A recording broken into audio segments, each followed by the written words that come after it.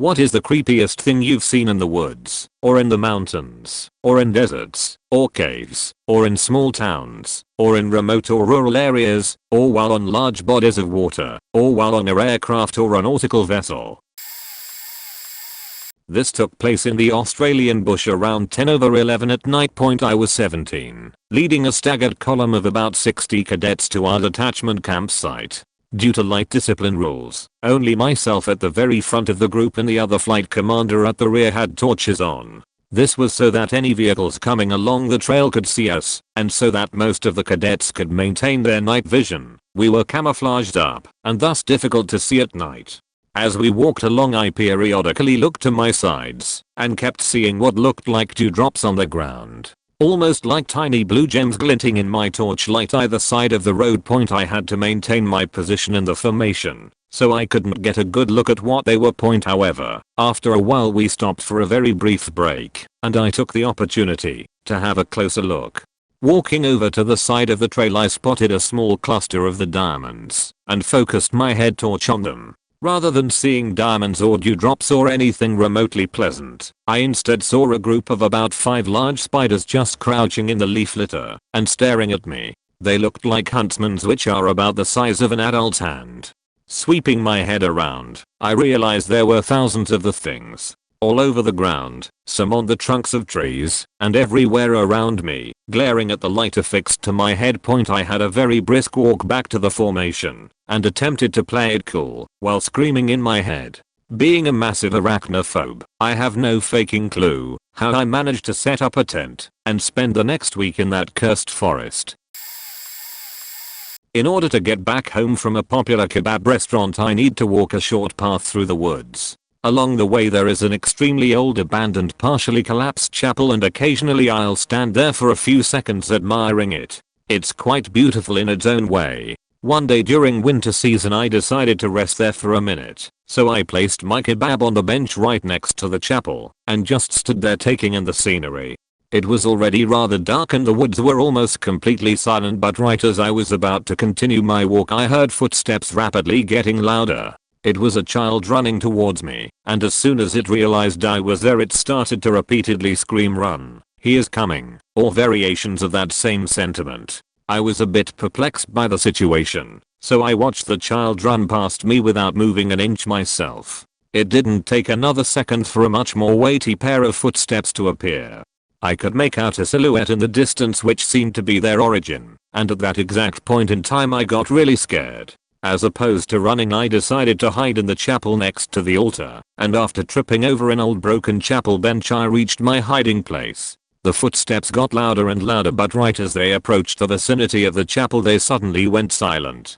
About 15 seconds of complete quietness had passed, just for the words, "Oh, you faking idiot left your kebab on the bench," to break the silence. Turns out it was a resident of the very same street I inhabit. His nephew was visiting, and he wanted to race him to the kebab stand. I don't know whether this was the right place to post this. Ultimately this is more stupid than creepy.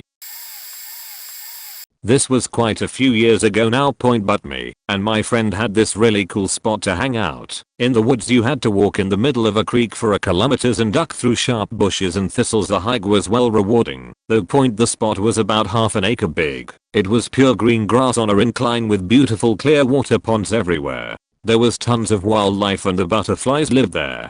So there was always tons of butterflies. So the story begins. On the way to this place my friend Levy and I were walking along the river on the way to the spot. It was in the middle of a valley and nobody else ever went down there. Suddenly Levy stopped moving and ducked into a bush. I did the same, because I thought there must have been a large animal somewhere. I saw him staring up the hill, and so I looked up to there was 2 people standing at the top of the hill heaving back and forth a lifeless body. We watched as they threw the lifeless corpse down the hill as it bounced off the trees and eventually got stuck on a tree at the bottom.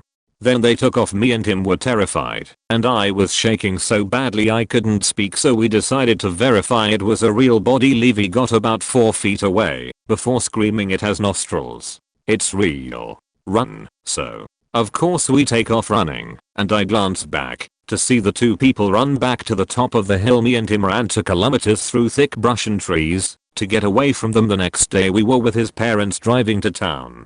And we saw like 10 fire trucks at the school closest to the forest. Terrified, we told his parents, bawling our eyes out, worried that we were going to get murdered. His mom started laughing at us and said, "They are training for search and rescue. That was a dummy that the fireman had to find." I never slept as good as I did that night. Edit. Thanks for the gold. This is probably less scary than a lot of the other posts, but I was pretty sure I was going to be the nameless victim at the start of a horror movie. To show how dangerous the monster is, basically, my dad and I were walking through the woods when we came across a young moose leg lying on the ground. It looked like it had been violently torn off with no sign of the rest of the moose anywhere. It was fresh with blood still on the wound, probably no more than a couple hours old. My dad is a pretty skilled hunter, so he handed me his axe that he was carrying and told me to watch for wolves while he started looking for tracks. After a little bit he came back saying, "That's weird. Normally if it was wolves you'd be able to find paw prints, but I can't see any. Also no bear prints. So I have no idea what killed this." And so I'm like, "You didn't find any tracks at all?" And his very reassuring response was, "Well, I did find what appears to be the mama moose tracks headed this way," showing me the tracks. "You can see how her stride is a lot longer here. Whatever killed her baby, she didn't want to fight it. She just took off running." He then pulls out his bear spray and holds it at the ready as we kept walking deeper into the woods with the unnamed non-track leaving predator armed with bear spray and an axe. In Auburn, Alabama in 2008. It was Halloween and we googled haunted houses. I can't remember what the website was like, or if there even was one, but it was like 45 minutes away. I know that it wasn't like a big attraction and we figured it was on some owned land and would be like a local deal. We drove out there at like 10 p.m. This was before iPhones and GPS, so we had MapQuest directions. We ended up going down a pretty country road for a while with no streetlights, then turned down a legit dirt road that went through the woods. Pitch black. Went down it for like 10 minutes and finally saw an old house with a sign by the driveway that was handwritten and said haunted house. No other cars or lights or people anywhere. We pulled in the driveway and sat there for a second like, alright, this is faked up. We should leave. All of a sudden an old pickup truck turned on about 15 feet in front of us facing us, lights shining right in our faces. It started driving towards us, down their own driveway. We backed out and peeled out.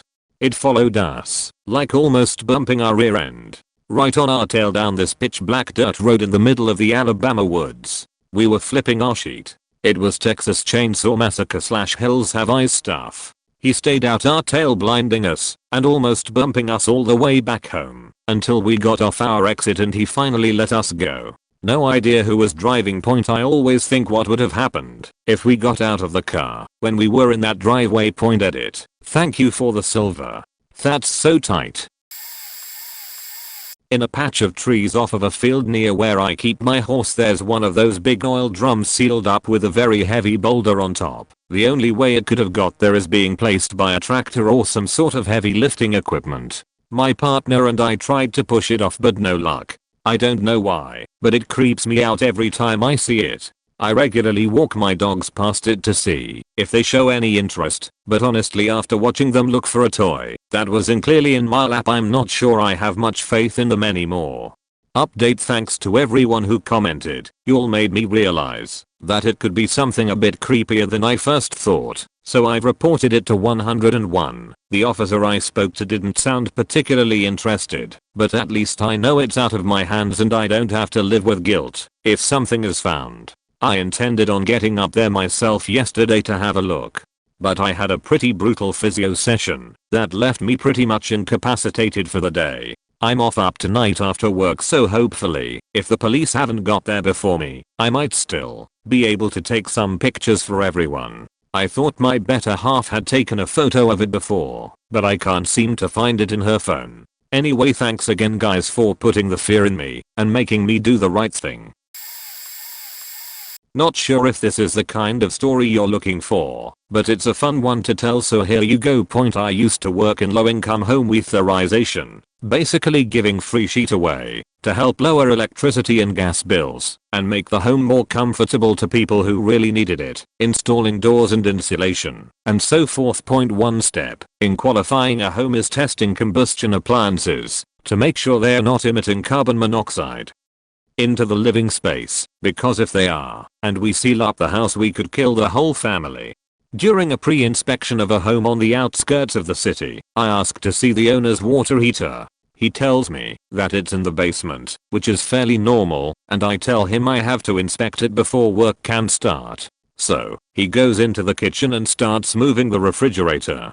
Turns out the entry into the basement is underneath carpeting beneath the fridge. I should note that I went and did thousands of homes over the years and had never seen such a thing. But, whatever, needs to be done regardless, and so I pull out my flashlight and shine it down the stairs to check out the layout, but really to look for black widow spiders, because fact black widows. At this point I notice a dead cat, mostly down to a skeleton. Not my favorite sight, but really common in crawl spaces and basements. I take a few steps down the stairs and continue my spider check and notice another couple of small animal skeletons. At this point I start to worry about gas, or poisons, or something equally dangerous, and start looking closer. There are animal skeletons everywhere, at least 10 on a cursory look. Some of them are so degraded I can't determine what they used to be. I also happen to notice that this guy is waiting at the entrance a little too quietly, with his hand on the door. Something clicks in my brain and I get this immense sense of danger. I'm about 4 steps from the door, being clear to close. I have no partner on the job with me. There's death all around me, and I realize just how hidden the entrance to the basement really was. I noped the fuck out, told the guy I needed extra tools and would be back, and marked the job as non-feasible for health and safety as I was driving away. I have no idea if I was actually in any danger. It could have been completely innocent, but I still remember the adrenaline rush and sense of doom, and sometimes you just don't take chances. Edit. Obligatory. Oh my god. First gold ever. Thanks, kind stranger. Also edit. I'm getting asked frequently if I reported this guy to the police, and there's a lot of concern about the dead animals. I did not file a formal report, mainly because nothing I saw was entirely out of the ordinary. Crawl spaces and basements have venting at the base of the house, and it's really common for animals to squeeze in and then not be able to get back out. If you have space under your house, there's a decent chance something has died down there.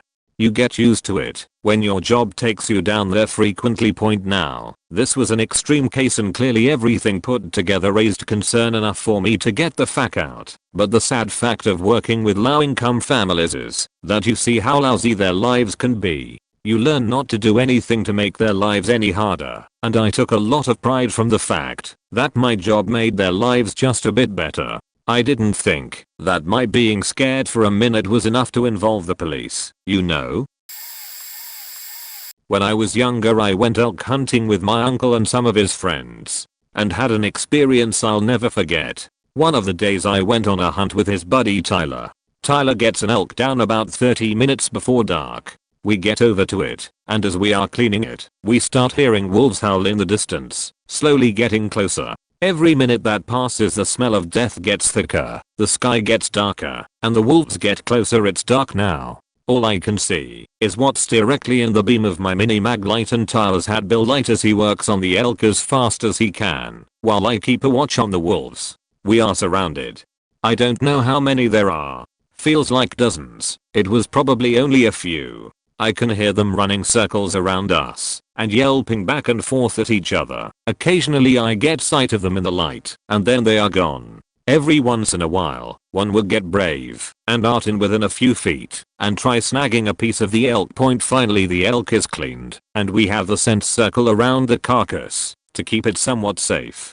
Now all that was left was a 3-mile hike back to camp, completely covered in blood and being trailed by wolves. By far the most horrifying experience of my life. Editing to add a few things. Sorry, I've been fishing with my kids for Father's Day. Point first off, for the people saying it was coyotes and how wolves are rare. I live in Idaho. Wolves are not rare by any stretch. Look up the 1995 wolf reintroduction to the Frank Church Wilderness, and they have exploded in number since then. I'll try finding a dated map with all the packs we have in Idaho. Secondly, we didn't break down the animal that night. We wanted to get the fuck out of there, so we just gutted the animal so the innards didn't spoil the meat, and left it overnight. November at 10,000 feet is plenty cold to keep bugs and bacteria from getting to the meat. We came back with the whole camp of 8 guys first thing the next morning and got it processed out. Map of wolf packs in Idaho. Edit number 2 for anyone interested in more reading. Here is a story of Or7, a wolf that traveled through Oregon and into California, establishing packs. And here's a story of a wolf that traveled from Wyoming to the Grand Canyon. Small town in a relatively rural area. A few years after the fact, I'm now relatively certain it was a skinwalker about 10 years ago. I was at my dad's house for the weekend in Kentucky. The Appalachian people are very superstitious, hailing from the Scots-Irish people and just never losing that side of them. My dad wasn't superstitious, I thought, and was not one to be easily scared. It was about, I dunno, 10 at night and we randomly decided to go into town to get some McDonald's. Daddy always insisted on walking in front of me, and I always assumed it was so I wouldn't accidentally step on a snake, but now I don't think that's the case. So, he turned on the porch light and opened the screen door. He had put one foot on the porch and there was this god-awful sound. I will never in my life forget it. There was a screech followed by the sound of a crow, but it wasn't a crow. The best way I can describe it is, if a person was mimicking a crow call. My hair stood up on the back of my neck and my dad retreated into the house. He slammed the big door and locked it, something I had never seen him do. Before I could ask a question he said, "It isn't safe. We can go tomorrow morning," and so we did. But the rest of the night, we stayed inside. My dad didn't even go outside to smoke a cigarette. He even let the outside dogs stay in the house. We never talked about that again, but that was one of the scariest moments of my life. Super long story. TLDR, nearly got murdered backpacking in rural Tasmania. My boyfriend and I were backpacking through rural Tasmania a few years ago. While on a bus, we were discussing our plans for the ensuing 2 weeks. The girl in the seat in front turns around and offers us a place to stay in her town. We declined as we were headed elsewhere first, but she gave us her mobile number and said that she and her partner would love to have us. A few days later we decide to take them up on their offer. We call her and she says they're happy to host us. So far so good. They meet us at the train station and immediately something feels off. It's really difficult to explain, but it's that primal, ineffable feeling in your guts that tells you that something isn't right. We ignored our guts and followed them. They lead us straight out of town. We ask them where we are going, and they say that they live on the outskirts. This town is creepy as fuck. It's an old mining town that has been largely abandoned, and as we walk the 15 odd minutes to their home the houses get shittier, with boarded up windows, overgrown gardens and no people in sight. Eventually we reach the house at the very end of the town. It's their house. We go in. Set up in the middle of the living room is a single mattress with a sheet hanging around it. They show us around the house except for one door which stays closed. When I asked what was behind it, they pretended not to hear.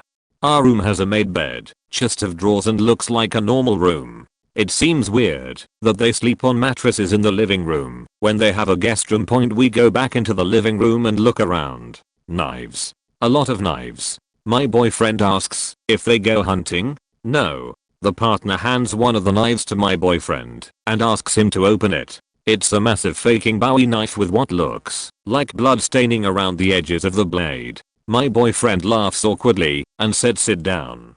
They have a tattoo gun to practice. My boyfriend asks if they have any tattoos. No. There's a small axe at the door. I ask if they collect wood. No. Suddenly the guy says he wants to go to the shops. We agree quickly because we are creeped out and want to get back into the town. The 4 of us leave and they start walking in the opposite direction to the town. I say that the town is back the other way. The guy says this way would be more interesting because it goes up through the trees. He says that they have never been up the mountain before, but he knows the area and it would take the same amount of time. I tell my boyfriend that I'm freaking out, but he thinks it's okay. We follow them into the trees. The path goes up the mountain. We are going in the total opposite direction of the town point. The girl turns around to her partner and whispers, "So where was the place again?" My boyfriend and I freeze. I say I want to take the road back to town and start walking point. When the four of us arrive in the one shop in town, no one recognizes the couple, and this is a really small town. We make an excuse that we want to go look at sights and that we'll catch up with them later, and instead book a hotel room and freak out point. I did some snooping on the area. Their house had an extra room behind the mystery door and a basement. The path that we were taking led straight out of town and up the mountain. There was no way it could loop back into town point, so yeah, pretty sure we narrowly avoided being murdered. Or maybe they were just massive weirdos. TBH, the creepiest thing was the fact that there was no drug paraphernalia at all. The state of the house and the weird behavior would have been understandable if they were intoxicated, but that wasn't the case. Went on a mountain hike in Transylvania with a group of friends from school, and way up, after maybe 12 to 14 kilometers of trekking, we saw a house was in the middle of nowhere. It had a barn with a few animals, couple of cows, chicken, etc. As we get closer, we see a few people, a guy and 5 to 6 women. Not sure if there were more inside. The dude comes to greet us, barely speaking the language. We had a hard time understanding what he's saying. They lived without electricity, gas, anything. This is in the early 90s, so there's no internet, mobile phones to worry about. At least for most people point anyway. They all looked weird, kinda dumb expressions on their face. We can barely understand each other. They asked us who's the president now, and if we want some milk. They look at our clothes and shoes weirdly, curious, like who knows when is the last time they had human contact. Or maybe there were more crazes around those parts, dunno. Not sure to this day what was going on. It's not typical in the region, so we kinda freaked out, especially cause a dude looked a bit disturbed, and we were too young. We were looking around to see if there's more of them. Paranoia was getting to us, thinking there must be a village nearby. What was also weird is that all the women kept their distance and never got close to us. Like he was guarding them or checking us out if it's safe for them. One of my friends kept saying we don't want their milk and we need to go, cause it's getting dark. We walked calmly for a while, then when we thought we were out of their sight, bolted like crazy out of there. Needless to say, we camped after a few hours, and we always had one person awake to keep watch point. We told people that were living in the villages near that area about the mountain people, and they didn't believe us. They said nobody lives there, up in the mountains. I've told this before, and will stick with me till on my deathbed. Point was a high schooler mid-90s. Went fishing off the coast of Corpus Christi with uncle and cousins. We were about 18 miles out. Been out all day. Was around 8 PM, and were gearing up to head back in. It was before DST, so sun was already going down, and getting dark. Point I was at the stern bringing in the traps. As I'm pulling it in I see this glow about 100 to 150 feet off. It's nothing I have ever seen. Best way I can describe it. It's like if you stuck a toaster underwater and the orange glowing element were still working. But still not quite. And it was very large. We were on a 38-foot boat. All I can guess it was 5 to 6 times bigger. Kind of hard to judge sizes on open water. The water above it is not churning, but you can tell that it is disturbing it. I don't know, hard to explain. Almost like it was pushing the water up.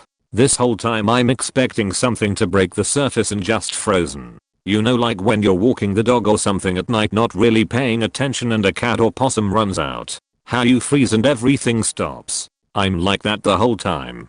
Finally I let out a call to my uncle. He comes around, stops right by me. He's not saying anything, just kind of like me. This thing, object, or whatever the hell, just jets out towards the Gulf. I'm talking like not picking up speed. Instantly jets out. Point all I say is back quote, you seen that before? My uncle just says back quote, nope, let's go. I say absolutely nothing the way back and he doesn't either.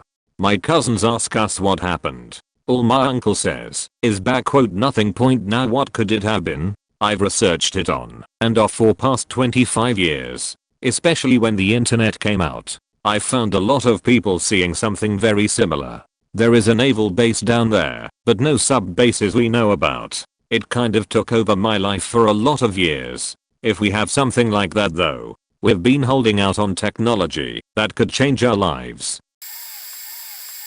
Kinda late to the post, but one thing will always stick with me. I was probably about 14 or so on a camping trip with my scout troop out in the middle of nowhere. Literally hiked into the woods for about 40 miles and set up camp. No phones, no way of contacting the outside, just us and some of our parents fishing and hiking etc. Point anyways, second night into the trip, my dad, myself, and 2 other parents are sitting around the campfire talking and get on the subject of UFOs. We start talking about different stories we'd seen on TV shows and such. Point right in the middle of a story, my friend's dad points up at the sky and goes, "Holy shit, what's that?" We thought he was joking around for a good minute till he goes, "Seriously, turn around, there's more." We all turn around finally and see 3 massive, and I mean faking massive, fireballs screaming down from the sky towards the earth. They look like they are going in slow motion, or maybe time just seemed to slow down, but it took forever for them to disappear behind the tree line. Naturally, we're all freaked the fuck out and started talking about what it could be, but there's no way of finding out for at least 3 more days. The hike out of the woods was the worst. Just walking quietly, contemplating what could be waiting and what the world might be like if our worst fears happened. While we were in there, point turns out a Russian satellite had broken up and fallen to Earth that night, and it was seen for miles and miles. Still the creepiest 3 days of my life.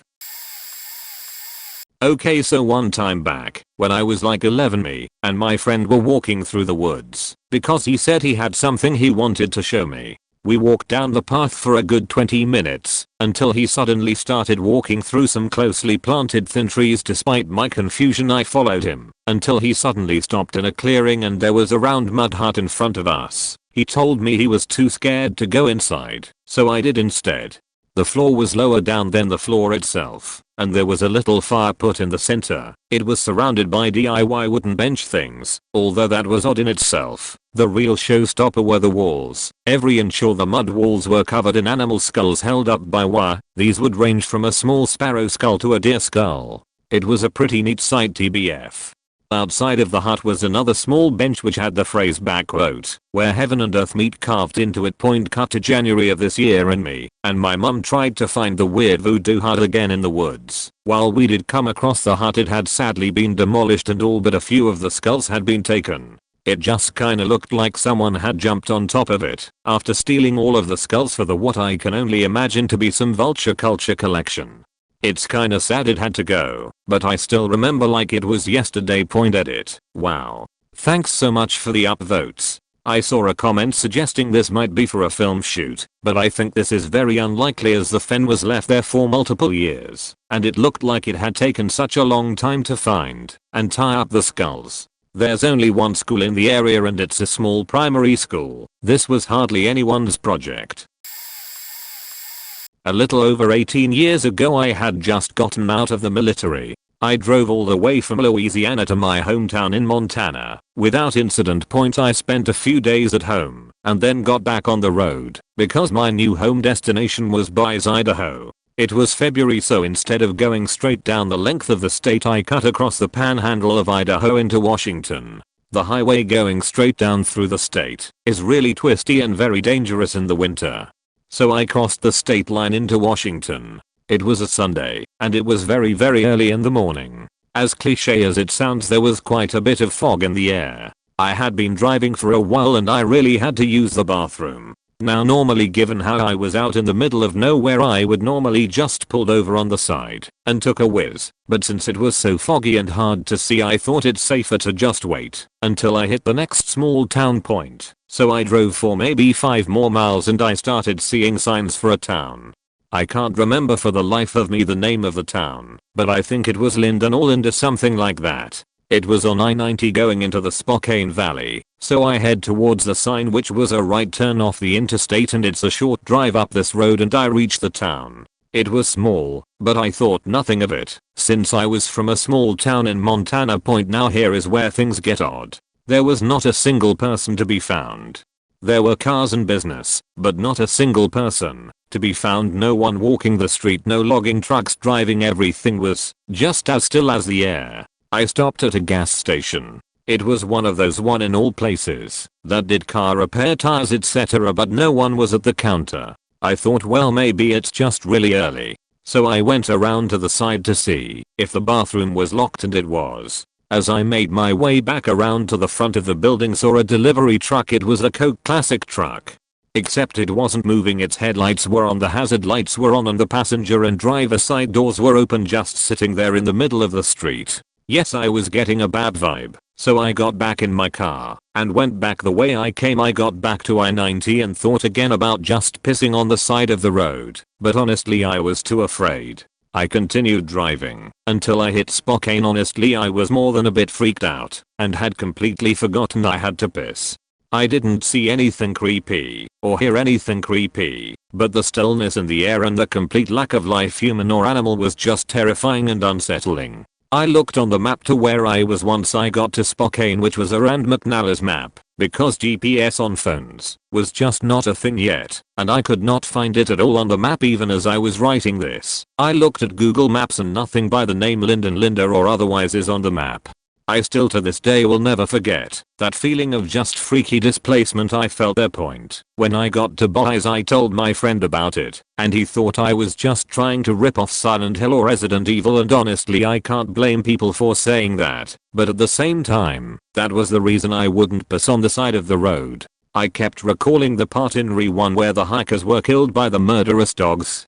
Anyway, if you stuck around this long, thanks for reading, and if you know of a town on HWY2 between Kirtland, Idaho and Spokane, Washington, people let me know. If you are from there, I mean no offense, but your town is creepy as fuck. Edit. I have to correct myself. After going back over my trip, I didn't stay on HWY2, I actually jumped on I-90 and then went over to Spokane. Last couple of days I have been thinking about this, and I have a 3-day weekend coming up. Maybe I will take a road trip up to northern Idaho and see if I can find this place again. Maybe I'm tempting fate here, but it's gonna be my 37th birthday, so here's to adventure.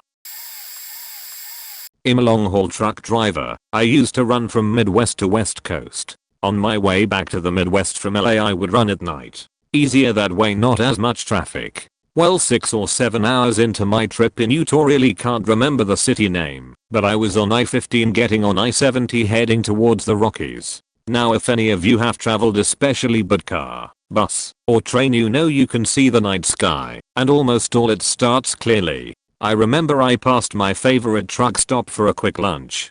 As I'm driving, my XM goes a little haywire, even though I just got it professionally installed. I'm thinking great, got ripped off. Then I look up and I see a light. I'm thinking to myself, I don't know where that plane is going. I've been up and down these roads a while now. So I'm thinking, did they build a new airport in this direction? Now I've been driving for a bit after my lunch and I realized I'm coming up to an area that is completely empty, isolated, nothing for hundreds of miles in any direction, and I still see this light.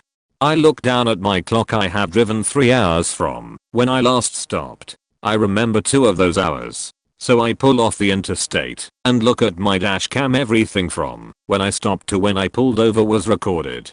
I look up and the light, literally the light, also stopped moving and just hooved over me. I jumped into my truck, busted a U-turn on the highway, and raced back to my favorite truck stop. Called my dispatch, told him fuck Trader Joe's and its food. I ain't moving till I see sunlight. I hung up, locked my doors, shut my curtains, and went to bed. Next morning I look over my body, look over everything on my truck, even the damn fuel, and I find nothing wrong or anything new to it or me. To this day I refuse to go past the Rockies. I tell my dispatch, take the tip of Nebraska of the west side of it and draw a line from north to south. That's my cutoff to take my up to.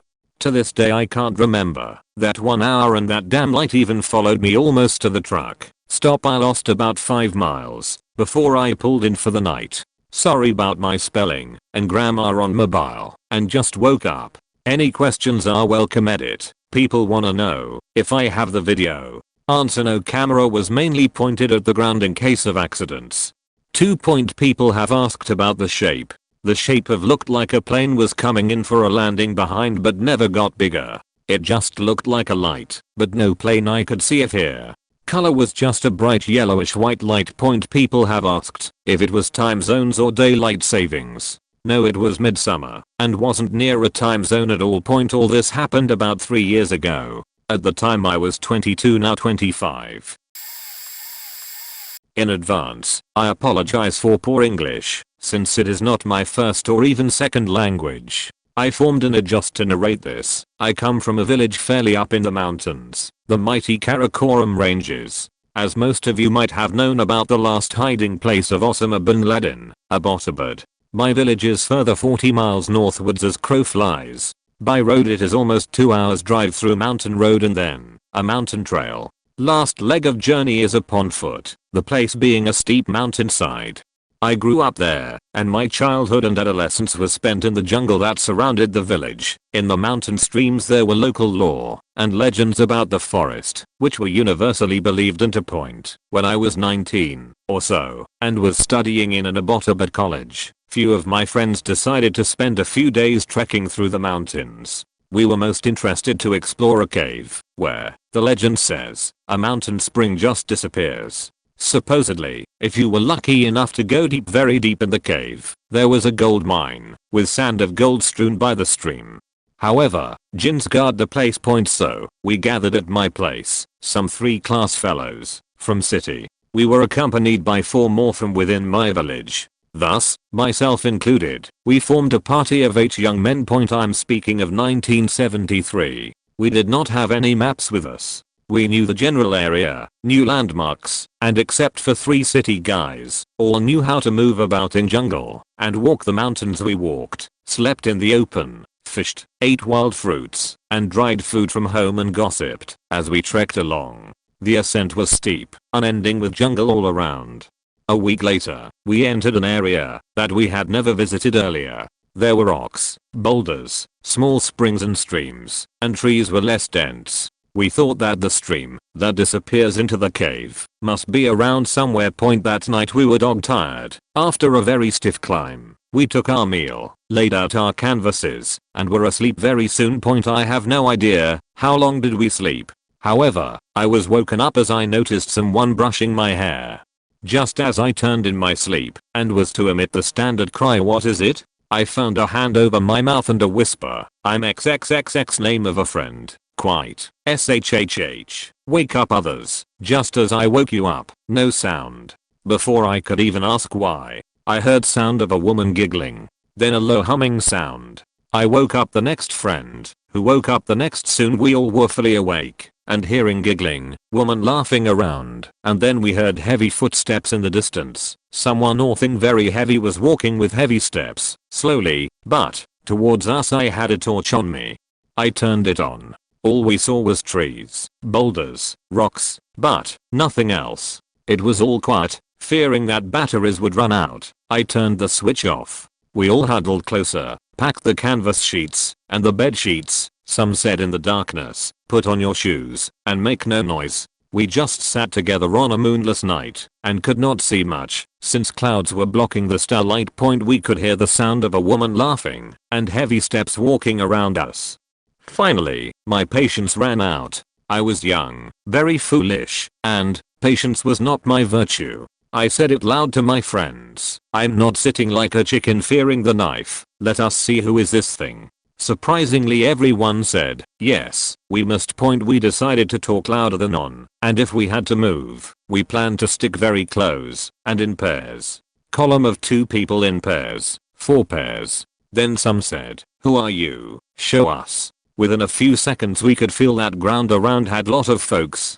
We turned on the lights, and we saw at least 10-12 things surrounding us. Not monkeys. There are many up there in mountains, but they were not monkeys at all. Not humans, but human-like. Hairy, broad, 61/2, 7 feet tallish, but not like gorillas either. Round, 2 elongated faces, dark hair covered them. Then some said, "The air smells weird." Some else said, "Must be their stink."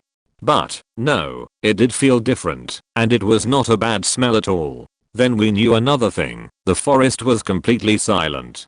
The sound of nights in the jungle, insects, birds, wild animals, had stopped. The wind had stopped. It was abnormally silent. The wind gives a sound as it flows through jungle trees. Then I turned the light on again of my torch. those things were gone. However, we all knew they were watching us. Somehow we knew. I could feel eyes piercing my being, even though it was dark. We all agreed that we were being watched very closely and intently. Another friend took torch from me and pointed all around us. On a huge boulder, some 20 feet away, stood a giant looking at us. Same appearance as the rest, but far taller, 7 to 8 feet tall, looking at us. We began to panic. The very still air, total lack of any sound at all, darkness, and these freakish things, belief in jinn/demons, all began to act. Then some said, "Do not run. If we run, they will harm all of us. Stick together. Recite verses from Quran."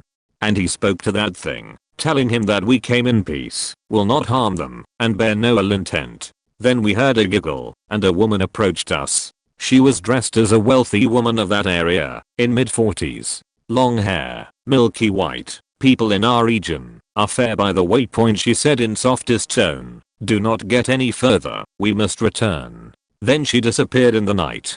Just then, the jungle came back to life. Usual sounds of critters and insects, birds, air flowing through trees, the sound of air as it passes through trees. The strange things were gone. We stayed there waiting for the daybreak and returned. Now I'm old, 65 years old. I'm a grandfather. I have seen many places. I do not know what did we encounter. I never returned to that area. In southwest Ghana, in the dense hardwoods around 8 miles out of the town of Atapulgus, I had a pretty disturbing encounter. I was around 16 years old, 5 years ago. My dad and I went hunting. We always climbed different trees anywhere from 1 mile to 4 miles apart. We did this so that maybe, if we startled any deer, they'd wander towards the other hunter anyway. As I was climbing the tree with my tree lounge, I heard something below me, round 12 feet down at this point, about 30 yards out. Sounded like twigs cracking. So I stop and look behind me, to see just the dense woods. Figure it's a small critter, squirrel or some such. About half an hour later, I'm settled in my tree and the sun is starting to peek through the leaves. It's no longer in the twilight of dawn, it's becoming morning. As I'm sitting in my comfy ASF stand, I notice a palmetto bush. Normally this isn't anything odd, but the fact that I noticed it threw me off. Why did I notice it? I sat and stared, and couldn't figure out what it was that caught my eye. A palmetto bush looks like the top of a palm tree that sits on the ground and has a few sort of hairs/tails that stick up and produce some pretty tasty berries. Well, I couldn't figure it out, so I keep scanning the area.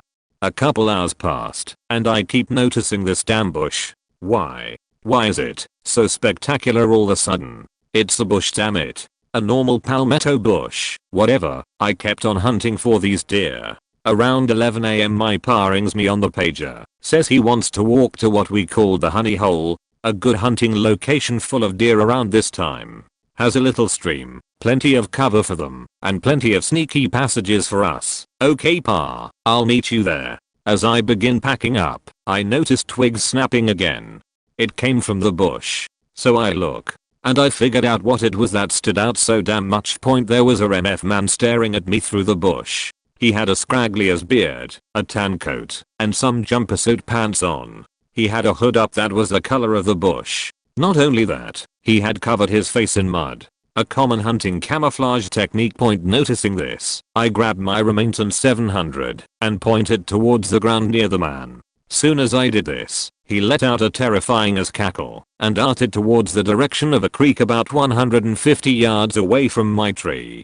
I watched him through my scope. I could hear him and see him cackling the whole way. And the scariest part? He leapt across a creek that's about 9 foot wide in a single faking jump. Now where he leapt it might have been only 5 or 6 feet wide, but even then, I wasn't as scared as I was disturbed. I had a rifle, a damn good 1 to 6 round capacity, bolt action. I have never missed a shot on any animal with my rifle, so I felt safe and confident in my skills and equipment. But even then, it was strange as all hell. The land was a public hunting club's land, which is why I didn't shoot him. I got down and continued to the honey hole, where I told Pa about the situation. Anyhow, we kept hunting that location in the future after the incident, never saw him again. Told the club about him and nobody had heard of anything like it. But about 3 months later he was spotted by someone else who also used tree climber stands. They said they had been hunting a specific hunting site in a certain tree for a couple days at the time.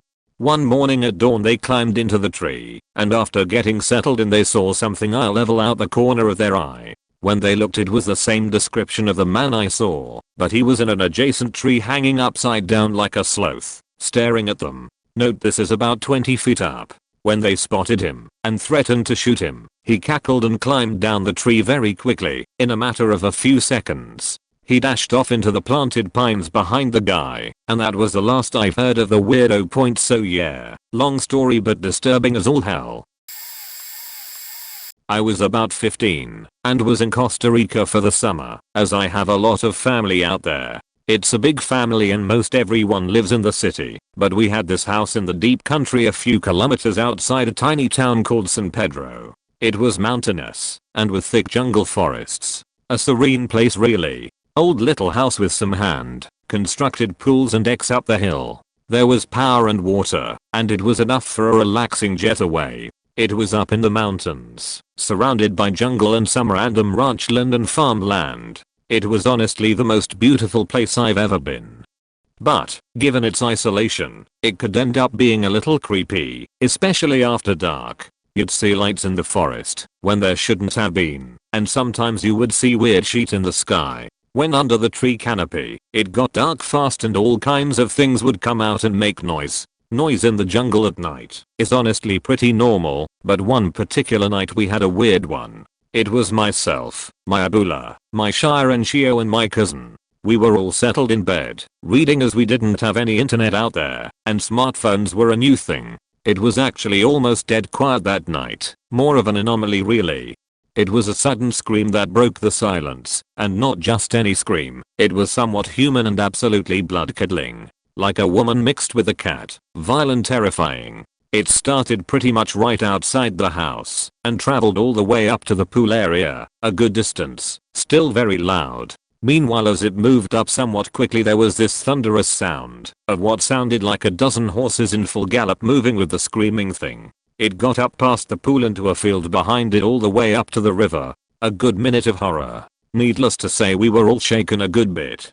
My little cousin who was like 10 or something was unable to sleep again that night. Oddly enough once everything had settled the jungle carried on like usual. Bugs chittering and whatnot. The following morning we went to look and sure enough, tons of hoof prints. A local farmer said his horses had escaped, but that doesn't much explain the screaming. My Abula told me it must have been La Bruja, or a witch. People out there believe in such legends. Elves and fairies. But you know in remote jungle countryside, who knows what lies within. Anyways, that's my little tale. I want to quote you / Omega Friend's comment from another thread, because I think it fits perfectly here. When I traveled to India about 20 years ago, I took the bus/coach to travel from one city to another. It was a night bus, so I slept through most of the ride. It was dark and the road was surrounded by a forest. The road was only illuminated by the headlights of the bus and we were seemingly alone on the road. I woke up for a brief moment and just stared out the window. There I saw this creature on the side of the road hurrying into the dark woods. The moment lasted a second or two, but I saw the creature so clearly. It looked like something with a human body doing an inverted crab walk. It had the head of a Doberman dog, or jackal. It had a waddling gait, with each limb moving independently, like an insect. Everyone around me was asleep, and I felt like a crazy person. I kept telling myself that I must have seen something else, and misinterpreted it in my mind. Cause I just caught a glimpse of it. In later years I've questioned whether I was dreaming it. I feel extremely certain of what I saw, but I'm probably wrong. There is probably a logical explanation to it. A few years ago I stumbled upon this GIF. It's not real, but the thing I saw looked almost exactly like this creature. A bit more jackal-like head, but pretty much this. https://unga.com/gallery/ I'm a very rational person, and I do not believe in supernatural things. But being in an Indian forest at night will make even the most sane person doubt his mind. Those forests are truly scary. TLDR I believe I saw the creature from the link I posted. Edit. This got way more attention than I expected. Unfortunately, I was unable to beat the story of the guy who got a grasshopper stuck in his ass crack. Oh well, I'm getting a lot of questions about hypnagogic hallucinations and sleep paralysis. I worded myself wrong. The only reason I mentioned sleep in the first place was to highlight that everyone else was sleeping. I should have specified that I was completely awake when I saw it. Even though I feel well versed enough in paralysis and hallucinations to rule them out, I'm not gonna dismiss it completely. I just wanted to point out that this incident instilled a childlike fear and irrationality in me as a kid. Because the thing looked so unnatural. It was a fear of something unknown and inexplicable. I think about this incident a lot, since it's the only supernatural encounter I've ever had. While in med school I learned about genu recurvatum, and I see a lot of people posting it here. It is certain that I saw a human or animal with a deformity, rather than a supernatural being. However, my childlike fear became a different kind of fear when I realized that. Now I find it creepy on a different level. 1. That a deformed human is roaming around at night in the jungles of India out in the middle of nowhere. And the other thing I find even scarier is that we as humans are willing to push fellow human beings out of society due to stigma. It is scary to know that a person born like this may end up living in the forest like an animal instead of being treated with dignity. Or I might have met a faking alien, who knows. I was walking in Richmond Park in London, which is rather famous for its deer. I went for a walk on what I thought, at the time, was a fairly well-used path. Well, while it would have been a well-used path in most woodlands, but Richmond Park, being one of the main parks in London, has very clearly designated paths for most visitors, it would seem. I started going up the hill up this path thinking it would be a through route, almost, to another path I wanted to access, and along the way, I noticed some deer tracks. If it had occurred to me just how fresh these deer tracks might be, I might have turned back. While roe deer are manageable, as they are throughout the UK, the deer in Richmond Park are a whole other thing, particularly during the rutting season. This was not the rutting season. I go up the path, happy as Larry, when I turn a corner and walk past a big tree. Just as I come out from behind the big tree, only a few yards away, standing above me further up the hill, is a massive red deer stag, in its prime, staring at me as if to say, "What do you think you're doing here?" Naturally, I was very surprised. If I'd encountered a deer, I would have at least expected a female, possibly bounding away in front of me, but to be faced by a potentially aggressive red deer stag, facing me directly and standing in an imposing position above me, was frankly terrifying, especially as I was on my own. Literally the first thing I did when I processed what was happening was to turn around and very slowly and carefully walk back down the hill towards the main path. Luckily, the stag didn't follow me. In retrospect, I honestly don't think he was expecting a person up there, hence the surprised look. So he probably wasn't that much of a threat, but they are big, potentially dangerous animals when they're in a bad mood, that's for sure. Traveling through the outback in Australia, literally the middle of the desert, my girlfriend and I pulled over at a random point along the road to roll out the swag and sleep before we keep driving. Can't drive at night in the desert. Woke up to a guy standing over the swag. We shat bricks. Long story short, French backpacker's car broke down, no reception, ran out of food and water the day prior. For some reason he tucked his car away in the shrubs. He spoke little English. My girlfriend at the time, also a backpacker from Europe, spoke French and was able to figure out his story. His car broke down, shitty Ford Festiva not made for the outback, and had been there 4 days. We gave him a 20L jerry can of water and a bunch of tinned food.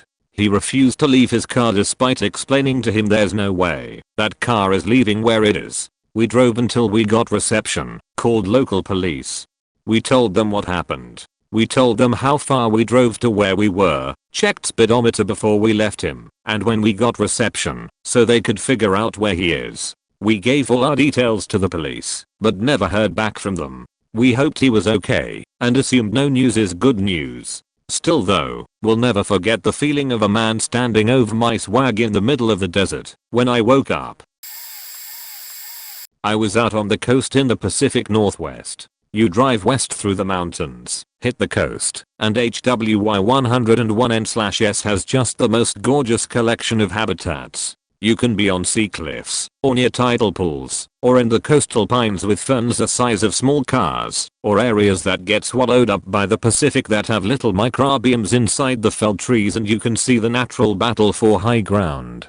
Areas in which ferns and fungi are more prevalent than any animal, emerald groves dotted with little amanita mushrooms, these little rubies and gold nuggets standing out against the reddish brown pine needles. For the most part, out here, you're safe. Being keenly aware of your surroundings should keep you from disappearing, and using a walking stick will save you a broken leg or a fall, all of which are very real dangers. There's big cats and bear and elk and moose, but so long as you're not stupid, and you stay aware, you're gonna be okay.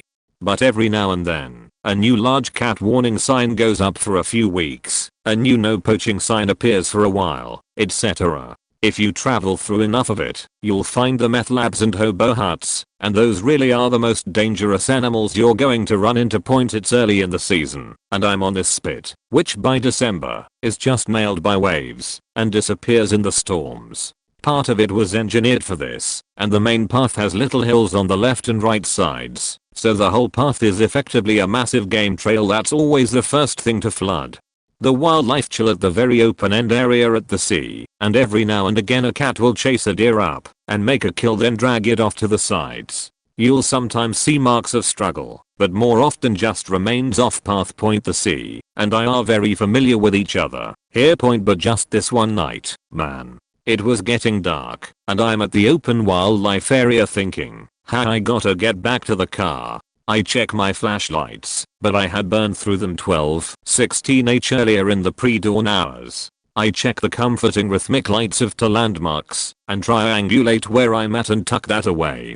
I put the lights away, and figure if I can't find my way back in the dark, then I don't belong out there at this hour ever again. I'm slowly walking back, keeping a steady and committed pace, but not running or making myself a prey target. But something just wasn't right. I text my wife and let her know I'm okay, just a little freaked out, but I'll be back at my car when signal returns in 60 minutes. The faint glow of my cell was the last light I'd see. Something was wrong. I felt like I was being followed, but thought my nerves got the better of me. I heard some snapping twigs and rustling and all the wildlife waking up or going to sleep. All of it was normal until it wasn't. I thought I'd heard whispers, but knew it was just the whispers of the wind over the water and splash on the rocks and animals going to sleep. I reach for my phone and realize I'd have no signal and it would just give me away, so I get back to it. I get maybe 20 feet and there it is again. I didn't see any bear or elk or anything, and if it was a large cat I'd never hear it or see it coming. If it was a deer it'd be stumbly wumbly loud. I hear a snap, more like a thick, and this was no tiny twig, so whatever it was, it wasn't small. I keep thinking, it's a person. It's a person. Someone has seen me out here and either wants my gear and cash or to kill me. I make it in the final half-mile stretch, and by now I'm sure I would been attacked if it was an animal. I see the faint not nature parking lot in the scant moonlight and could hit it with my light if it worked. I spin around thinking, fuck it, I can bolt, because it's definitely a person or people, and I'm better off defending myself than I'm just being attacked. I break out my phone and shine it down this looming corridor of coast, the trees flanking the path hugging the light and kind of holding it in. Nothing. I'll let out a sigh of relief. Snap. Again, but behind me now. So whatever it was made its way around me. It's close. A deer takes off in the sedge, and I hear more and more snaps and shuffling and branches catching on jackets, and it hits me, and I put 2 and 2 together. They're trying to get me before I can get to the car. This goes through my head, and I worry it's the last thought I'll ever have. I move off the path one would anticipate and try to skirt around the whole situation, because hey, maybe it's still just me freaking out. I cut through the sedge and wildberries and get some distance and cut back through to the main trailhead parking lot. I had seen no people all morning/day/evening, which was odd because there's half a dozen cars and I would have seen one of them.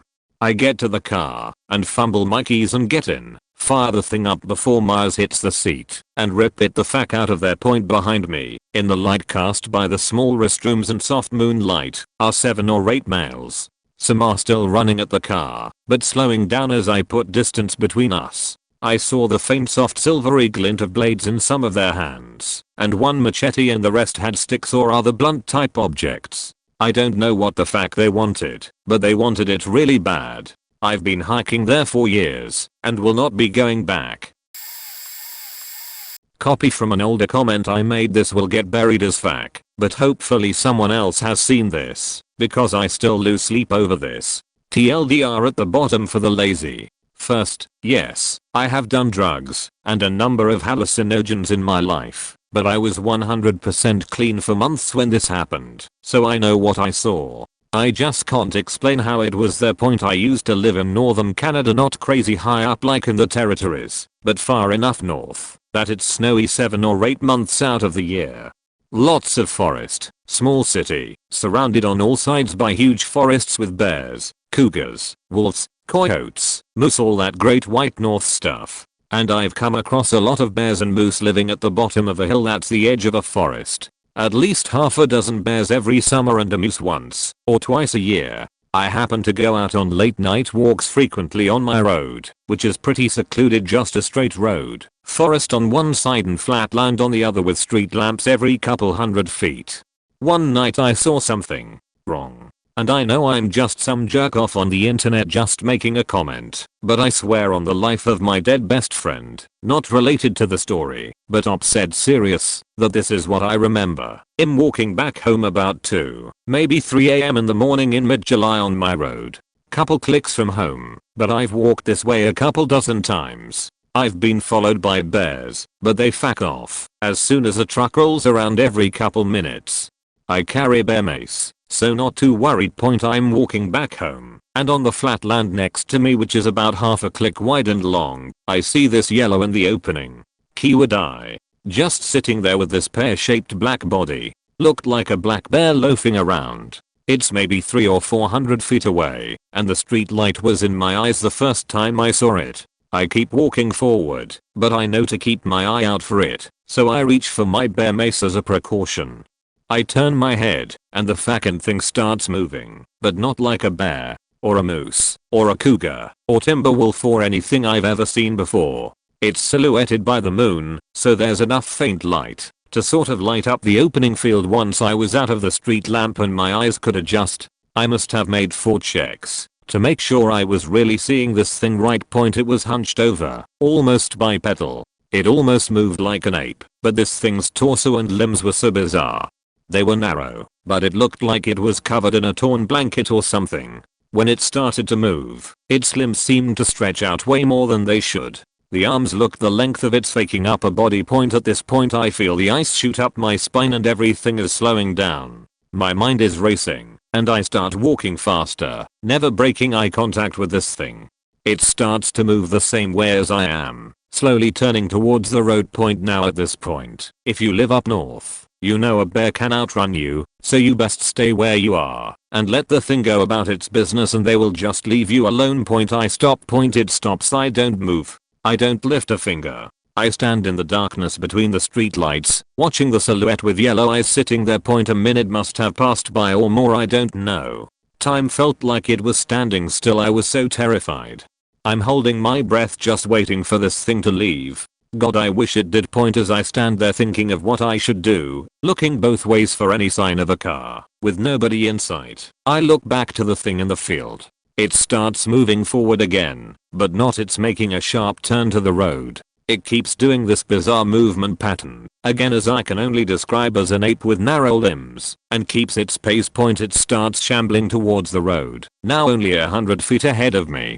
It's walking directly towards a street light, moving about as fast as someone walking with no purpose would. Maybe I scared it before, when I walked faster. As it got closer, I was feeling relieved. I knew what it was. Of course, dumb as me scaring the shit out of myself over a faking bear I've probably seen 3 times. That year faker probably smelled food in someone's trash.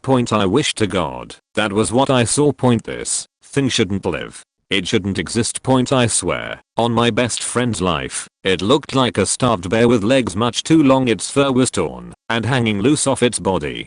Its face was caved in, and the flesh was falling off its left side. It crawled across the concrete like a sickly ape who was suffering point, and then I heard its cry. It haunts me every time I think of it. Somewhere between a growl and a groan inside a metal can. I've never heard anything like it point as it crawled. Its back left leg was completely loose from its body. Still attached, but it wasn't moving with everything. Pure dead weight all bone at this point him close to pissing my pants, and I try to scream, but my throat tenses so much that I can't even breathe. I'm crying to myself as I see this. This couldn't be real. There's no way. It keeps crawling over to the other side of the road into the forest, making rustling sounds as it goes through the bush. As I stand there, staring into the forest, a light comes from behind me as a pickup truck is coming around the corner down the road. Half a click. I sprint to that truck, waving my arms, screaming bloody faking murder for help. The driver sees me, but clearly doesn't want any part of it because he just floored it by me. I go running after it, screaming again for help. It gets out of sight, but I keep running and running and running until I get home, open the door, slam it shut, and fall to the floor sobbing. The only way I can rationalize what I saw was that there was a misshapen bear who was hit by a truck or train and somehow survived the hit and was in its final moments before dying. Its limbs made no sense. Half its face was gone, and its movements just twisted and turned all wrong. I have no idea what it was. I told my family and they all said I must have been dreaming or high again. Nobody believed me. I don't even know if I believe me, but I know that I wasn't dreaming. I couldn't have, because my shoes were still covered in dust and dirt from running home. I don't believe in God or fate or any of that shit, but I know what I saw was real, and it must have just been a 1 in a billion chance. I've never gone out on a late walk since. That thing was an abomination waiting to die. TLDR. I went on a late night walk and saw what can only be explained as a disfigured, sickly, nearly dead bear that was literally falling apart crossed my path. Edit. A few years back, when I was unhoused, I would sleep pretty much wherever I could and have some wild stories to tell about that, but that's a whole different game. One time I was in a pretty forested intercity park sleeping with my we had actually just got done hooking up when we noticed a man in a hoodie standing about 20 feet away. I addressed him and asked what he wanted, but he didn't respond and just continued to stare silently at us. It was like 2 AM and felt super threatening and ominous. At this point in my life I pretty much always slept with a knife under my makeshift pillow, and for good reason. I low-key grabbed my knife and continued to ask what he wanted and demanded he leave. After a few minutes he silently walked about 100 yards away and sat under a tree. This may sound crazy to some, but this was enough to allow us to fall back asleep. The next night I was in the park camping by myself and had actually just smoked weed, which I rarely did at the time. I was listening to some black metal with headphones when I suddenly got the feeling like I was being watched. I looked up and saw the same hooded man, again about 20 feet away. This time I grabbed my knife right away and jumped onto my feet and asked him what the fuck he wanted. He remained silent and still for what felt like a really long time, and then suddenly and quickly starting taking steps towards me. I was fully prepared to either die or bleed this sketchy faker out. I'm not saying that to sound tough or anything, it legit felt like life or death. Keep in mind I'm holding my knife here, so this dude is either very confident in what he is doing or batshit insane. After a few strides towards me, he just stops and stares again, and then turns around and walks out of the park. I was so shook I almost immediately just broke down and cried. I never even saw the guy's face. He was just a figure dressed in black and behaved nothing like I would expect any human creature to. It was faked. I hated it. I'm housed now and still won't fuck with that park. Being homeless sucks. I've posted this in another thread, but it still stands out to me as one of the creepier experience I've had. I was on a geology field trip, and one of our stops was near Fallon, Nevada. There was a group of about 25 of us on this field trip, and one day we were headed to this hill in the desert that had interesting rock outcrops. Other than the rocks we were there to see, there wasn't much at the top of the hill except for some radio towers and a small pit in the center, maybe 15 feet deep. As we were walking around I kept feeling like something was off, and I was smelling this really strange odor, but I shook it off. because I'd been getting creepy vibes from the desert for a while. I'm not used to the desert, grew up around the forest. One of the outcrops we were supposed to look at was at the bottom of the pit, so we made our way down. I'm not normally a squeamish person, but what we found at the bottom made me want to throw up. At the edge of one of the walls of the pit was a pile of about 10 dead deer, stacked on top of each other. Some looked like they had been scavenged, but most were intact. The smell was the most awful part. It smelled like gasoline and rotten meat. It was terrible. I got freaked out and left the pit. We left the site shortly afterward.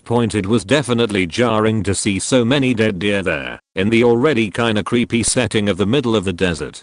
I still wonder how they all died. I don't think they could have fallen to their deaths in the pit, because it wasn't super deep. And why were they all piled on top of each other?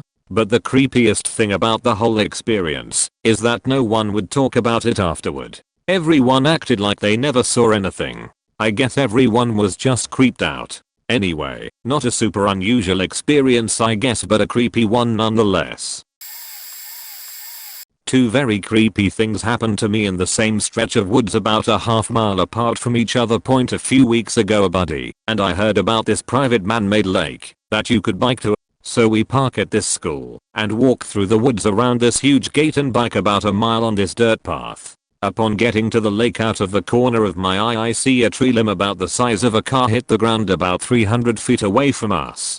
I watch the tree line right where it happened, and then I see two pine trees start shaking aggressively, almost as if they were twigs. Fear rushed through my body as I watched this go on for about 30 seconds. Once I was able to speak again, I start to tell my friend what happened. As I'm explaining it to him, we hear what sounded like a plane engine start up on the other side of the lake. Then the noise shifted to a violent roar that sent chills down my spine.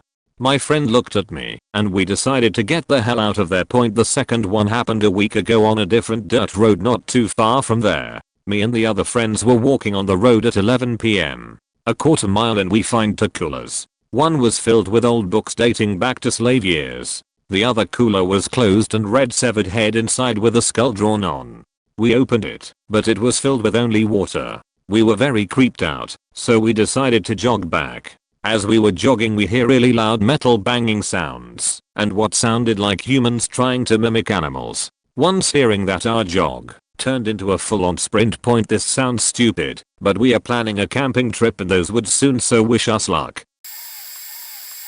Years ago I was walking with a friend through a dark spot on a local back road. The road went down the hill into a very thick woods, passing through this lightless valley, before ascending again toward a street light on the far side. As my friend and I approached the valley, I started to get a very odd, uncomfortable feeling about that darkened patch. We'd been this way many times before and nothing had bothered us here. I'm not afraid of the dark in general. There wasn't an obvious reason for the feeling, but it was like a coldness went over me, a certainty of some terrible event moments away. There was a sense of being observed that seemed to be coming from the woods. I slowed down as we approached the valley of shadow, and the feeling didn't go away.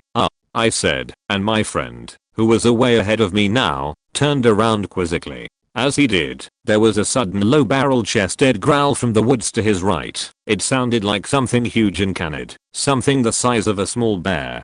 My friend went white and started walking back up the hill toward me. I backed away, both with a sinking feeling in my gut that I had been right and a vague disquieted shock that I'd received a warning about it.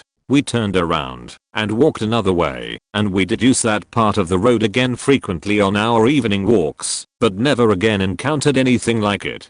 I watched what I swear was a pterodactyl fly over my mother's backyard one night. Surely it was just an owl flying unusually low, and surely I saw it wrong. Still, in my memory I clearly saw two vast leathery wings attached to a narrow body, a huge whispering kite of an animal that was gone as soon as seen. One night I heard mooing from a field I was walking past. It was loud enough and sounded distressed enough that I stopped and went carefully up the hill, picking my way through the darkness in the thought that an animal must have been caught in something. I did find the hulk of a cow as I crossed the field. It was lying still, and I no longer heard any mooing. I edged closer to see if it was hurt, and found that the animal was thoroughly dead. I don't remember it having a head at all. It was just a lonely cow corpse lying there out of sight of the road. Point about 2 years ago, I was making a long drive from Nebraska back home toward Illinois. This happened somewhere in some unpopulated Siberia of a rural nowhere, maybe Kansas. I didn't have the money for a hotel at the time and needed to rest, so I pulled off the road down a little gravel path which led eventually to a cattle gate into a field. I stopped in front of the cattle gate and shut the car off. Around me was almost perfect darkness. The only lights were distant sodiums, blue and white pinpricks of light on the horizon point as the car's engine died. I suddenly realized I was hearing something, lowing. I was hearing a large group of animals, lowing and bleating in what sounded like terrible pain. I was near a dark field that went down the hill toward a stand of trees, and it seemed to be coming from there. I heard a cow, something that sounded like a goat, the high-pitched screeching of a pig, and dear God, a man. There was a man there too, screaming full-throated right along with the animals. It really did sound like something straight out of hell, and the man didn't sound like he was playing. That was a full-on I'm going to die scream, and he just kept doing it. I sat there for maybe too long making absolutely certain of what I was hearing. I never thought to take out my phone. I'm too old to do it instinctively and it never crossed my mind. I had chills going down my back and didn't dare breathe for a moment till I was sure of what I was hearing. There was no light down there at all, or sign of anyone, just that unholy cacophony, at least 3 barnyard animals and a man, all screaming aloud, as if they were being murdered on the spot. I hate to say that I peaced out, but that's exactly what I did. There was no light down there, and no way down, and no way in hell was I going through a dark field in the middle of the night to find out what the zombie hell was happening down there. I turned over the engine, put it in reverse, and got the fuck out of there. I've seen some shit. Too much of it. I think I've shared this story before on some forum, but here we go. My sister and I were visiting our aunt in Syracuse, Utah when past a farm/ranch in the middle of the desert. It was about 11:30 at night. I just got this horrible feeling in my stomach, and I'm still not sure what compelled me. I screamed, "Turn this damn car around." Like something bad was going to happen if she didn't get out of there. Something smelled of rot, like a dead animal or something. I remembered tasting really strong metal in my mouth. Realistically, it was probably only blood from biting my tongue, but I don't remember my tongue bleeding. She pulled over to the side of the road. I remember clear as day, this deer-looking thing jumped onto the hood of the car and jumped off a moment later. It wasn't a deer because it was wearing some clothing on its lower half. I didn't get a good view of its top half, but it wasn't human, and it sure as hell wasn't a deer. It left 2 pretty good sized dents in the hood. I'll try to edit with an img link if I find it. How often do deer jump onto the hoods of cars? How many deer are in the Utah desert anyway? I can't explain what it was, but my uncle is a deeply spiritual Navajo man, and he believes it was a skinwalker, and that we are now marked for death. I'm not sure how much I believe, but he's adamant.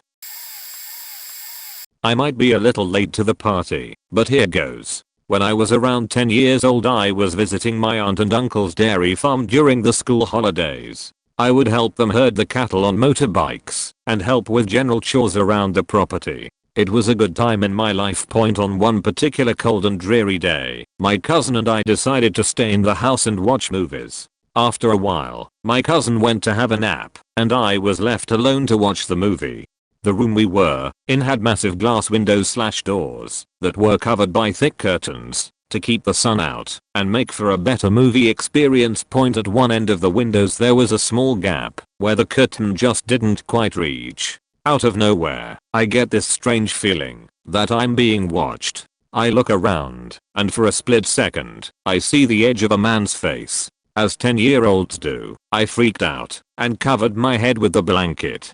When I looked back at the window, the man was gone. I woke my cousin up, and we went around and locked all the doors and windows. When my uncle and auntie got home, we told them what I saw, but they were hesitant to believe me due to the fact we were on a property far from town. The next day, my uncle walked outside and found one of their work dogs hanging from a rope on my cousin's swing set. Some bastard had killed an innocent dog. My aunt and uncle asked me to describe the man, and all I could remember was that he had red hair and looked dirty. They called the police, but they unfortunately weren't able to do anything due to little evidence. The police took a report and left. A few days later, my older cousin was cleaning out a garage that was separate to the house. This garage had a loft that was closed in and was rarely used except for storage. Inside, my cousin found old clothes, bedding and food wrappers. Someone had been squatting inside their garage. My family once again reported it to the police. No one was ever found responsible for the dog, and they never found the red-headed man who was squatting in their garage. It was definitely one of the freakiest encounters I've ever had. Sorry for the long post. I hope you enjoyed my story. I live in a small town a few hours away from New York City. When I tell you it's tiny, believe me, it's tiny. About a 15-minute walk from my house there's a small park with woods surrounding it on all sides besides for the main entrance.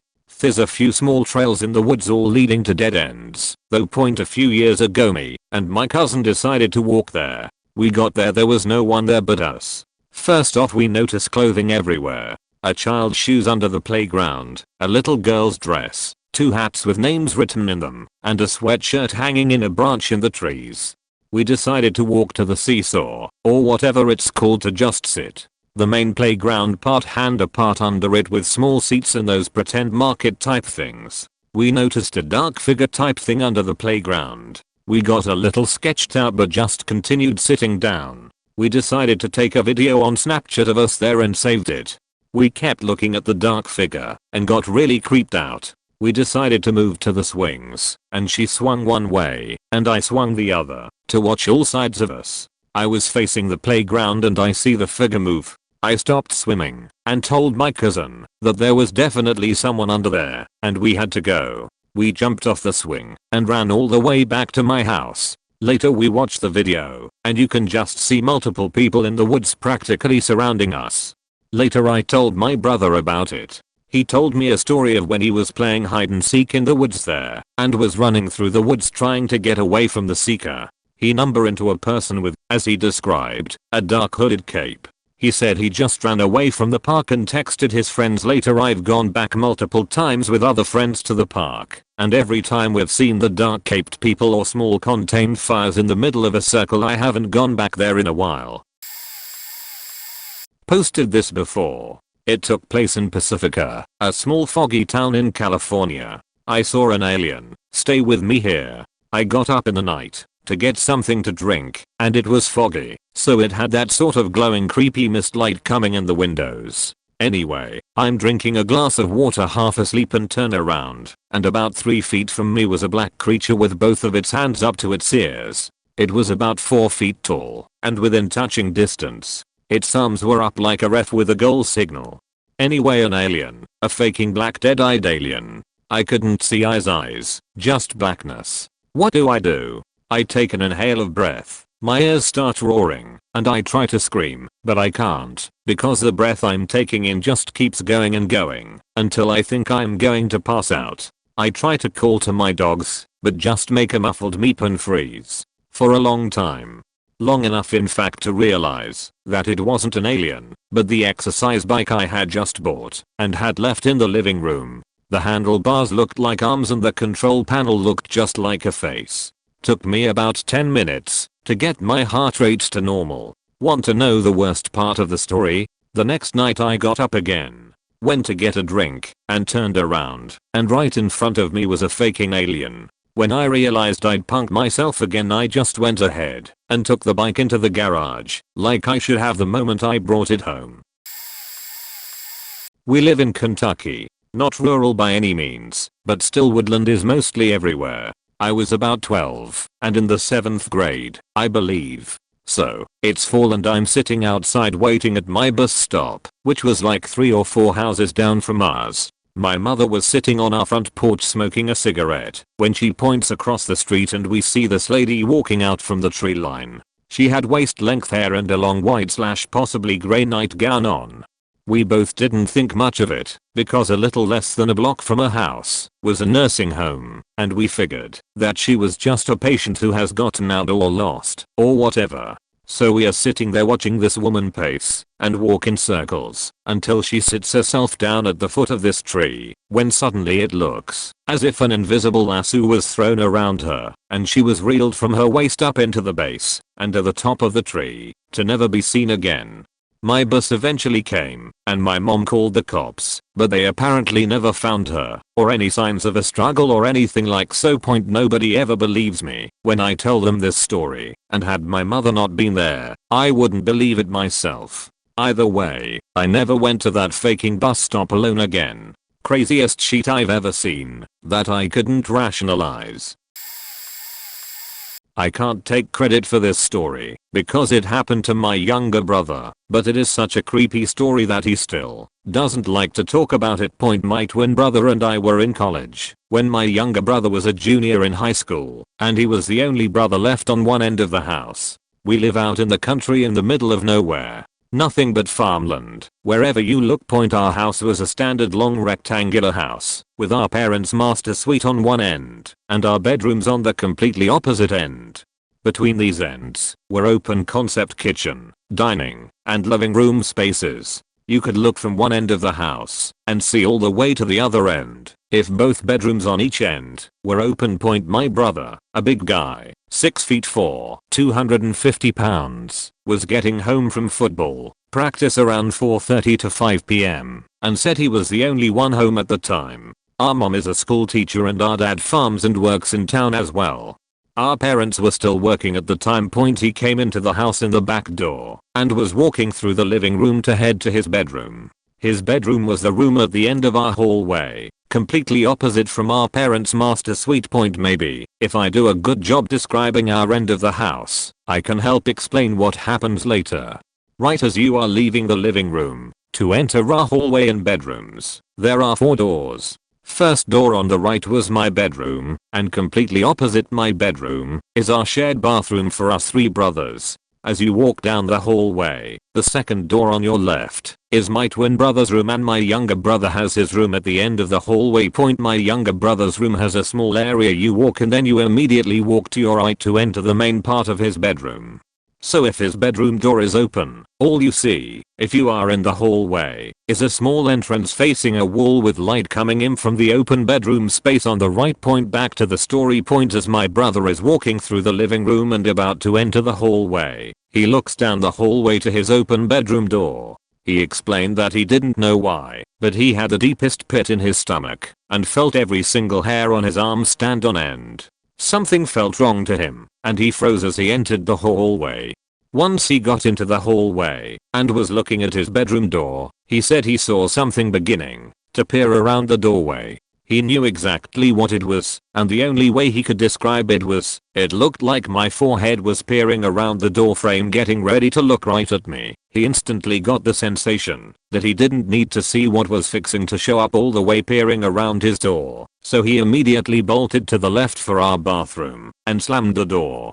He said he held his back up against the door and immediately heard someone running down our hallway, past the bathroom into our living room. The worst part was when he could hear him slowly walking back to the bathroom door and just stand there. We get absolutely terrible cell reception where we live, so he tried calling our parents, but couldn't get a hold of either of them. He stayed in our bathroom with his back up against the door for about an hour until our mom made it home. He says until she got there he could tell someone was on the other side of that door. When he told us about this story we just laughed and said maybe it was your doppelganger coming to get you, and he absolutely believes it was something like that. He was so scared during the moment, he said, and he just knew I was not supposed to see what was coming around the door. He's still scared to stay alone at that end of the house, and now he's 27. I had a friend who told me a story once. He didn't like to talk about it though, as it still creeped him out. He told me this story maybe 12 years ago now, and it had been 2 to 3 years before that when it happened. Anyway, he was out riding 4-wheelers at the St. Anthony Sands Dunes in Idaho one weekend, and as they were riding they saw this tree off in the distance on a hill, just a lone tree with sand all around it. At one point they saw what looked like a man dressed all in black, almost like he was wearing a gorilla suit or something, but it was hard to tell, it was too far away. He was standing next to the tree, holding on to one of the low-hanging branches and just watching them point. They didn't think anything of it initially, though thought it was weird to see someone out there all by themselves. Eventually they drove over in that area, and by then the man was gone. But as they got closer to the tree they noticed it was actually a huge tree, not as small as they initially thought it was, and the lowest hanging branch was a good 10 feet up, and it had come to this guy's shoulder, making him absolutely huge. They didn't know who or what they saw. Maybe it was Bigfoot, or my friend thought it was something else entirely. He never talked about it again though. Edit. Corrected some spelling errors. This happened in a small town of Gentryville, Indiana, a small town of 260 something. But before I proceed, I'm not one for believing ghosts or creatures. I feel people are scary enough. This night really challenged my beliefs. My friend invited me to a camping trip, and I was happy to agree as I jump at any camping opportunity. I got the directions and traveled to Gentryville. We ended up camping just off the main road a ways behind a small white generic church. The day was business as normal. We built a fire and had a few drinks. Fast forward later into the night, nature was calling me. I made it known to my friends that I was heading up the road to pee. I walk up the dirt road a bit to get some privacy. The spot I chose was that I could still see the fire and my friends, but slightly in the dark. The moon was very bright that night, providing a soft light on the trees there. I saw it, standing not 12 feet from me. The best I can compare it to is a grey alien. I know how it sounds, but it was what it was. This wasn't the cliché grey you see in shows or movies. It was 6 feet something. It wore this metallic transparent or reflective material that wore straight and pressed. It was standing very still, and combined with the clothing I guess I didn't notice it almost perfectly blending into the tree line. The only thing that moved was its face, making very aggressive / disapproving looks that I noticed it. The face was grey and wrinkled like an older person, mostly around the eyes and mouth. Its mouth came to a point downward with a small opening. The eyes were large, sunken into its head a bit. No sounds were made, just us staring at each other. I was locked in place with fear. I'm not sure why, but the fear went away as quick as it came. I finished up and turned my back to it and walked away. It was a peaceful walk back, but as soon as I sat down the fear rushed back. It was like the whole encounter had been temporarily forgotten and everything was normal. I told my friend that lived in the area that I saw something up the road and it kind of scared me. I purposely kept the details vague, so not to sound crazy. I settled on telling them I think someone is in the tree line. My friend, without skipping a beat, asked me, was it grey? My stomach dropped. I told him yes, and I asked why he would ask me such a thing. He explained one night he was working on something at his house in the driveway in the woods, and one took a run at him and tried to attack, fleeing back into the woods. Will never forget the range of feelings that went through my head while locked in its stare. The whole event has left me kind of scared to camp or be alone in the woods. 19 years old. Clearing out 3 properties on the 350-acre farm of a recently deceased 98-year-old man who lived there his whole life. Had already heard stories about all the supposed illegitimate family fighting over everything, and was there with 3 maximum-sized dumpster roll-offs and equipment to literally gut and throw out everything before property sale. We found 13 hidden firearms in one day. Everywhere you could think, including underneath couches, taped to the back of fridges and freezers, bookshelf, and even a partly broken down pistol in a toilet cistern rusting for probably decades. The creepy part was, while clearing out one of the property's standalone barn/sheds, we had to use a tractor to get to the top shelf. Yes, OSHA was not kept in mind. While grabbing stuff from the top, a brown box fell down and out rolled a human jawbone. At first I asked my friend if it could be an animal jaw, but when we opened the box, sure enough there was the rest of the skull sitting on top of about 200 pieces of old-timey paper with a brown stain in the middle which dissipated towards the bottom stack. We called the small town local cops, and they sent 2 patrols and 1 coroner. After about 2 weeks of pestering them if they were going to open a case, and they told us this guy got his doctor's license in 1930 something, so we are going with this as a medical specimen. Medical specimen sitting in a standalone barn on 350 acres in middle of nowhere in a cardboard box on top of a stack of old parchment paper with a drip pattern stain from top of stack to the bottom. Point reality is they didn't want to give resources to chase what very likely was a murder given the owner, and shortly after the property would be no more. My second entry on this thread. I'm in a power wheelchair. Can't stand up, much less walk. Took a family vacation to Washington DC several years back. The wheelchair I had at the time was a piece of sheet that would not carry a charge long enough to last a single day, so almost every night the wife and kids would be pushing me and my chair back to the hotel. Point knowing this, we had planned to go see one of the sites at night, the Lincoln Memorial, I think. So, that afternoon we stayed at the hotel with my chair plugged in to get as much charge as possible and maybe make the trip without killing everyone. We see our sights and go to head back to the subway / metro / whatever it's called, only to learn that certain stops, including the one nearest our hotel, closed at a certain time of night. We are well past that time, so we find the next nearest open stop and decide to get off there and hope we make it back alive. The train stops, and at this particular stop the cars in the platform didn't match up quite right. There was a gap about 4 to 6 inches and a step up off of the car a couple inches as well. My chair, being as sheety as it was, would not make that gap going forward, so I turned backwards to give it a shot. I'm not quite sure how, but the back casters of my chair got turned sideways and fell down into the gap between the cars and the platform. I was effectively stuck and couldn't move. Suddenly my chair begins to violently rock back and forth, tossing me around pretty roughly. Thinking it was my wife, I start to turn around to tell her to chill a little bit because she was beating me to death. As my head turns, I see my wife and all 4 of my kids standing a few feet away, staring in horror at me. Now sort of scared myself, I turn around to see a homeless dude with both hands on my chair, shaking the sheet out of it. I start to say something, but just as my mouth opened, he succeeded in getting my chair out of the gap and onto the platform.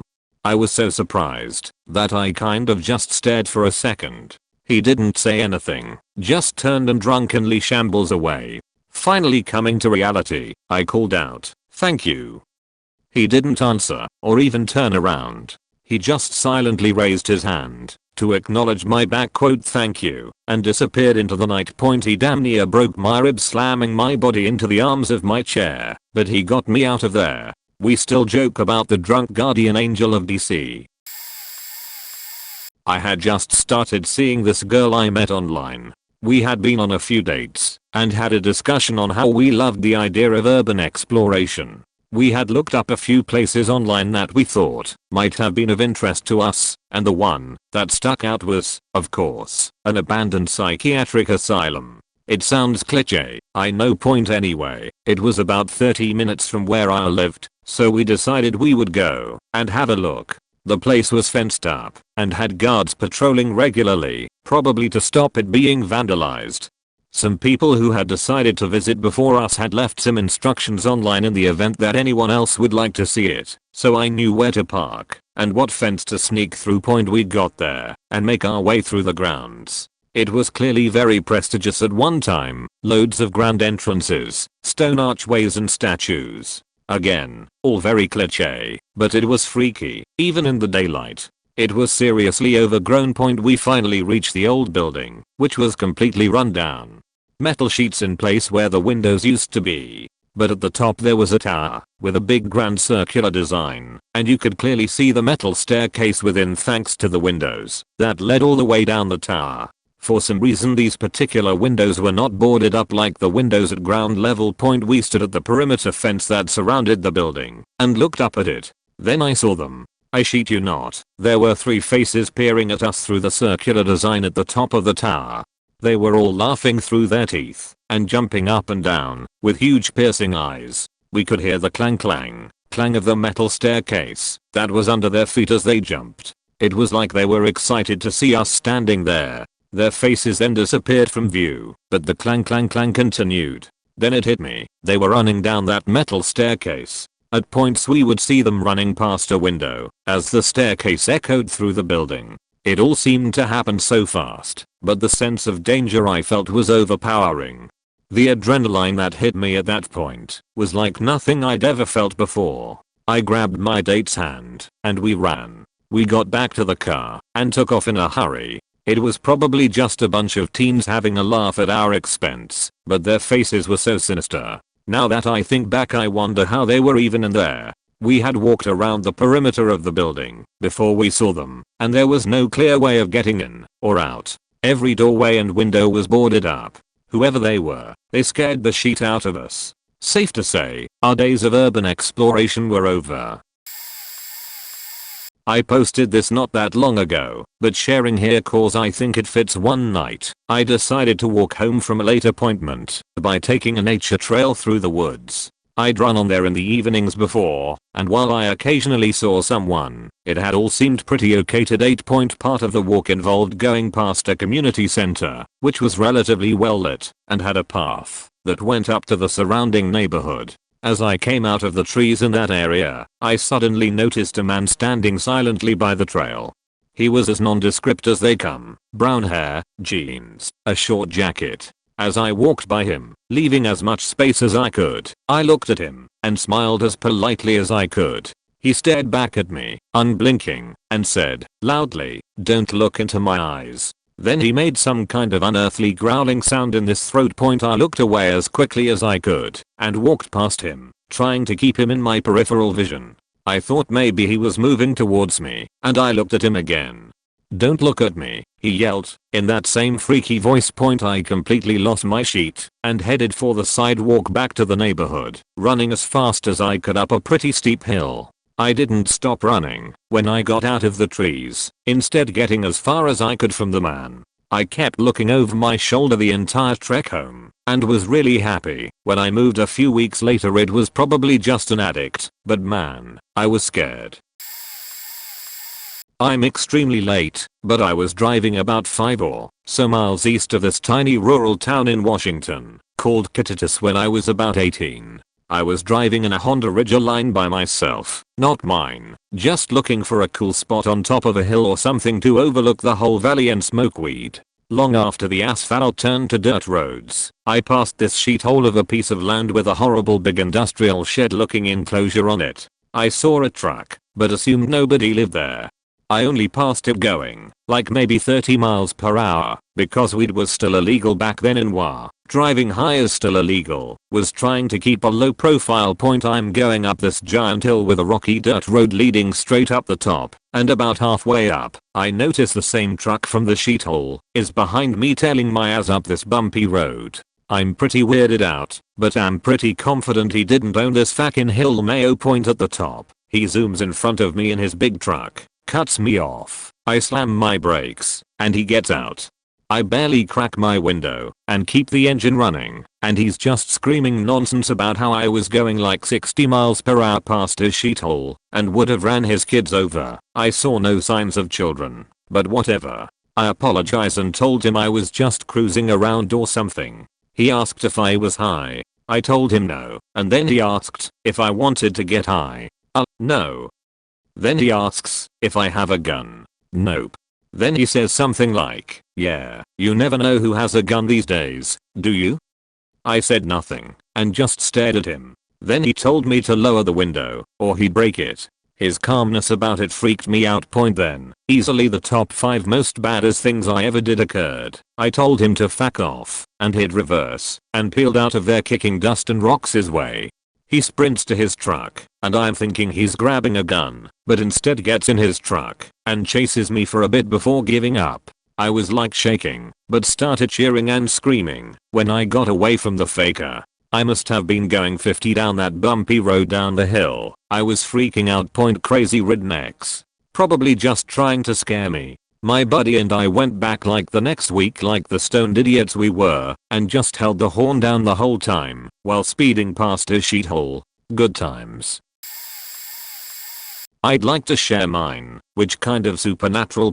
I was 13, used to live in a small town, big house, pretty quiet neighborhoods. This house of mine located not so far from an infamous G intersection known for many horrifying accidents which result in death on the spot. The road connected with this G intersection is a one-way road where huge trailers Trucks, night buses went, often at full speed, 100 to 120 km/h.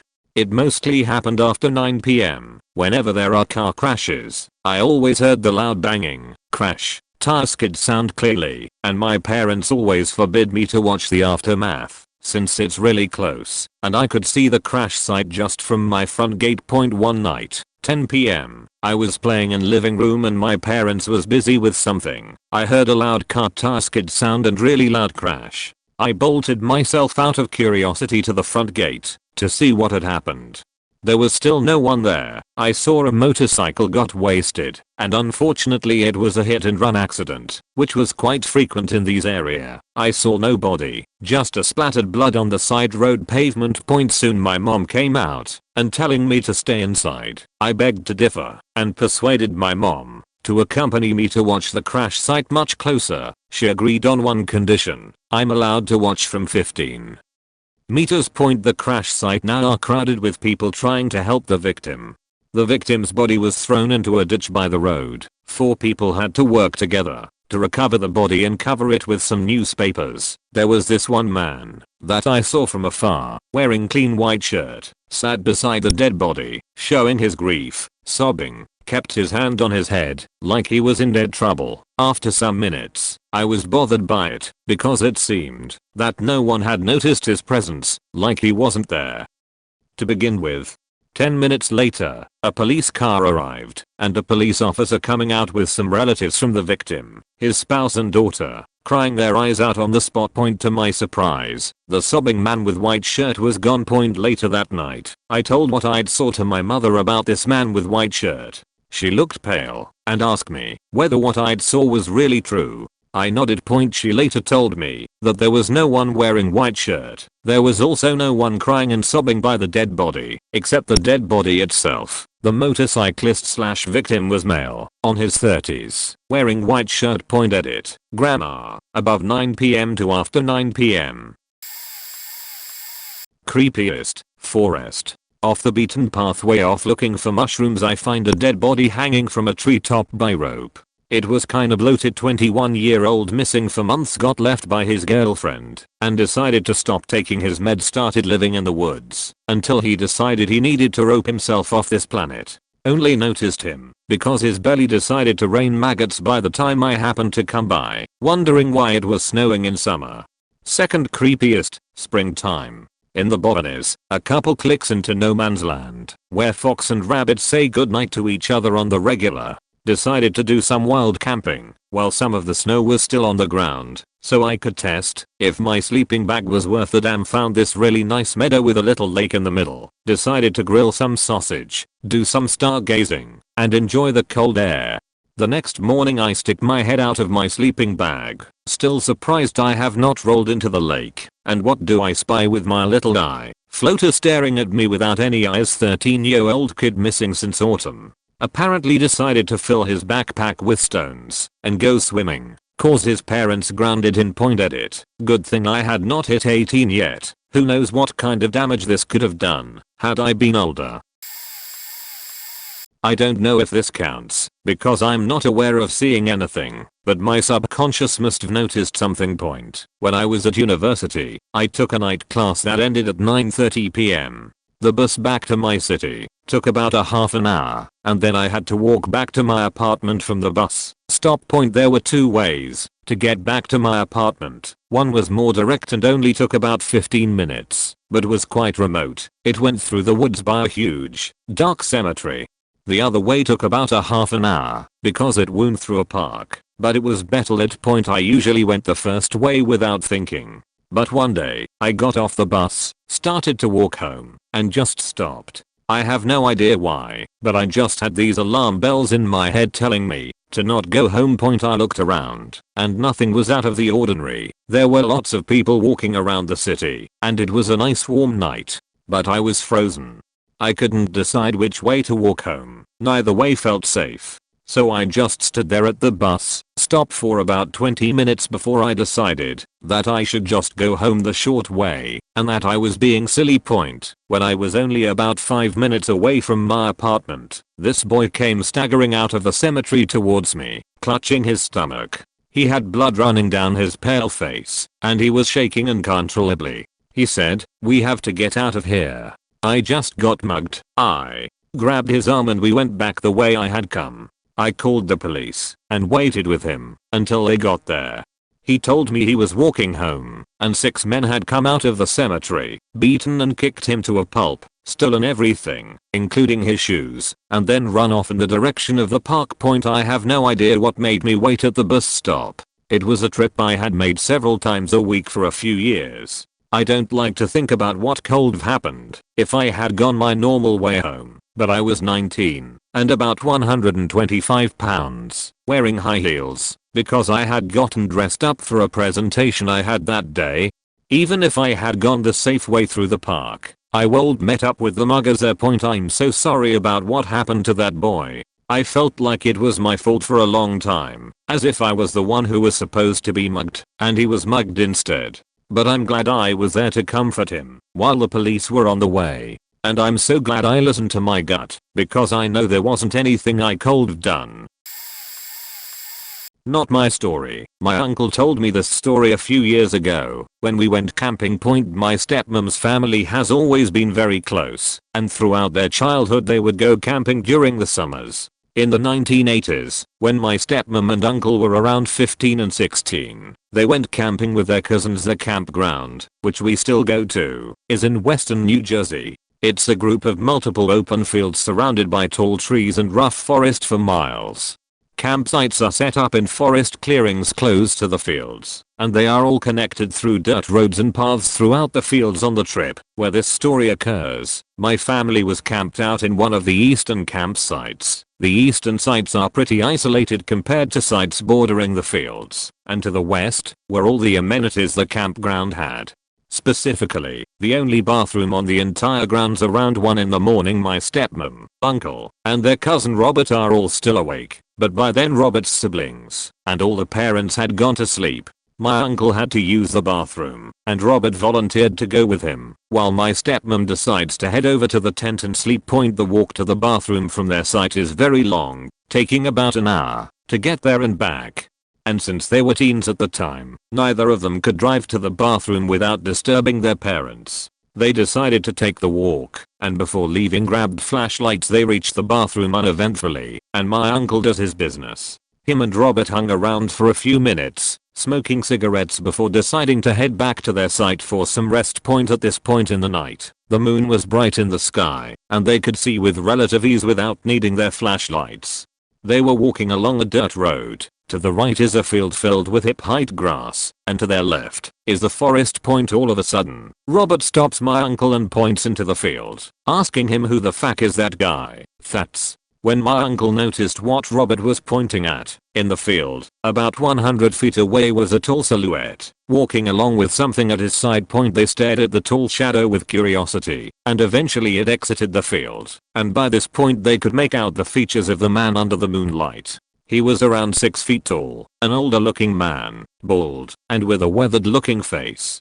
He wore a white dress shirt and slacks, held up by suspenders, and at his side he was walking along one of those old-timey bicycles with the big front wheel. They watched, stunned, as the tall man mounts his bicycle and rides off down the trail towards them. The man passed them on his without any sort of acknowledgement and rode his bike off into the dark behind them, and they walked the rest of the way back to their campsite without saying a word. To this day my uncle and Robert are absolutely sure that they saw a ghost that night. To them, the experience was too uncanny for it to have just been a weird guy on a late night ride. They could be lying for all I know, but their story has always remained the same, so take that for what you will. But what is for sure is that this scared the shit out of younger me, and for a few years after hearing that story I dreaded going camping. It was like 10 PM on Tuesday night. My friend Danny and I had this tradition of going to McDonald's drive-thru, getting some food, and driving back to his parking lot inside of a trailer home complex, or whatever one would call it. We would always watch conspiracy videos as we ate, and talked about the crazy shit that people claimed to have seen, even though neither of us had ever really seen anything out of the ordinary. Well, 11:30 p.m. rolls around as we are watching some video on his phone while sitting in my car when all of a sudden a bright light takes up 1/4 to 1/2 of the sky, but it only flashes for like a second, then it's gone. The light was bright, but it didn't illuminate the ground or anything. It was strange. We both just kinda freeze and look at each other. Then again we see the light flash for another second. You saw that, right? I ask. Yay, what the heck was that? Then again the light flashes for a second, and we start tripping out, and exit the car, and start filming on our phones, but the light never returns. At about 12ish I drive back to my house, but stop by Subway to ask if they had seen the light, since it's open 24 hours a day, and had a big window, but nobody saw anything. We both later looked up videos of what it could been, but nothing matched what we saw. It was a faking bright light that took up a giant chunk of the sky, but didn't illuminate anything without any sound. I was 17 when that happened, and now I'm 23. We both still have no idea what it could been. I've told many people, and it's not that they don't believe me. It's just difficult to communicate the magnitude of the light, and often they brush it off, as if we had just seen a flashlight or something small. Like this was took up what seemed like half the sky. It was bright white, but it didn't illuminate anything. It was still as dark as it had been. Just half the sky was this bright white. I've looked at various light videos, and I'm 100% certain it was not lighting. I was 5, so I don't remember it the same. Why my dad does. Here's what he remembers. We'd gone camping in the desert. My mom was making a late lunch, and he decided to take us kids for a little walk. I was 5, my sister was 3. It was late afternoon, but not anywhere near dark. As he took us around a small hill, there was a coyote standing in the path. Normally, this isn't a big deal. One coyote vs an adult is a bet the coyote isn't going to take. However, this coyote didn't run off. It just stood there. My dad glanced to the side, and there was another coyote. A quick look to the other side, and yup, another coyote. It was a clever girl moment, years before Jurassic Park had ever been thought of. So now, he's got 2 little girls, and at least 3 coyotes surrounding him. He sees a big stick near the path and picks it up. He beats it on the ground, to test it as a potential weapon. Later he would say it was like a horror movie, because as he hit the ground, it crumbled to dust in his hand. It was completely rotten, and eaten by bugs. He doesn't want to let us know what's going on, because if we get scared, and start making high-pitched scared noises, as some kids do, it might attract the coyotes more. He picks us both up. He's 6 feet 3 inches, and now that he's carrying 2 little girls, he looks bigger, and the kids are no longer easy prey. The first coyote gives him a look of disgust and moves off, soon followed by a number of other coyotes. He carried us back to camp, only setting us down once we got close to our camp spot. My mom hates camping, so he didn't tell her what happened. Instead, he suggested we move to a different camping area. He saw signs of drug users hanging out here. It wasn't until years later that he would tell the coyote story. A few years ago, when I was around 18 or 19, a few friends and I went up to camp in the mountains of Colorado. I'm a believer in spiritual beings and ghosts, so my friends always ask to hear my I've seen a ghost general spooky stories. So when they asked, I told them of the time that I was staying in Apalachicola Forest. People say that there is a little boy that stays in a lake, and that if you see him just ignore and don't look. I've read about the other things that have happened there, but I don't think I would ever be able to come across what I did come across when looking for a place to set up camp. I was being stupid and had the great idea to go into the forest later at night to be able to see something. I was walking the trail and wasn't far from my car, so I figured if anything happens and it scares me, I would just run back to my car. Right after that thought left my mind, I looked up and swore I saw a little kid. I was taken aback. And without taking my eyes off this kid, I pulled my flashlight out and shined it onto the figure. It wasn't a kid, it was a grown person. Just standing there, looking at me with not a single amount of emotion. I called out the guy, what I'm assuming is a guy, but he didn't say anything, so I just backed up and went back to the car a little startled. I'm a 5'6", 115 pound, 18-year-old girl, alone in a supposedly haunted forest, and I just saw a man standing still who appeared to be around 6 feet. So naturally I just turned around and hurriedly ran to my car, not wanting to get killed or even worse. So I went and stayed in a hotel for that night. Turns out another hiker found him. He wasn't standing, he was hanging. And hanging so close to the ground I thought he was standing. My older sister. When I was in high school, there was this famous abandoned road in the middle of nowhere in rural NJ called Clinton Road. People genuinely went there because they thought it was haunted, but being a local, me and my friends would rather fuck around with people and usually just went there to drink and smoke. One night we were parked on the side of the road near a bridge and we're just chilling on the beds of our pickups when a guy in a rickety old pickup drives up. The truck had a circle sticker on the side, like a maintenance or security sticker, but we couldn't read it. This creepy guy, maybe 50 years old, gets out, says he's the park ranger, starts asking us some really weird personal questions like where we lived and if we lived with our parents, and tells us we can't be there, and yells at us, he's gonna arrest us. We knew a park ranger couldn't arrest us, and told him that we weren't going anywhere without a police officer. He kept telling us to get in the car, and he'd drive us to the station. He was insisting, and kept saying he was gonna throw us in jail for months if we didn't cooperate. He drove off after my one friend made it very clear he was carrying. Everything about the encounter made us feel weird, so we gave our local PD a call to tell them their park ranger was a freaking weirdo, or that this crazy guy was pretending to be one. Sure enough, PD had absolutely no idea what we were talking about, and that there was no park ranger or security. To this day I still get a little freaked knowing he never got caught, and that he could still be out there stalking people.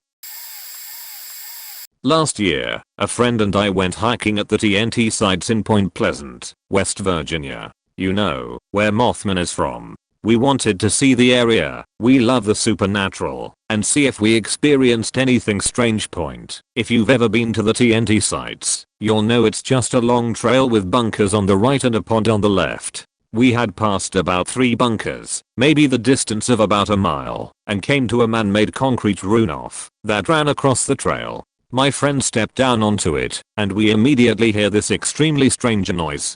The best way I can describe it is a very low-pitched growl, but with no actual scratch to it. It was deep and repetitive. We looked at each other, then at a small island in the middle of the pond, maybe about 15 to 20 feet from us where the noise was coming from. It looked like there was a boulder on the island, but it was so surrounded by trees and bushes that I couldn't tell. She looked back at me and said, "Can frogs make that noise?" As soon as she spoke, the noise got much louder and higher in pitch.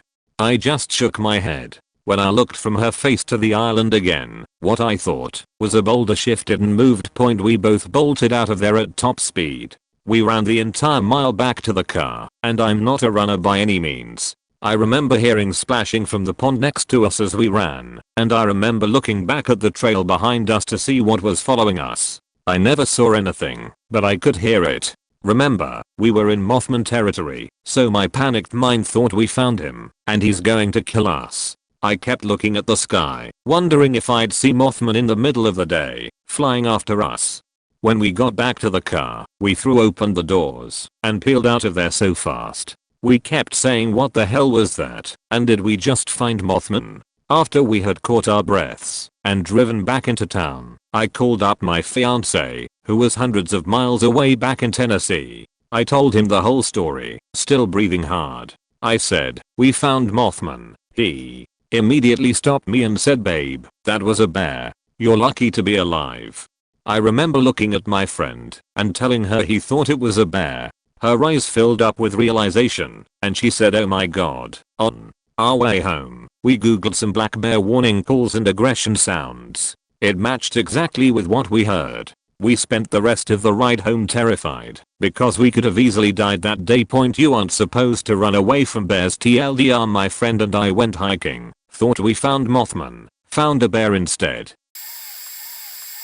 My wife was in hospital, having just given birth to our daughter. I'd been in doing the happy dad stuff, and suddenly needed to visit the bathroom. I wish I hadn't. I closed the door and went to do the business when I noticed a duffel bag jammed behind the pipework. There was a towel sticking out through the gap at the top, and my first thought was that it was some kid's swim gear that got left behind.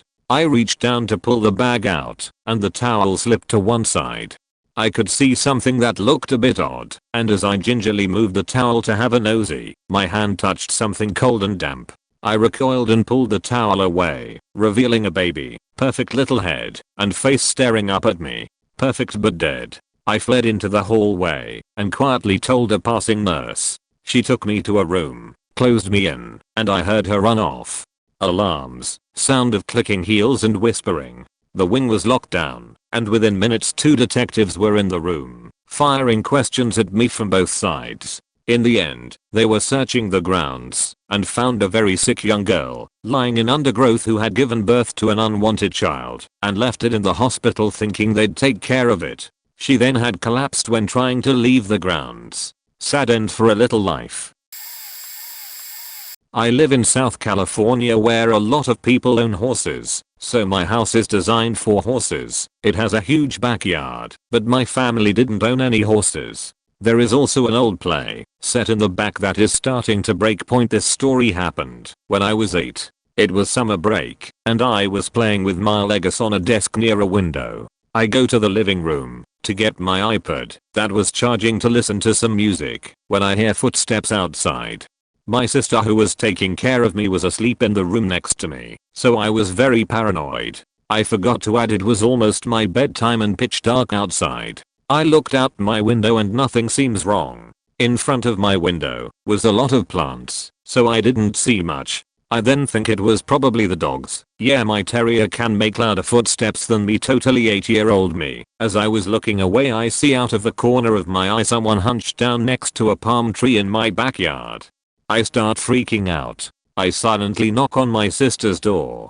She wakes up and lets me open the door. I saw someone outside. I loudly whisper to her. She gets up, and I lead her to my window. She doesn't see nothing until I point something out. I see a small man dart from the palm tree to the playset. She gets down, and since our parents aren't home, she calls our mom. Some 20 minutes pass, and my mom and dad arrive. They find nothing in our backyard, and gets us in trouble for making them come early. Even with me and my sister swearing we saw something, my mom took away my iPod for a week. My husband and I were living in our first apartment together in San Francisco. It was built in the 1960s. When entering, there was a living room and kitchen. Downstairs were 2 bedrooms and 2 baths. In the master there was a door to just the toilet of one of the baths. This little room was in the center of the apartment, so there were no windows of any kind. When getting up to go to the bathroom, in the middle of the night, it was pitch black. We would close the door as to not wake the other while going. We didn't have a night light of any kind in there. A few times, in the middle of the night as I got up to the bathroom, I would look up towards the ceiling and the whole little bathroom would be filled with what looked like diamond-shaped pieces of light. This curtain of diamond lights would be slowly cascading from the ceiling down to the floor, filling the entire room. I didn't feel freaked out at all, just amazed and curious. Every time it happened I thought I was having a light reaction to going from a little light to no light at all. Over time I realized something else was going on. It was beautiful, and every time I saw it, it moved in the same manner and looked the same way. I didn't tell my husband because I didn't want to freak him out. We moved out 6 months later. We were visiting with family and someone asked, "What is the strangest thing you have ever seen?" My husband begins describing the same lights I had been seeing in our old apartment, telling me he didn't want to share with me while we lived there as he didn't want to freak me out. To this day we have no idea what that was. It was beautifully creepy.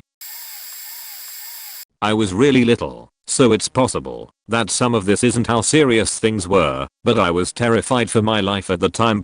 My family had friends who lived in a big house in the middle of the woods. It was a nice ass house too. They specifically had it built there a few years back and were enjoying the solitude. Other than occasional guests, they had this elaborate treehouse setup that included walkways to go between trees, like rope bridges about 30 to 40 feet up. Like I said, this family was extra and a bit odd, but their kids loved playing outside, so they built several tree houses then strung them together. I was about 6 to 7, and I was playing with the 3-year-old on one of the rope bridges. He wasn't allowed to play up there alone, so I was mostly there for his benefit, since I was already trustable with the care of younger kids at that age. A car pulls up the road. I remember it was a dark maroon red, and it looked brand new. The 3-year-old pulls me down, so we are laying on the bridge and hushes me. "That's the bagged man," he told me. A man got out of the passenger seat. He was wearing a formal black coat and carrying a leather suitcase, like he just got out of his office job in the 40s. He had a black mole on the right side of his nose, and he had huge messy eyebrows. He had black and grey hair, styled back but a little shaggy at the ends. Have you ever looked at someone and it sends a chill down your spine and you start to feel genuine fear? Yeah, I was having that gut reaction. He didn't see us. He walked up to the front door and knocked, but no one answered. He peeked through the windows, but all the lights in the front room were off, which was weird, because I remember that I had left them on when we went outside. He knocked and rang the doorbell a few more times, then left his suitcase in the bushes up against the window, and got back in the car to drive away. As soon as the car was gone, everyone came running out to check on us. We were fine, obviously. I told the adults about the suitcase. They were a little freaked out. My dad took me home, and we never saw that family again. I asked my dad about it years later, and he swore he didn't know what I was talking about, but I knew it was real, because one of the kids had given me part of a toy on a string, a makeshift friendship bracelet. This happened mostly to my classmates. TLDR at the bottom. In 2007 I was in the 6th grade of my elementary school. It was the last year till high school, so during that year my class would go on cool trips. This all happened on an island called St. Martin where I'm from. Me and my class went to this forest resort known as Lottery Farm. There people go on hikes up the mountain, go to spas and zipline through the forest. My class and I went for the hike. As we all go up the mountain on a straightforward path, my class went on ahead, while our teachers and our guide was behind us. Me and a girl had a hard time catching up with the rest of the kids, and were left behind. I got ahead of the girl, and made it to a split in the path. One leading upwards, and one going back down to the base of the mountain. I didn't know which one to take, and called out to the kids ahead of me. No response. It was weird, because even though I was behind them, I still could have seen and hear them. At some point I lost view of them. I stood there thinking on what to do. I decided to wait for my teachers. After what seemed to be 5 to 10 minutes the girl came up. Strangely enough the teachers and the guide weren't behind her. We both made the decision to go back down. We called out to our classmates on the way, but we got no response. After a couple of minutes we made it to the base. We go back to the beginning of the trail and saw our teachers and guide coming down. They asked where is everyone, and we explained ourselves. The teachers and especially the guide were confused. They lost sight of us, and the guide realized that for some reason they were taking too long to get to the split path, and decided to go back down and call for a search group to find my classmates. Suddenly out of nowhere came down the rest of my class in a panic. They were tired and frightened. One kid was on another's back and looked sick, while another one had his shirt off with a small stab wound on his back. Now comes the creepy part. As everyone calmed down the class explained what had happened. As they were walking through the forest they began hearing odd noises. Deep sounds that sounded like an animal. They continued on, and they say they were walking for what felt like 30 minutes. They kept taking different routes as they didn't know where to go. They were very tired at this point. Then what they said next made my skin crawled. They suddenly saw movement in a tree. Out comes a giant owl. They said it looked literally like the Pokemon Noctowl but bigger. It turned its head to my classmates and let out what was described as a roar, like a monstrous roar. My classmates booked it and ran downhill. Someone must have hit into a nest of wasps cause there was a swarm around them. One of the boys got stung and dropped down. One boy was flailing about and back into a tree branch and got a stab wound. It was deep, but not that bad. The class rushed down, and in no time they were back at the base. The teachers were shocked, and the guide was even more surprised. I'm glad I didn't go up further. Who knows what I would met up with. After the whole fiasco we all rested, and the boy who got stung was taken care of. Apparently he just fainted from the pain. It wasn't critical. We then went back to our hotel. Before we left I saw the guide talking to his colleagues and he looked uneasy. Later I learned from a teacher that there weren't multiple trails, only 4. You would hit into 2 splits along the way and that's it. Plus the time it would take for a person to reach the end of the main trail would be roughly 35 minutes. My classmates were hiking for about 50 minutes entirely. To get to the first split it would take 15 minutes. From there is when things went to hell. Also what really doesn't make sense is that owls aren't native to St. Martin. They weren't even in the local zoo at the time, so you couldn't say one had escaped or something. Since then we never spoke about the incident again. TLDR, me and my class experience what I believe was a faking time paradox during a hike. Classmates saw a real Pokemon, and it screamed at them with the roar of a demon. Warning, long post here. I live in upstate New York, Adirondacks region. Black bears and wolves are a common sight in this part of the country. At the time my son was only 11. It was the first time I took him hunting with me. I had bear spray at 12 gauge and my 222 were walking through the woods, and I'm trying to teach him how to avoid stepping on twigs and such as that may alert any nearby whitetail of our presence. We're having this conversation while walking, and I'm not paying attention. I smell copper and look up. A black bear is laying about 15 feet ahead of us. I give my son the bear spray and tell him to stay behind me as I approach with my 12 gauge. I'm pretty certain it's dead because I 1. Smelled copper, and that is the scent of blood, and 2. It wasn't moving at all, even though we were so close. When I'm close enough I notice several extremely long and extremely deep lacerations in the bear's back/sides. I didn't see any bullet wounds either, meaning whatever killed this bear must have either surprised it or attacked when it was running away. I decided we were leaving now. We were only about a 20 minutes hike from my truck, and on the way back every step of the way I felt like we were being watched. Safe to say I've never returned to that region of the forests ever again. For anyone interested, this happened in Watson's East Triangle. I actually have a story that isn't in any of those places, but might be interesting to some people. I used to work at Disneyland for about 5 years, and change in attractions where I worked on the Haunted Mansion, Pirates, and AV Crockett canoes. I always thought it was cool closing the park, because it would close at midnight and you'd have to work until 1:30 AM to wait for everyone to clear out.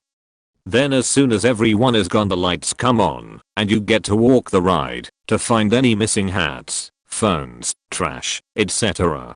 So fun fact about the Haunted Mansion, a lot of the artifacts and furniture in the ride is from actual haunted houses. Salem, Mass. You get the picture. As you can imagine we attract a lot of people hoping to have some sort of paranormal experience on the ride, which has definitely happened plenty of times, like female cast members coming home with scratch marks on their back, hearing the animation talk when it was already turned off, creepy stuff when you're alone at 1 AM. But bigger than any of that stuff, people also love throwing their loved ones' ashes into the ride. It happens almost every day. We have to call custodial/OSHA to come vacuum and clean it up once we find it. If people only knew that, maybe they would think twice. Anyways, I was working at the end of the ride telling people to get off when I see a cloud of smoke up in the air a few buggies down. A buggy is what you sit in going on the ride.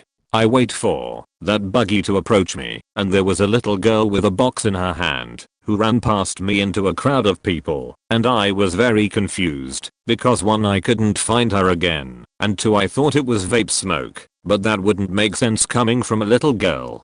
I stop the ride when that buggy approaches me, and I go up to the remaining smoke cloud and take a giant whiff to see if it was a cigarette, vape or weed, so I can report it to security. I couldn't smell anything I recognized, but it burned the crap out of my nose and lungs. I turn on my flashlight to see white specks all over the buggy, on the seat, and on the floor.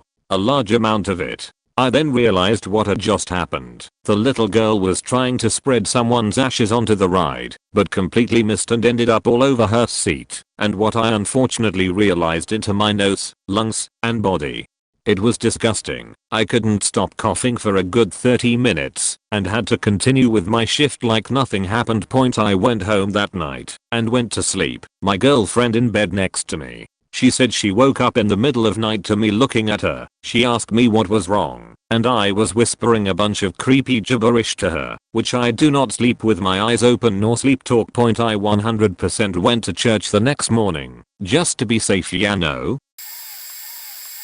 This story takes place when I was a senior in college. I attended a Big Ten university, and I worked as a research assistant for a lab on campus. My work schedule, for obvious reasons, was mashed in between classes. On this particular day, I started at 7 in the morning. It was in the fall, just before sunrise, and it was a misty morning. I loved to cut through campus and take in the sights of the bell tower, and it was beautiful the way the lamps glowed through the early morning fog. I was walking on the sidewalk and another girl was on a sidewalk going the opposite direction, maybe 20 yards from me. Out of the mist near the tower, where it was darkest, I see this giant dog start bounding towards her. It wasn't quite see-through, but not totally solid.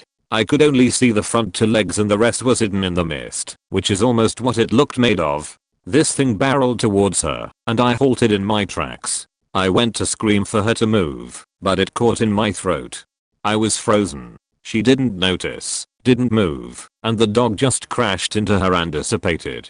It was like a sea wave breaking on a rock. I stood and watched as she kept on her way, as if nothing had ever happened. I have only told 2 other people this story, but I think about it a lot. This particular year we had quite a few student deaths, and I often wonder if she was one of them, and what I saw was a grim. It nags at me, but I'll never truly know. I went to college in Flagstaff, Arizona, small forest town, and my pot dealer and I used to park in this abandoned parking garage that faced into the woods to smoke. One day he drove us there, and we parked at the back open wall, facing into the forest, and our car was maybe 8 feet to the right of one of the big support columns that was holding the structure up. As usual, we were the only car around. He was grinding some pot and we were talking in the car, looking out at the view.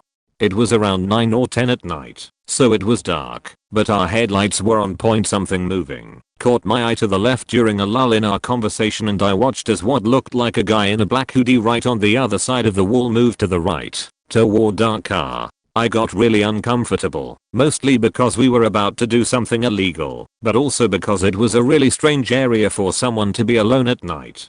I tried to look at the person's face, but I couldn't see any distinguishable features even though he was so close, almost like what should have been a face was blank. He moved, I would say walked, but there was no upward motion to indicate stepping. It honestly looked more like a glide, slowly and steadily to the right until he was behind the column that was just to the left of our car. He didn't come out the other side. I remembered at that point that on the other side of that little wall was a 10 to 15 foot drop down to the forest.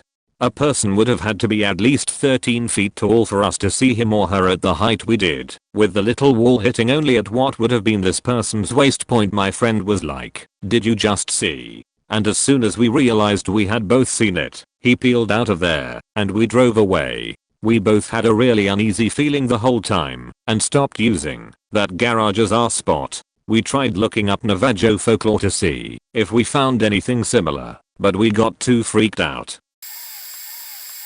Not me but my parents. This was about 20 or so years ago. They were newly married. My dad was working for the Hotshots, which is a group of forest firefighters, usually young men in college, who are on the ground digging trenches around forest fires. Because of this, my dad got access to a bunch of the Forest Service lookouts. My dad decided to take my mom to one. It was a very difficult hike, but at the top there was a fire lookout. I'm pretty sure it was set up on a tree. I'm not sure, but I know for a fact it was above ground. It is set up so that there is a ladder up to a trapdoor, which only people like my dad had the keys to. The main part of the lookout was in the center of a big porch type thing, and the trapdoor was on the porch. Hopefully that makes sense. They get up there, lock the trapdoor, hang out, and go to sleep. They wake up around 1 in the morning. They hear someone trying to open the trapdoor. My dad shouts, asking the guy who he is, and he begins frantically explaining himself. He says, "Oh, I'm just a trainee. I've brought water, so if you could open the door that'd be great, so I can give you the water. And I'm training by bringing water up here every day." My parents are pretty freaked out at this point. The dude is practically begging them to open the door, and the thing that throws me off the most is the fact that he didn't have a flashlight. Keep in mind, this was 1 in the morning. My dad told him to leave the water at the base of the ladder, and eventually, after about 45 minutes to an hour, the guy left. They woke up in the morning, packed up really quick and left. There was no water at the base and there were footprints leading from the top of the mountain down to the ladder and back up. Point needless to say they left pretty quick. Was a runner in college. Over the summer I'm doing a tempo run workout in the trails near where I live. Been back there millions of times. Anyway, heading back I noticed some of the high school kids running, and as I'm coming around a bend I see someone shirtless, with hedge clippers. Thought it was a high school kid, but are still strange, because we never had to clear trails before. Same coach was still there. As I'm going around I notice it's not a kid. I continue on and about 5 seconds later I turn around. Guy with the clippers is running behind me maybe 20 feet back, so I take the fuck off and start picking up the pace, thinking maybe I lost him. After like 10 seconds I look back, he's even closer now. I yell what the fuck, and then I book it as fast as I can, but he's still chasing me. Pass a bunch of the high school kids going in the opposite direction by this point. It's literally been like 6 minutes, and whoever this was, is still following me, although by this point I'm starting to drop them. Turn around one more time. Poof, gone. Point I make it to the parking lot. One of kids I knew asked why I looked bugged out. Thinking for a second what to say, because no one will believe me, he then proceeded to cut me off and say, yo, did you see the guy with hedge clippers? What the fuck? Don't know what the fuck that was all about, but I'm glad I could at least run fast back then. I have a few stories. I'm from a small country, Singapore. When I was around 16 years old, my secondary school was undergoing some major renovation, so the school shifted to a holding campus, which was in another residential town, a very quiet one. Not far though, less than 10 minutes drive away. The holding campus was huge, but deep into the town, to an area where it was still being developed. Previously was forested/barren land. This area was previously used by the British Navy and there were villages, used to be called 18 miles. Those who are from here, I wasn't born at that time, learned it from my parents etc. point. And at that time, when my school was there, it was being developed into a housing estate. New flats were being built. Also this town is near to the beach/seaside point, and the holding campus was less than a 5 minutes walk to the beach. Point behind our holding campus were old British colonial houses which are still being occupied by people. And beyond that is a forested area, still is I suppose, and beyond that is a shipyard. Point the principal of the school practiced giving the school half day off. School would end by 10 AM. Whenever the school accomplished something good. Point G. The basketball team won first prize etc. Point during one of such days, our class, my whole class was pretty close, decided to do typical stuffs, getting beers, smoking etc. After all that, some of us decided to explore the forested area behind the school in our uniforms. After about an hour or so of trekking we came across a small hill, and point some of us decided to climb the hill, as at the top of the hill was a small structure, like those water pump rooms. When we reached the top we saw few blocks of building which we very rundown at. Point these buildings were surrounded by very rusty fence. Point as usual, all of us decided to climb that fence. Point once we're in the building, we realized it was a abandoned mental hospital. Some of the beds were still there. The documentation room was still intact, documents and files all over the floor, but we decided to not take anything as many of us were superstitious. And there was a huge banana tree and a smell of the frangipani. There is /was strong believe, if you see banana tree and you smell frangipani, there is a Pontianak in the area. Those who are interested, I did take some videos and photos while I was there on my Nokia N75. Haha, I still have the phone, but it's dead. Those who are interested in the hospital, I'm guessing, is still there. Those who have the chance, check it out. https://n.wikipedia.org/wiki/. 2. When I was very young, my family with all my cousins etc. used to go to this private holiday bungalow which was at a resort island, Sentosa. For those who know, this bungalow was huge and there was a butler who lived in a house just across the bungalow, who made the best fried rice. In front of the bungalow was a field where we would play games there, etc. At the end of the field was a small bushy area. So once, all of the cousins decided to check out the bushy area as we thought we heard something. Upon going in, we saw a small shelter. We decided to check out the shelter, and there it was, a torn down flag, which I don't remember flag it was, but I'm guessing had to British or Japanese, a rusty old machine gun clearly beaten down due to nature, and a dummy attached to it. I'm guessing it's British or Japanese now, due to my country's past. This was when I think I fell in love with history. So at that time, I didn't know what it was, so we called our parents, who then called the authorities. A group of people came over the next day. I do have a few more. I shall save it for another day. Since I talked about history today, I would like to share something which a lot of people from my country. The apparent last Sultan/King of Singapore is buried at Fort Canning Hill. This is somewhat debated, but there is not much information on this. Not in the textbook. Good day everyone. Edit. The second one is not exactly crappy. And also, for those who are from Singapore, all of here who have some cool interesting historical places that you think I should check out, let me know. This was a couple of years ago, but it still creeps me out to this day. So one night I was driving home super late. It was probably about 2 to 3 am, and it was raining, but not heavy, just a consistent light downpour, and there was some light fog, just enough to give everything that creepy vibe. I pull up to a four-way, and because of the time of night the traffic lights were flashing. So I pull up and stop, and mind you, I'm like the only person out. I haven't passed another car in about an hour, and this is on some back roads in Tennessee, but not a super rural part.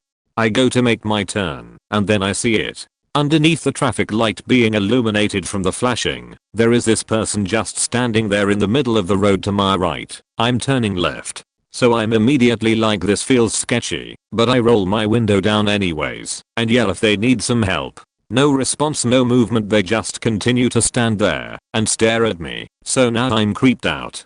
I slowly pull up closer thinking they couldn't hear me, and I ask again if they needed some help. Again nothing, no movement, no words, just standing in the intersection in the rain at 3 am. So in my mind I'm like, nope, I've seen this movie, and I get the F out of there as soon as possible. I've never had an experience before or after where I've felt absolute terror like that in my bones, and I love scary stuff. I avoid that intersection to this day. This happened just off of the PCT in the mountains of California. I went to visit my brother at his house in the Northern California mountains during the summer. My brother, two nephews, 20 and 18 at the time, and I set out a game plan to go hike to a discreet lake on top of these mountains, located just off of the PCT. It would take us 2 days to get to our location. As we are walking and getting close to our destination on the first day, we come across two strange things. One being a rock that was perfectly shaped into a heart. I'm not talking about a small pebble or a stone that you can hold in one hand, but a 10-pound rock that needed 2 hands to hold. We ended up keeping it, and my brother now has it. The second was a single large footprint in the middle of the hiking trail. The footprint had to have been a size 15 plus. Not unordinary, but weird because it was a single footprint. We took a picture of my brother's boot side by side with the footprint, and it was wider and longer than his boot print. Weird things aside, we leave the stone and footprint and continue our journey. As we find a nice spot to set up camp, we get this strange feeling that something was close. We look up this hill probably around 100 to 200 yards out and heard this loud bang and see this huge tree come tumbling down.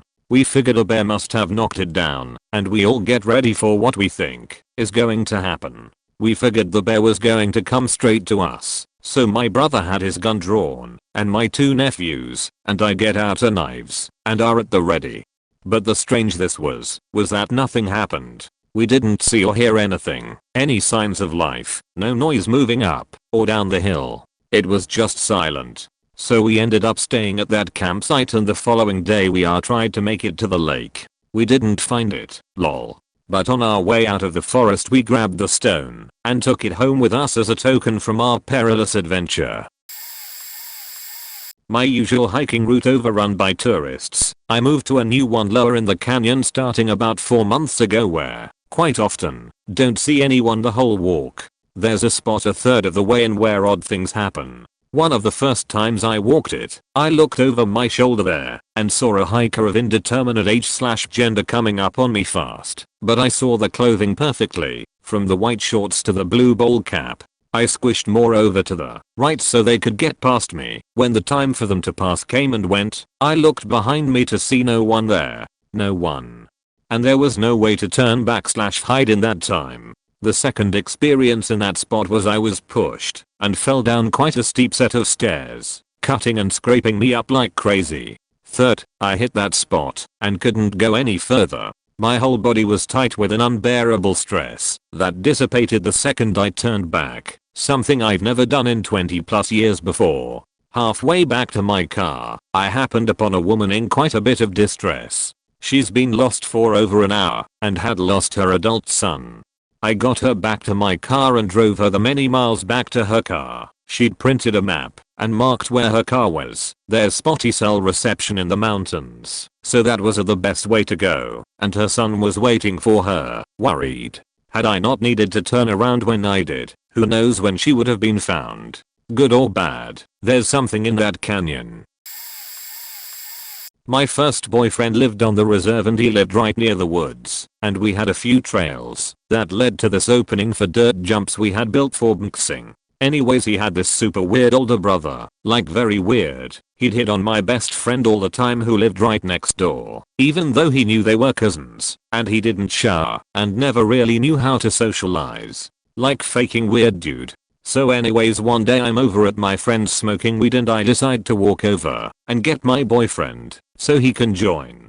I go check the house and there's no one there except for his little sisters and they tell me they think he's at the jumps. So I leave and I start walking down the trail and I make it about halfway down and there hanging in the center of the trail stretched and tied between two trees is a dead fluffy white rabbit with its stomach cut open. Now I come from a family of hunters, and to some extent I know what goes into prepping an animal if you're going to process it for cooking or skinning. You could tell from the way it was cut open they had no intention of eating it as its stomach was cut open, spoiling the meat. And usually if you're hanging an animal to drain its blood you just hang it from its feet. But that's not how it was. You could almost tell that the rabbit struggled because it had blood all over it and its eyes were wide open. Wires and sticks had been pulled through each limb to pull in opposite directions, as if to see how far they could pull their body apart, and it was literally in the dead center of the trail blocking your way to the jumps. Not even slightly off to the side. I booked it back to my friend's, where I found my boyfriend who had just come home from the store wondering what was wrong. I told him what I saw, and then took them to go check it out, and we found his brother hanging out alone smoking at the jumps. I know this is probably late, but I'm really new to Reddit, so sorry. Also sorry about the long post and everything. This is my first post and I'm on mobile also, so sorry. This happened when I was about 10 or so, early 2000s. When I was younger and living in my childhood home, we had a large section of woods in our neighborhood that went behind everyone's house who was on that block. That was probably about 10 to 12 acres, and my best friend and I used to love going exploring back there. We had dug this huge hole in the ground that was probably about 20 over 25 feet in diameter, and it was relatively far back in the woods, and we decided to go back there one evening, just before it got dark and hang out. We had been back there for an hour or so, and by this time it was pitch black dark out. We started hearing noises in the woods around us, and we were able to finally catch a glimpse of what it was, and to our horror there were 6 to 8 grown men, at least they looked like men, dressed in all black, and wearing black masks about 15 feet from us, just standing there looking at us. My friend looked at me in horror and he whispered to me, "When I say so, take off running back to the house." I nodded at him. I was terrified, because I was this small little 10-year-old girl who weighed no more than 80 pounds. He picked up a rock and threw it at one of the guys, and missed, and he screamed my name, "Run." And when he did, we took off running for our lives with these unknown men close behind. We ran for what felt like forever, and I had asthma really bad when I was little, so I ended up having to stop behind a tree for a short while and pray that these men didn't see me do so. I could hear some of them running past me and I stood, frozen, and terrified for a few moments, catching my breath, and then took off in a different direction than the men who ran past me were going. After running a bit, I looked back behind me, only to see 3 of them running close behind, and getting closer. We finally got out of the woods and into my backyard and stop and turn around to look and see if they are still chasing us, and they had stopped right at the edge of the woods, just barely in the shadows. They were just standing there, staring into our souls. It was the most terrifying experience of my young life. We ran into the house and we definitely did not go back into those woods for a very long time after that. Edit. Some people are asking why he threw a rock at the guy and missed. Once we were back at home and safe, I asked him why he did that, cause we had a better chance of sneaking off and them possibly not even hearing us, and he would never give a straight answer. Finally, years later, he told me it was because he was trying to impress me by being brave, and I was like, you almost got me killed. It was in Colorado, so it fits the mountain location. I had moved out of my parents' house and was living with my fiance. We got a call one night that someone tried to break into my parents' place, and my mom ended up yelling, "Get out or I'll shoot," and ended up actually shooting my dad's handgun at them. It was only my mom and my little sister at home, and they were trying to break into my old room. Police come get statements, but there wasn't much to tell. My mom and sister obviously don't feel safe in the house anymore and basically move out to a friend's house. A few days later, my mom asks me to pick something up from the house in the middle of the day. It had been raining for most of the day, but it had just let up as I pulled into the driveway with my fiance. We got out and I walked up to the door and saw a piece of paper on our porch and figure it's just some advertisement. I pick it up and look at what it says. "Get out or we'll shoot." Anonymous bastards, remember how I mentioned it had just stopped raining? This paper was completely dry, meaning the people had just left it. I yelled for my wife to get back into the car and we hauled us getting out of there. It was terrifying because my fiance was there, otherwise I'd have been just as pissed off as I was scared and probably try looking for them. Oh, and here is another that I think I posted elsewhere. Whatever, here's my spooky story that is 100% true. My husband and I rented an Airbnb in the Poconos for our anniversary. We both like quiet cabins where we can go read and relax and be happy. We get out there and it's a nice cabin, but a little weird and not as secluded as I would have liked. It was in almost one of those mountain communities, but not gated like ones I've seen. The main living room window was enormous and had no curtains and looked directly onto the neighbor's house like 50 feet away. The day goes by nice. Then at night we put on a movie. I hear some coyotes howling outside and get really excited. I study canines, so we turn off the movie and go to the bedroom to listen. They don't start up again, and by that time we are both tired and a little bit nervous because it is so incredibly quiet. Quiet enough we remarked on it. So we are laying there in bed, trying to go to sleep, and suddenly I hear a scratching noise. It's very distinctly a scratch on skin, exactly the noise you hear from scratching your arm or forehead. I thought my husband had scratched his arm. It was such a casual regular noise, 3 little scratches, and that was it. But the noise had come from the corner of the room, and I have intensely good hearing, so good that I can hear conversations anywhere in my house.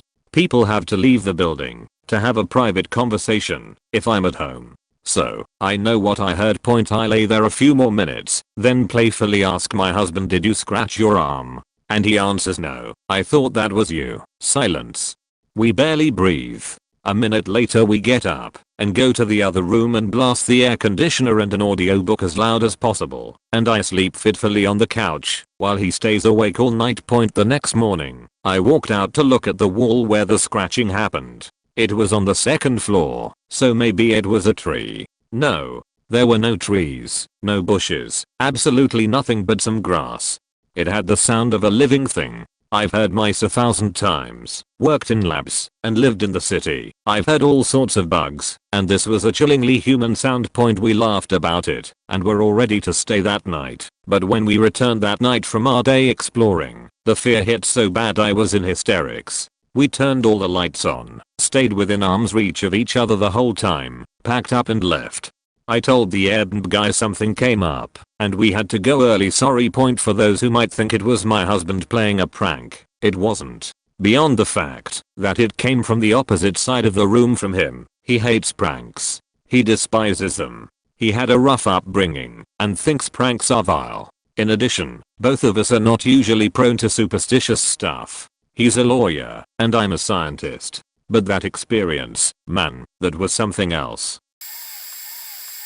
I have 80 acres in the middle of nowhere. It's land the resold. The rest / surrounding is all owned by the tribe or people that own land just for the open range rights. That being said, there are very few people. The closest neighbor is 45+ minutes away and none of the roads, aside from the main north-south road, are maintained. I went to go camping at the end of January for 2+ weeks. I was having trouble finding a way in with all the snow.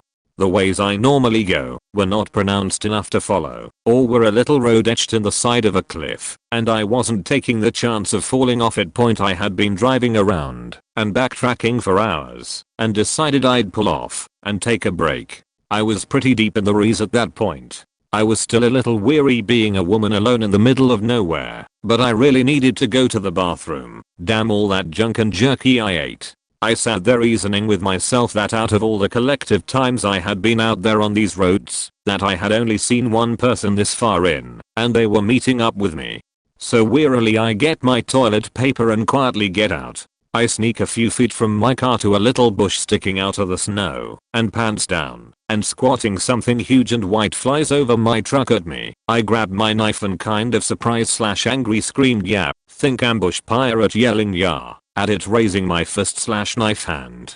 Quickly got my pants up, pup scared back up, adrenaline I'm assuming, and hop back in, and stare at this impossibly large owl. Like 4 foot tall owl. Impossible, I know, but it was the size of a small human. It was the night of the blood moon, so there was plenty of light, so much that the moonlight gave you a shadow. I sat in my locked truck watching it. It was hard to see because it blended in with the snow so well, but every so often it would come a little closer to me. I felt immense unease and decided that it wasn't going to go away, only come back closer to me, so I left. I ended up a few hundred yards off a main road where people put all their trash cans.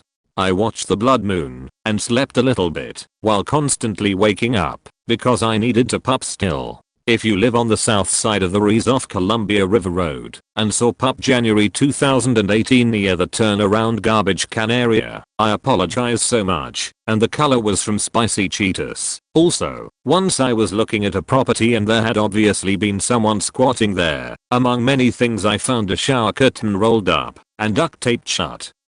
Curiosity got the best of me, and I opened it to find dirt and the fur of many animals in it left to decompose. I don't know all the animals, but one was definitely a husky.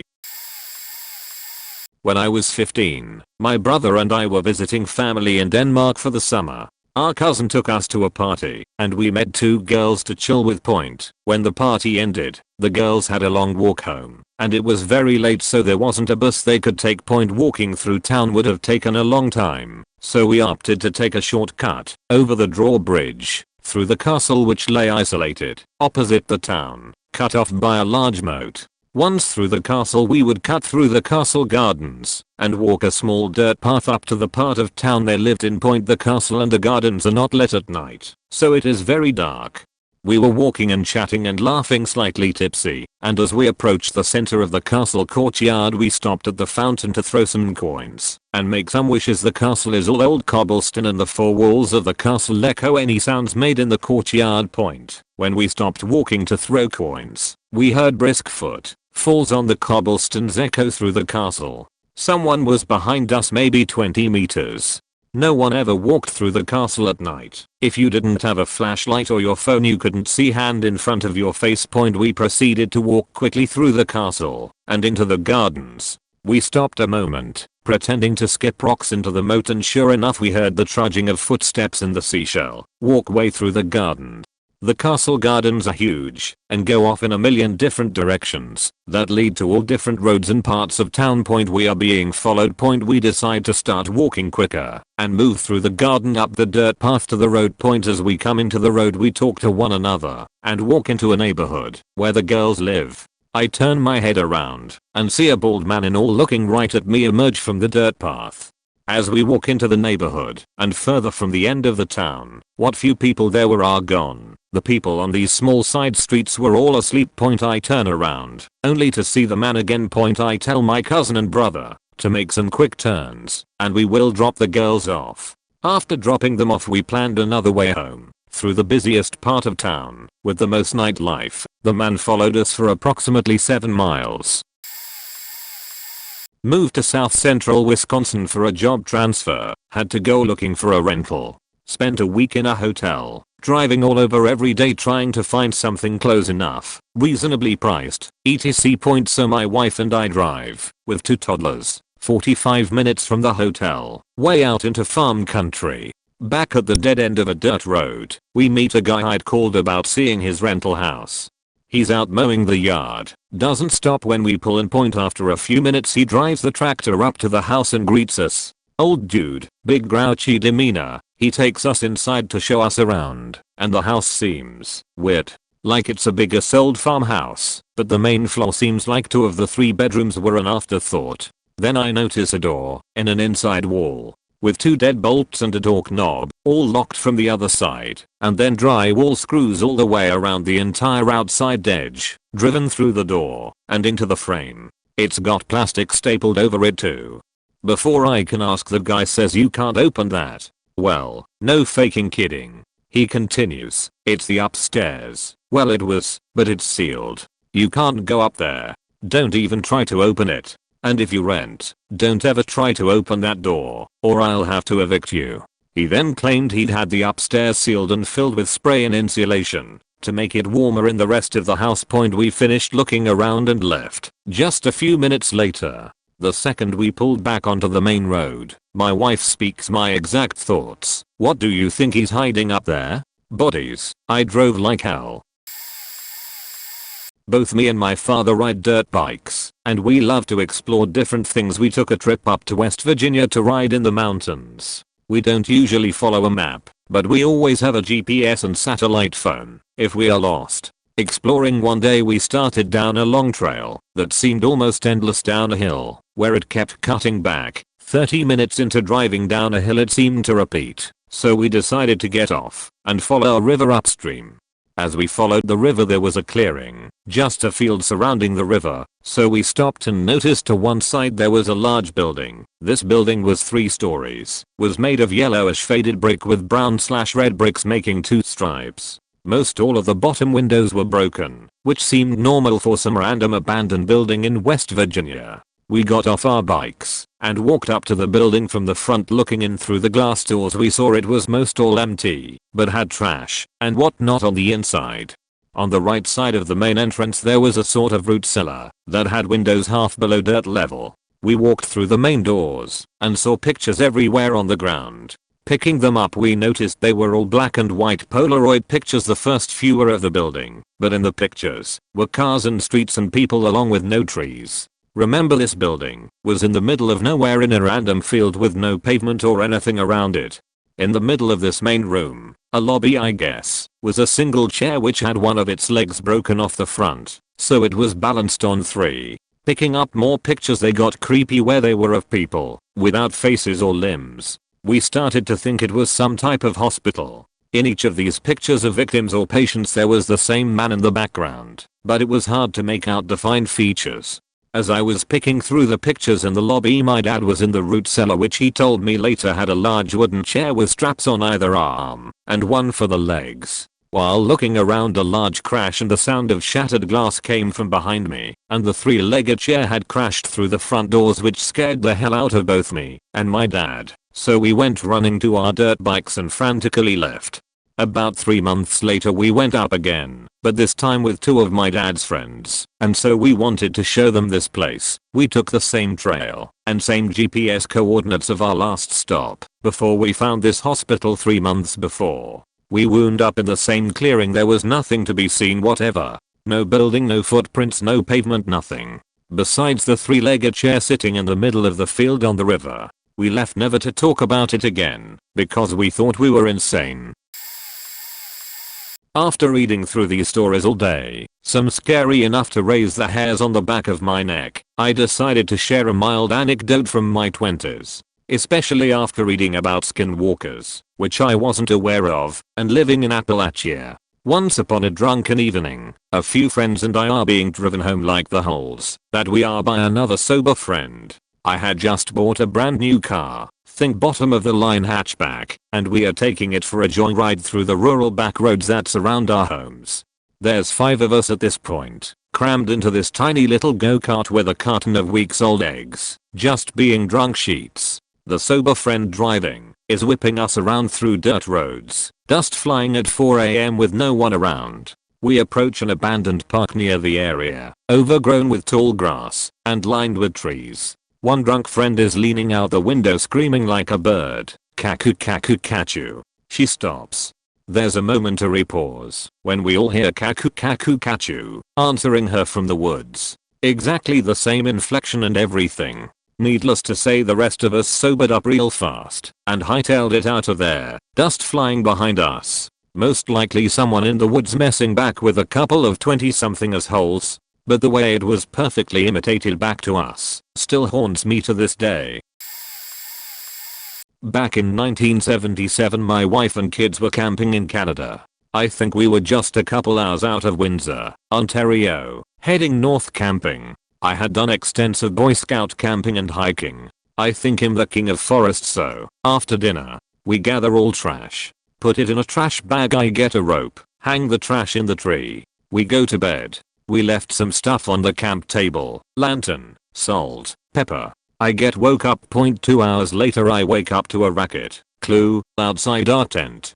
Something big is trying to get out garbage. So, like a dummy, I pull the trash down and bring it into the tent. THST don't work because it stinks, so I put it in the car. But I go back to sleep only to be woke up to our tent bring attack. I hear snarling and turn on the flashlight to where the trash was, and my 2-year-old daughter is sleeping.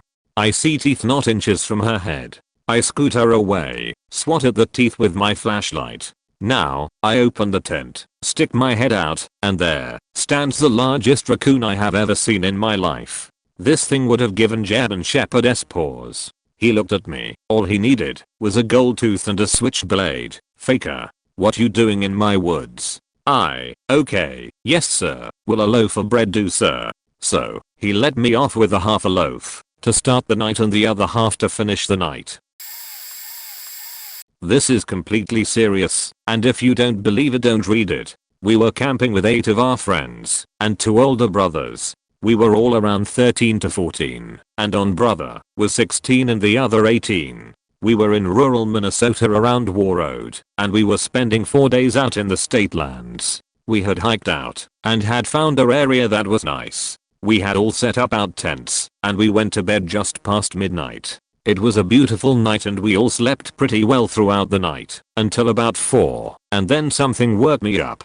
I have been woken up before camping, and I always just try to stay still and quiet, and so I'm sitting there, and it sounds like there are multiple deer or some animal running around, and one set of footsteps running around. It would speed up, and then slow down, and then after about 10 minutes it all stopped. At that point everyone in my tent was awake from it, and we were all quite frightened. None of us could get enough courage to leave the tent till dawn, and when we did, and I'm being completely serious, there were organs hanging on the trees, more like skewered. There was a deer pelt on the ground, like someone had skinned it, but no blood. No blood from the skin or organs, livers and hearts and other slimy looking tentacles. It was all completely dry, and there was no blood on the ground. We got out, and the others left their tents, and we were all completely freaked out, but we weren't scheduled to head back for a couple more days, so we stayed, and nothing more happened. I went on a camping trip with my dad and a couple uncles. My half-sister was along too. We were going to meet up with a bunch of guys and their families from my uncle's military unit. My dad went on ahead us while we chilled and went at a more sedate pace. My uncles are pretty cool, but they are hardcore campers / survivalists. So they suggested we take a more scenic route through some woods. It was kind of the planned route and my sister and I had a lot of fun as my uncles were messing around with walkies and pretending to scout places.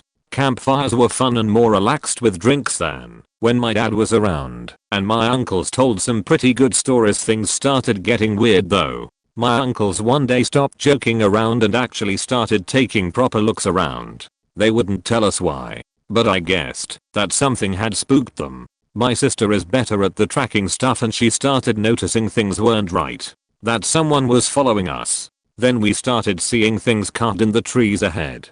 Meaningless symbols. I confronted my uncles. They told me they had a feeling that they were watched when they first entered the woods, but kept quiet as there wasn't any evidence. They told me that the evidence they found was off, too obvious. The man that was watching us could have concealed himself much easier than he did, but he didn't want to. He was trying to make us take a different route as my uncles would alter course depending on the signs of him being there. I originally thought this might be an elaborate joke, but I saw something in their eyes that changed my mind. Fear. These are hardened vets, and they were scared. That's when we started seeing him. At a distance. Through the trees. It was deliberate. My uncles didn't chase him, as they didn't want to leave us alone. They shouted at him, pointed a gun at him. He didn't care. He just stared at us. He looked like a wildman, ragged clothes and a lot of hair. My uncles took turns taking a watch at night. No more jokes. On edge. Gun out. Told us to use our whistles if he got too close and gave us knives if he got really close. Point. It was a really dark night, all of us around the fire, but looking into the trees, and we heard him speak. His voice haunts me. Why? Because it was strangely normal. Completely civil, almost smooth. Not the kind you would expect from us. My uncles called him the Wildman. Point. He said good evening. Nearly pissed myself. The voice was really close. My uncles went quiet as they started looking for where they thought he was. My sister was the first to speak. She said, "Who are you? What do you want?" It was quiet for a while, then even closer from a different direction. Interesting questions. I'm afraid I don't really want to answer them. I caught a glimpse of him. He was smiling. I shouted and pointed, and my uncle took a shot. He moved away. One of my uncles chased after him with a torch and gun whilst the other stayed with us. He didn't catch him. Point. None of us slept that night. We took a different route, coming into a clearing with a largish body of water. He was on the other side. He waved, then disappeared back into the woods. Then we saw what he wanted us to see. A campsite. But it was a wreck. It looked trashed. My uncles reckoned it wasn't more than a few days old. One of the sleeping bags was soaked in blood. The other was ripped like someone had been dragged out of it. There was human hair as well, torn out, with clumps of skin on. It was too much for me and my sister. We found the others a day later. The police and rangers were called. The two missing were a young newlywed couple really into camping/fitness. There was a search. My uncles and their military buddies actually went and searched the woods before the police and rangers. Nobody found anything. Just weird things carved into the trees. But the symbols were just gibberish. They literally had no known meaning. Point. Edit. My uncles had a new name after they saw the campsite. They called him the devil. Went to a Christian camp. We had a night games thing called Man and went with a girl to walk down the forest path. I could nearly see in the dark and saw it was too dark. Turned around to walk back. We see what we think. Our camp leaders in a circle talking. They may have been praying, but usually when we touch them they would turn and acknowledge us, since most kids didn't get praying, and a leader would help them understand God more. Point. They didn't turn. I thought they would. They were also whispering lowly, not a talk or whisper, and I think they looked identical. No leader looked alike. I don't even think they were brothers. If there were, it wouldn't be so identical. It gave me a weird feeling. And we turned and walked away. They stayed in their right circle. It wasn't until after the camp that I realized they may have been a Satanist cult trying to do a chant. Point. We have people like that who try to come and disrupt the camp. Because we were Christian, it wasn't we were disturbing anyone. Some people in our area just saw us as burden and tried to scare us off.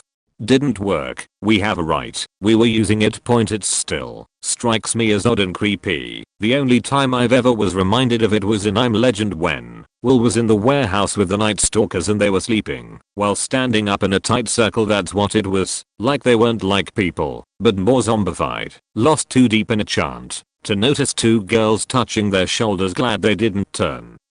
I feel like God really was protecting us that night. Point strangers in a camp of kids. I'm glad no one else was hurt too. Lived in a small town in NC, next to some railroad tracks in a wooded area. My dog went missing for several days and my best friend came over and we would hunt for him. It was easiest to walk up the dirt road, walk the train tracks, then enter the woods. As we were walking we noticed the scent of marijuana. Like it was growing nearby, not someone smoking it. The first day we got to the tracks and went left. As we were walking we noticed a small animal skull next to the tracks. Most likely a small fox or coyote. As we walked further we found several more skulls and complete skeletons. We thought it odd, but didn't really chalk it up to much. We had walked in 90 plus temps for a couple hours and decided to call it a day. The next day we noticed same marijuana scent and decided to turn right in the tracks. As we walked again we find some complete skulls and skeletons. As we keep walking we start to find newer and newer carcasses of dogs lying dead next to the tracks and I start getting worried. This stench of dead dog and marijuana looming all around. We didn't find 2 dead dogs, we found 8 to 10. Some of them were recently dead. We head back to the house and now I'm pretty spooked, but we hadn't found my dog. The third day we decide to take the same path. We had walked close 2 miles the previous day and planned to go further down the tracks. We had walked about a half mile and we can see a new, very large white carcass. My shepherd was white, and I'm starting to freak a bit. As we get closer we knew it was my dog, and I was pretty pissed. Once on him, I noticed there is a leash on his neck that I don't own. That leash was tied to the tracks. None of the other dogs had a leash on them. Unfortunately, this is where the story ends. We contacted the sheriff, and they came to investigate, but never found anything. The best we figured was someone was growing marijuana nearby, and the dogs were finding the fields. Not risking the dogs leading someone back to the field, we figured the growers were just tying the animals to the tracks to hide their stash.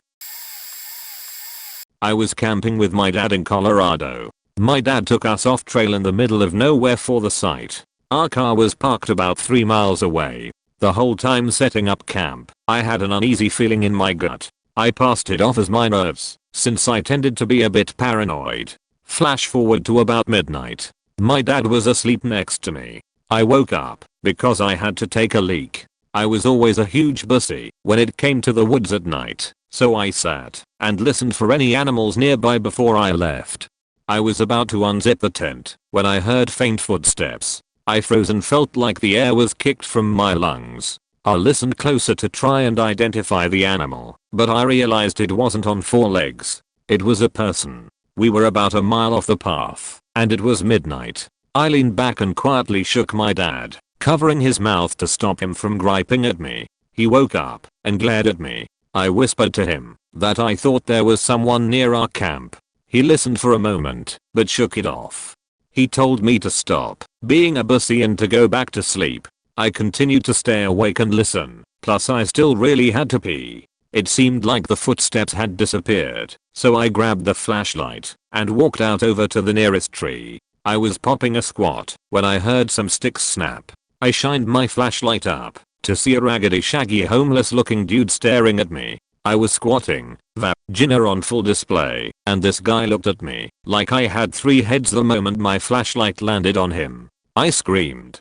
He ran. I ran, mid-piss, back to my tent. I woke my dad up, and he checked the surrounding area, but the guy was long gone. This was back when weed was just legalized in Colorado. I'm pretty sure he was just some druggie who camped off trail to save himself the money. I don't know why he came to scope out my campsite, but this guy scared the piss out of me, literally. A little late to the party, but I used to work with a guy named Kevin. He was in the Air Force way back in the 70s and one night he was out drinking at a bar. He had been drinking and having a good time, so he hadn't realized how late it was. He was due back to the base and the taxis weren't running that late. Luckily a man at the bar he had briefly talked to offered him a ride back to the base, and this being the good old 70s, taking rides from strangers was still mostly a good experience, so he gladly took the offer. On the way back to the base they talked it up and stayed in quite good spirits. After a while Kevin started to realize that they were going the wrong way. He told the driver and he insisted he knew a way through the woods. They stopped at the top of a hill by a bridge and the driver said that something was amiss with his truck. He grabbed a light and a toolbox from the back and went to check under the hood. After a while Kev decided he'd try and help, so he got out and went up to ask when all of a sudden he got blinded by a light and whacked on the collarbone with a tire iron. He lifted his arm to defend himself and got his arm broken by the same pipe. He fled down the hill and rolled for a bit and ran for dear life. The murderer tried to follow, but the hill was steep and he had missed his chance. Kevin, now in the woods, saw the truck take off, stranding him. Within minutes he heard the dogs. Be they coyotes or wolves I don't remember, but they smelled his blood and came to finish him off. He climbed a tree to try and wait them out, but when he got down they chased him. He made it up to the bridge and hid under it until he could flag a car down to take him to a hospital. He fears nothing, and to this day his saying is the thing that scares me ain't been born yet and its mama's already dead. This is only woods adjacent, but it is a strange thing that happened outside at night point. It was around 1 AM. Me and my girlfriend at the time wanted to go somewhere and hang out / make out. We go to this one park near her house that has a small parking lot with 1 or 2 street lights, but they don't throw light much farther than maybe 40 feet out. We go to the edge of the dark and rest on a little hill, not wanting to be visible from the road, because technically this park closes at dusk point. We are there for maybe a half hour or a little more, and it is nice out, which is why we were outside in the first place. Light jacket weather, some moonlight. Mostly we are resting back on our elbows talking and staring out into this big field. This park has a playground and a tennis court, but beyond that is just a big empty field and then woods. Not expansive woods at all. If you kept going through them, you'd just get to houses in a couple minutes. We are sitting there, and then we both see it. This black form come barreling straight toward us out of the darkness. By that point our eyes had acclimated a little and this thing was blacker than anything around it. We both tense up, and it is moving fast, totally toward us. I just remember thinking, am I gonna have to fight a dog? Should I be running? Like, what is happening? I think we were both so confused we just froze. Well, this thing continues running full speed. We only have about 2 to 3 seconds of looking at it run full clip, and then it stops dead in its tracks, right beyond where you think you'd be able to make out any detail at all. I wouldn't put it at more than 30 feet away. Keep in mind we already were sitting right where the street lights light faded out. We could see each other fine, but out into the field things got dark quickly, but there was enough moonlight to see the shape of this thing, and that it was the darkest colored thing out there. We are still frozen. Now here's why it's weird. As soon as this thing stops on a dime, it goes nuts. I always likened it to a bucking bronco. It was on all fours, like it was chasing its tail, jumping and pouncing up and down, and definitely doing circles, but in the same position where it stopped. It was black and comparable to the biggest dogs I'd seen. I would compare it to an Alaskan Malamute. It was shaggy and black, and I noticed zero eye shine. The dance, as I call it now, lasted longer, 10 seconds maybe. It felt long. It does its dance, pauses, then it runs away in the same line as it ran toward us, top speed, on all fours. We got up immediately after that, and might have said, was that a dog? What the hell was it doing? But otherwise never spoke of it again. We just went home. It's only started bothering me in the past year and a half. The whole thing was just so deliberate and bizarre. This isn't my story, it's my godfather's. He is to this day a hobo. When he was younger he and some friends were traveling through some woods in Wisconsin when they came across an old shack. They were high and curious, so they went inside. NSFW. Inside was a pervert's playground. Such toys littered the ground and hung on the walls like trophies. Dolls were scattered everywhere, some in prime conditions, others were broken with their parts littering the dirty floor. In a corner there was a dirty mattress coated in stains, with a single blanket on top. My godfather and his friends walked through the shack making fun of the creeps who lived there. Until my godfather saw something that made his blood turn cold. Blood was splattered against the walls. Against the wall rested a single, used knife. He tried to warn his friends that they had to get out of there.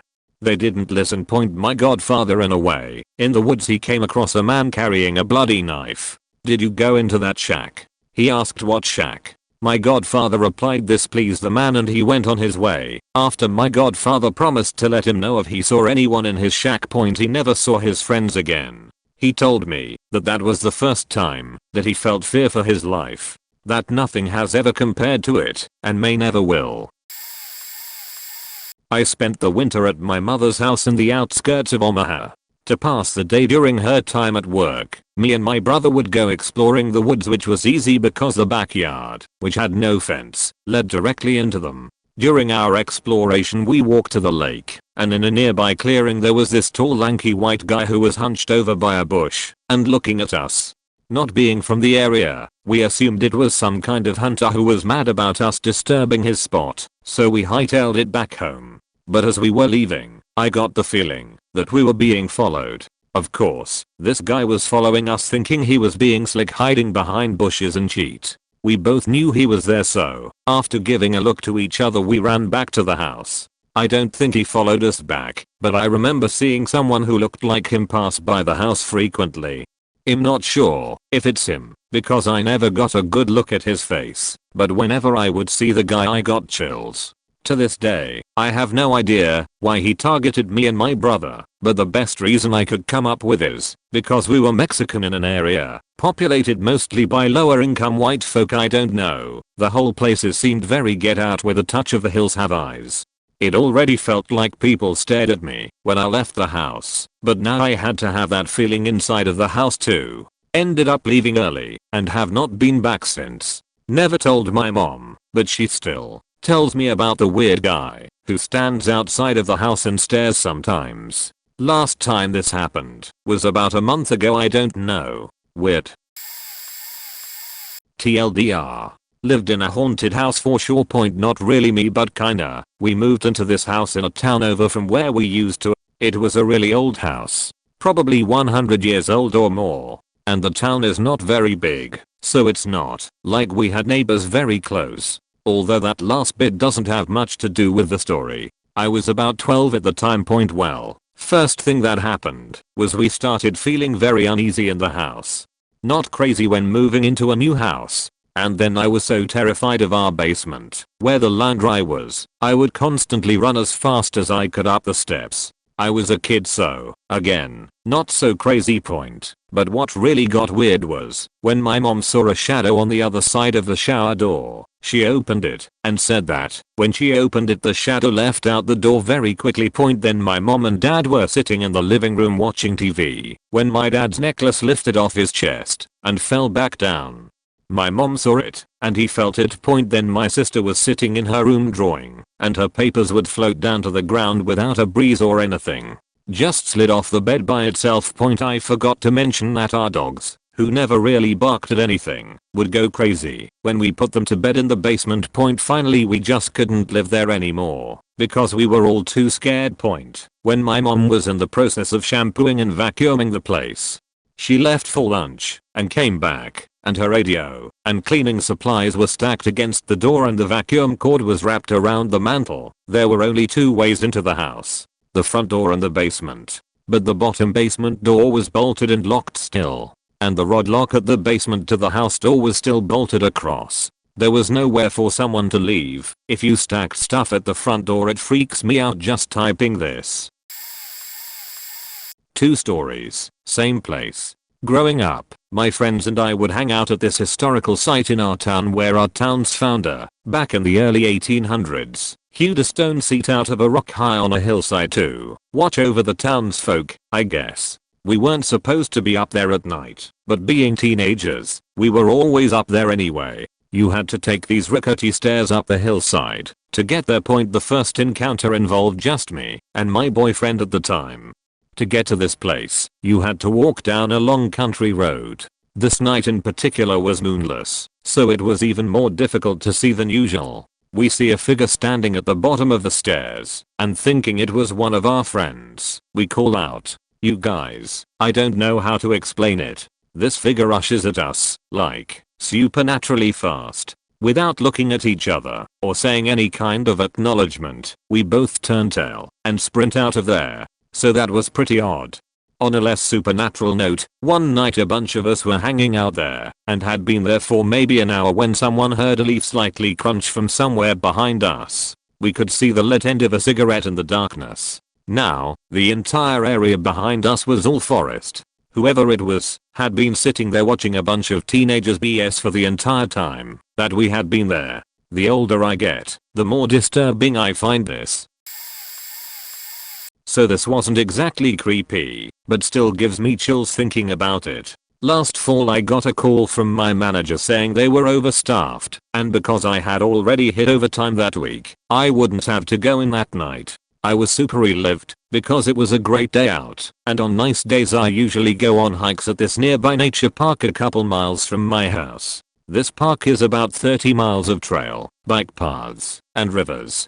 Anyways, fast forward an hour or two, and I found myself sitting alone at the loading dock for small boats and kayaks, which was down a narrow path pretty secluded, and far away from the other trails. All of a sudden I hear footsteps, and out comes this older guy wearing normal hiking gear carrying a lunchbox. He stands above me, and we are both just staring out into the water. We started talking, and he was a really nice man. He even offered to cut off a piece of his apple that he was snacking on for me. I declined because I was still a little weary of him after about 5 to 7 minutes or so. He tells me to enjoy the rest of my day off and heads back up the pathway to the main trails. I remember leaving not long after him, maybe 45 seconds to a minute later, but I never caught up to him, which I thought was strange because it was a pretty long path and he didn't seem incredibly fast. I made my way back to the gravel parking lot where I had left my truck and decided to look at the bulletin board to see if there were any events coming up at the park, because they normally have food trucks or 5Ks out in the weekends. Instead I saw a poster for a missing man last seen there at the park. It was him, the man that I had just talked with not 20 minutes ago.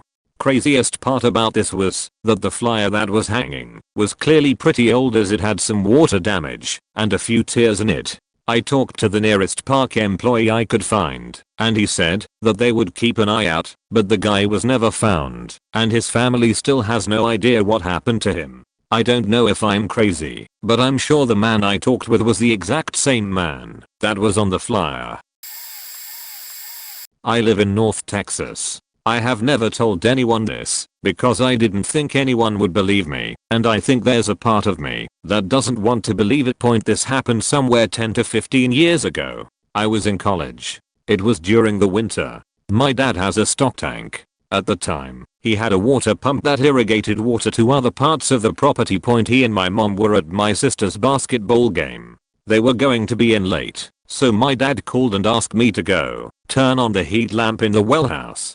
A cold front was coming in, and he wanted the lights on.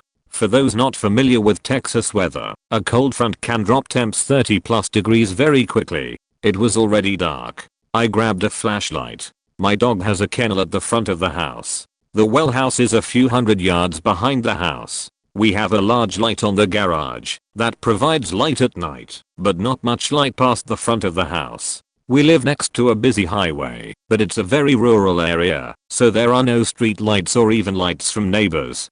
Beyond the comforting circle of the garage light, it's pitch black, unless a car goes by, especially that night, because it was cloudy, so there was no moonlight. Even though it was a full moon. I went out, flashlight in hand, and my dog is whining and doing her excited little bark because she thinks we are going for a walk. I considered leashing her up and taking her with me, but didn't because it was faking cold and about to get a hell of a lot colder. So I wanted to run out back, turn on the lamp, and run back into the warm house. Now, if you were outside and she was doing the play with me whine/bark, it didn't stop until she saw you go inside or you gave her lovings. I gave her a quick pet and I went out to the well house. About 200 yards from the house, I noticed I didn't hear her anymore. It was dead silent. No cars. Nothing. Okay. I walk the other 100 yards to the well house, quickly because it's cold. I'm fidgeting with the lamp just inside the door to get it on. I see headlights cresting the hill above outhouse, cursing the faking heat lamp, because it isn't coming on point as this car tops the hill. I see something in the ditch, move on the opposite side of the road, about 400 to 500 yards away. I didn't really think much of it. Deer on that time of the year, and it was just movement I saw, no particular shape. Other cars are coming, both directions, so their headlights are periodically lighting up the road. I saw some movement in the ditch on our side of the road. Again, thinking it's deer or something I finally got the stupid heat lamp to turn on, close the door, and just for fun shine my light out by the stock tank.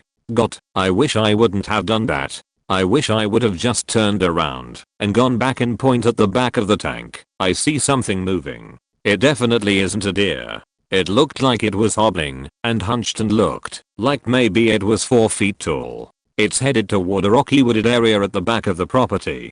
I'm still looking at this weirdest thing trying to put it into the appropriate box. Is it a cat? A coyote? Giant as raccoon? It isn't fitting into anything I know. My flashlight isn't illuminating it very well. At some point, this thing turns around. It is no longer hunched and went from 4 feet to about 7 feet. I'm frozen in fear at this point. This thing steps, a bit awkwardly. It looked like it lifted its feet really high with each step, into the tank. It's halfway in what has to be cold as hell water, but about 3 feet of its body is sticking up, and it looks like it's gliding across the water. The end of the tank it went in on was 15 plus feet deep.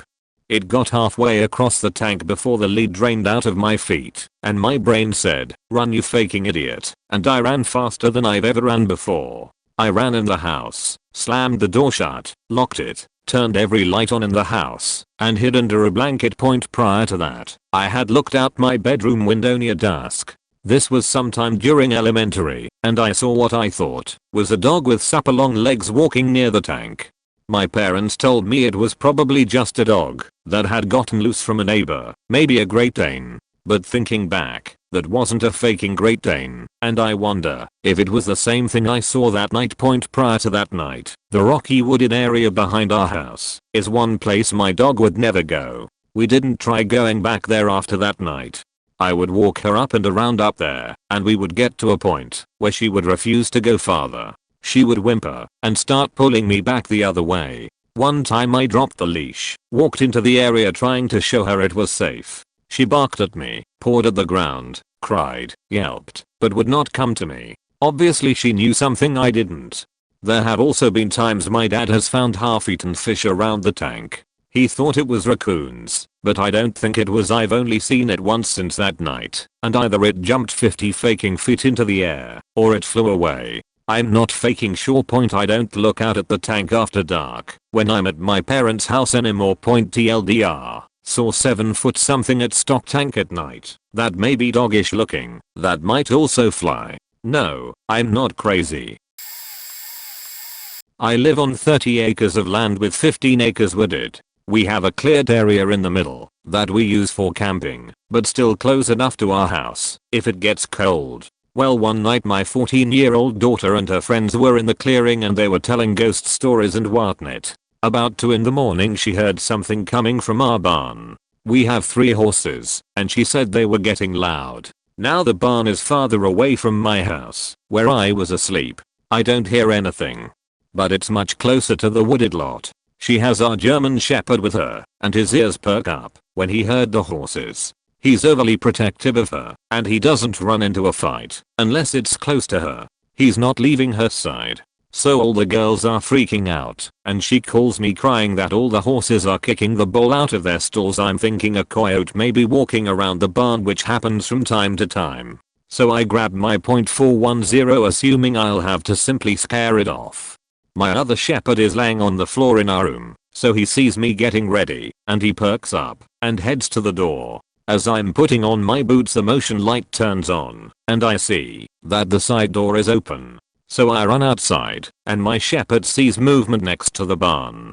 It appears to be a man trying to get something off his face. I also hear him screaming her off really loud. He's spinning all around and has tripped the other light, so I can really see him.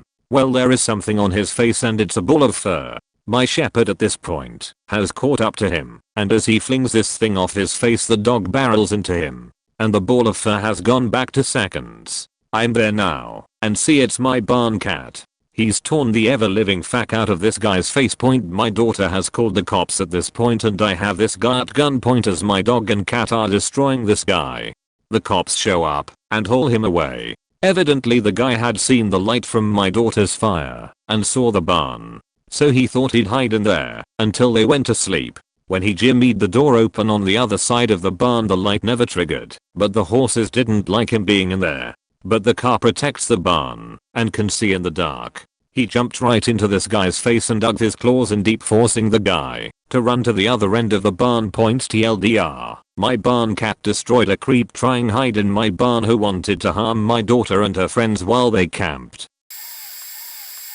So for reference, this is in Midwest Illinois, and my ride to work is about 6 miles, 9 kilometers, at dusk on a bicycle. My home is relatively rural. My closest neighbor is about a quarter mile away, close enough to hear and see, but not really communicate. On my commute one evening, about 2 weeks ago, I was riding down a fairly steep decline when I heard this warbling sound which I assumed was a bird, but it was really loud. I know bad sounds. This sounded more like a really big raccoon. Skip to 0:30. Well, I figured that's what it was, but as I rode by the source of the noise I saw something about the size of a Labrador retriever fall or jump off the side of a tree about 10 feet from the edge of the forest, so 20 feet from me total. I swear to God that thing, whatever it was, started faking chasing me, and I never looked back. I don't think I've descended that hill faster in my life, because I could hear it behind me. It wasn't in the woods anymore. I booked it the next half mile into town and didn't hear it anymore. Actually, I stopped hearing it about at the bottom of the hill, but adrenaline is a crazy chemical, so I stopped to catch my breath and it really hit me like a train. I threw all caution to the wind on my way down the hill, never touched my brakes. My bicycle computer clocked me going 41.3 mph, 66.46591 kilometers per hour, and that was the last time I rode my bike to work. I used to do some urban exploring in my late teens. This one night, my friends and I decided to explore this very large abandoned house about 20 kilometers out of town. The house had been rumored to have belonged to a wealthy family with a newborn baby. The father was an avid hunter, the mother a doting homemaker. Apparently, at some point during a summer in the late 90s, the husband left on a hunting trip and mysteriously never returned. The wife soon after disappeared, leaving the house abandoned. Whether the husband was out for a proverbial pack of smokes, or whether something more sinister had happened, it is unclear. I tend to believe the latter, though. You will soon understand why. That brings us to 2007 when my friends and I decided to check out the place. We were never looters, by any means. We just wanted to take pictures. We waited until after darkness fell because, well, what we were doing wasn't strictly legal. Then we entered the house through the front door, the only door that wasn't locked.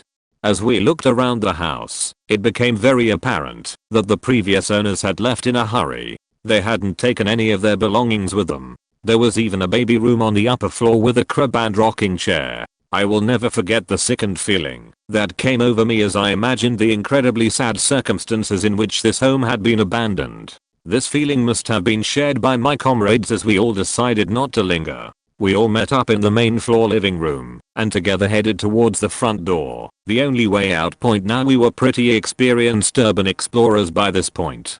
We had come prepared with any supplies we thought we may have needed in an emergency. Absolutely nothing could have prepared us for what we saw next. As we approached the front door we noticed that there was something different, something that wasn't the same as when we entered through that door. As we inched closer, all on high alert, we realized there was something hanging in the doorway. Something long and thin, swinging slightly with the draft from outside.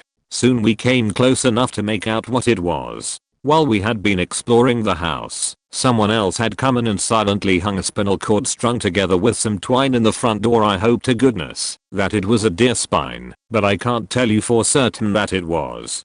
All I know is that the fear of whatever lunatic who had left this gift for us was stronger than the fear of the spine itself. We ran, or I assume we did. To be honest, this part is an epinephrine induced blackout for me, and pushed the macabre pinita out of the way and got back to our vehicles as fast as we could. I have never returned, nor have I ever participated in urban exploring again. I managed an aquatic park that is surrounded by woods. I know, stupid.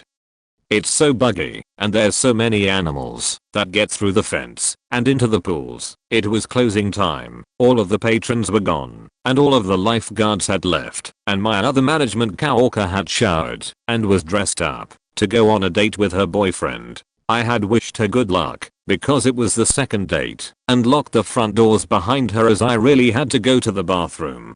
I checked the men's locker room one more time to make sure the entryway door was locked and there was no sitting water or any personal belongings left behind. The lifeguard sometimes leaves something behind while cleaning it. Then I checked the family hallway and there was a handheld metal crank left on one of the benches to the tall umbrellas we put down and put back up the next day.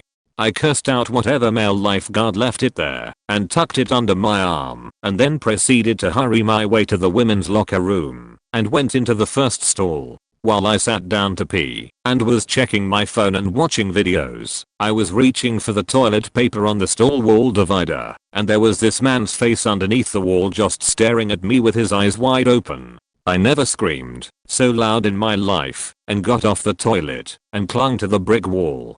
I could see his feet and shadow in the stall next to me, and I unlocked my door and there was another guy standing in the main open area of the locker room. I hit him over the head as hard as I could with the umbrella crank and ran out to the front doors. I unlocked one and ran out to the parking lot where there was no other cars. Of course my car keys had to be in my work locker. I wasn't sure if while I was running to my car, if the guys had left the building or not. I took my keys and locked the door again to try and lock them into there, and started screaming because I felt like no matter what way I turned, they'd be behind me, and his face underneath the stall divider wall kept flashing into my mind.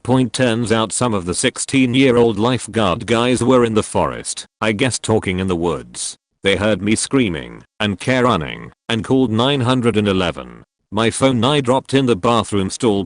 Cops came, and the two men were handicapped and had social problems, and their caretaker thought they had left with another caretaker. The man I hit had stitches but was alright.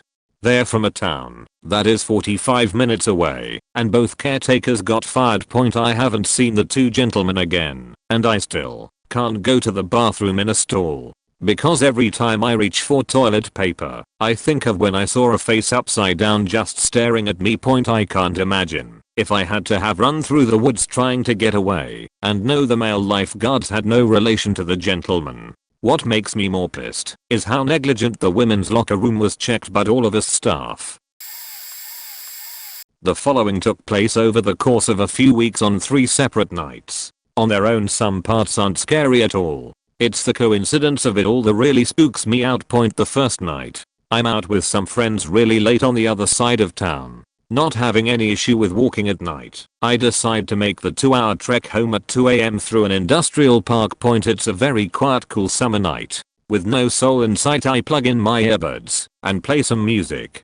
Eventually I get to a long stretch of road at the outskirts of the city by the highway that is surrounded by low-lying brush on either side. Suddenly something catches my eye. It's down the somewhat steep slope of bushes that turns to forest on my immediate right. I stop in my track, unplug and look. Nothing. Just as I'm about to start walking again, I hear a rustle that causes me to snap back around in a panic. About 20 feet away atop one of the bushes, there's suddenly this pure white round object.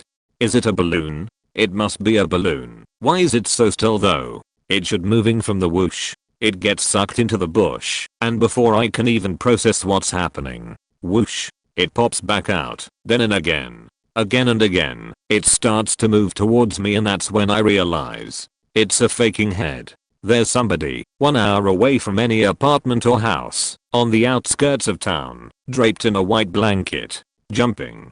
In the woods I immediately turn around and start speed walking away. I look back, and the person has built up to a jumping frenzy, hands flailing, head disappearing and reappearing. But no voice, just the constantly rustling of bushes as it makes its way in my direction. I start to jog and keep it up for a few minutes before I stop. I listen for a few seconds, and don't hear anything. Needless to say, I called a cab ASAP, and have yet to return to that road, unless in the protection of my car. The second night point, it's the following Friday. I'm home and it's 11 PM. Since the nearby store is closed, I decide to walk to the 24/7 store about 30 minutes away. Obviously I should have learned my lesson, but I'm in the suburbs so I'm not nearly as worried. All is fine, until I'm approaching my apartment with a bag full of groceries. Just across the street at the close store there's this lady, all alone, in the middle of the parking lot. In fact there isn't even a single car. Just her, in her white fur coat, white high heels, white dress and white hat. She looks like she just came from an early 1900s costume party, except it's July not October. I think, that's super fucking weird. It's not till later that I make the connection of white that it sort of spooks me out. But whatever, the third night point, it's the following Friday 11 PM, and being a creature of habit, I'm heading to the store once again. This time however, I opt to drive. A week to sit on everything had me feeling uneasy. Also I wanted to get more groceries this time. So car it is. I'm on my way back, feeling pretty tired, and being a complete idiot I don't pay attention to a crosswalk just a few blocks from my apartment. Screech. Not the worst reaction time, but enough to get me flustered. This kid walks past my headlights, not even remotely fazed by the fact that I almost hit him. Me on the other hand, am sheeting my pants. The kid was dressed in a white hoodie, and was also faking albino. Point, I get home, spend way too long freaked out about everything, and decide to avoid my late night store trips for a while. Point, TLDR, a homeless man draped in a bedsheet cast some voodoo on me, and had me visited by some ghostly Earth figures. This is a bit of a strange one. I wish I was making this up. It was so creepy. I'm very much a scientist and a skeptic of all things without proper evidence. I can't explain this one. Point, I get a phone call from my best friend very early in the morning, 2 AM-ish. He's crying hysterically. Very much not his character. This wasn't a sad crying. This was a I'm scared for my life crying. Point, I asked him where he was at. He replied through the tears, I'm on the road next to the cemetery. Will you come get me? I, of course, say yes. I get dressed, and I drive to where he said he was at. I saw his car first, but he wasn't in it. He was standing on the other side of the road, with his flashlight and his knife drawn. We were high schoolers. We thought we were tough, but he was as pale as a ghost. Point, I asked him what happened. He grabbed me, and cried on my shoulder, and once I got him to calm down he said that he was driving past the cemetery and he looked in his rearview mirror and there was a rotten corpse of a woman in his backseat. I looked in his car with his flashlight, but didn't see anything in his backseat. He wouldn't go near his car. I know fear, I know terror, that was pure horror. I don't know if that's what he actually saw, or how to explain it, but that poor guy was scared out of his good. Point, I took him home, and we got his car the next morning. It was very strange, and I don't know how to explain it. I mean, I trusted the guy, and had no reason to doubt what he saw. All I know for a fact was I've never seen anyone so scared in my life. When I was about 16 to 17, I had really bad stress-induced insomnia. I lived in a small town and my house backed onto the Australian bush. I used to go for night walks with my dog as a companion. Point, I always found these walks relaxing. The sounds of the crickets and cicadas and occasional tree frog was lovely for atmosphere, though sometimes big bloody roos would jump around making alarming crashing sounds, but you got used to ignoring them, and the dog would always go charging off after them barking madly. So if they ever spook me, she made me feel protected.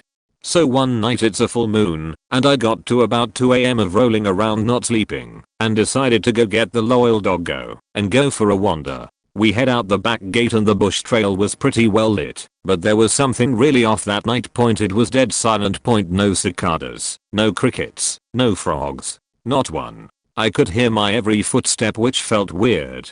I had heard a lot of stories from the Aboriginal elders from my hometown about the concept that the bush can talk to you, just not with words. It gives you warnings and signals, like when the hairs stand up on the back of your neck, that's the bush warning you of danger, and you best back off, or suffer for it. I really wish I had heeded this warning, because the hairs on the back of my neck could have cut glass. They were standing so straight point. The worst part was my dog.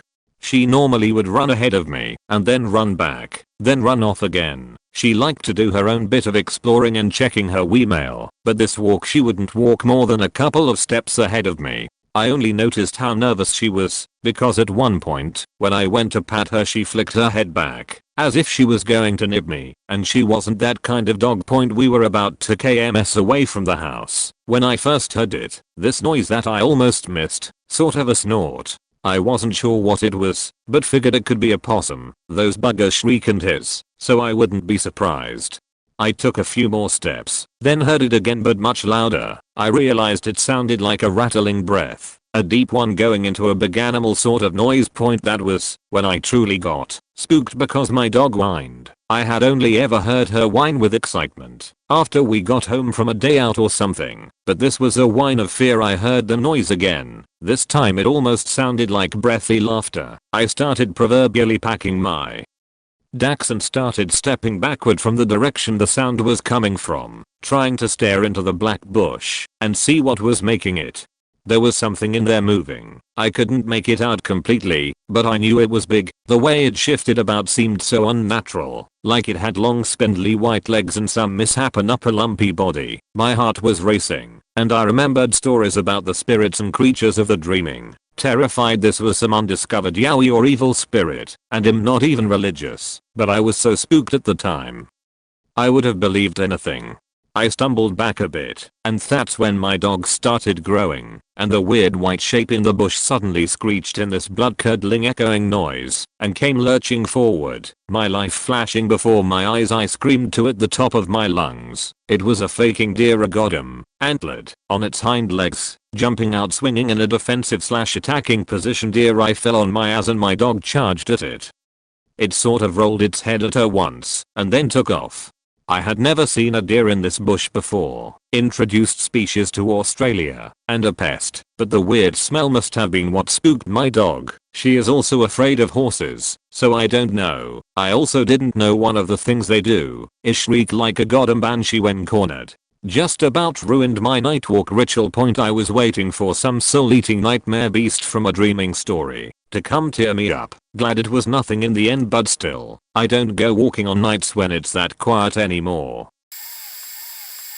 My story is very circumstantial. Just for some context, I had just watched The Exorcism of Emily Rose a few weeks before it took place. I was in high school, and me and my father used to go hunting/camping for the entire week of Thanksgiving break. The place we would go was in the middle of nowhere, like we are talking 15 to 20 miles of dirt roads to get to the land we hunted on. There's an abandoned cabin that was probably built in the early 1900s about 4 miles deep into the woods that's basically collapsed in on itself, and just remnants of the rotting wood remain. So it's probably around 6 in the morning when we go by it.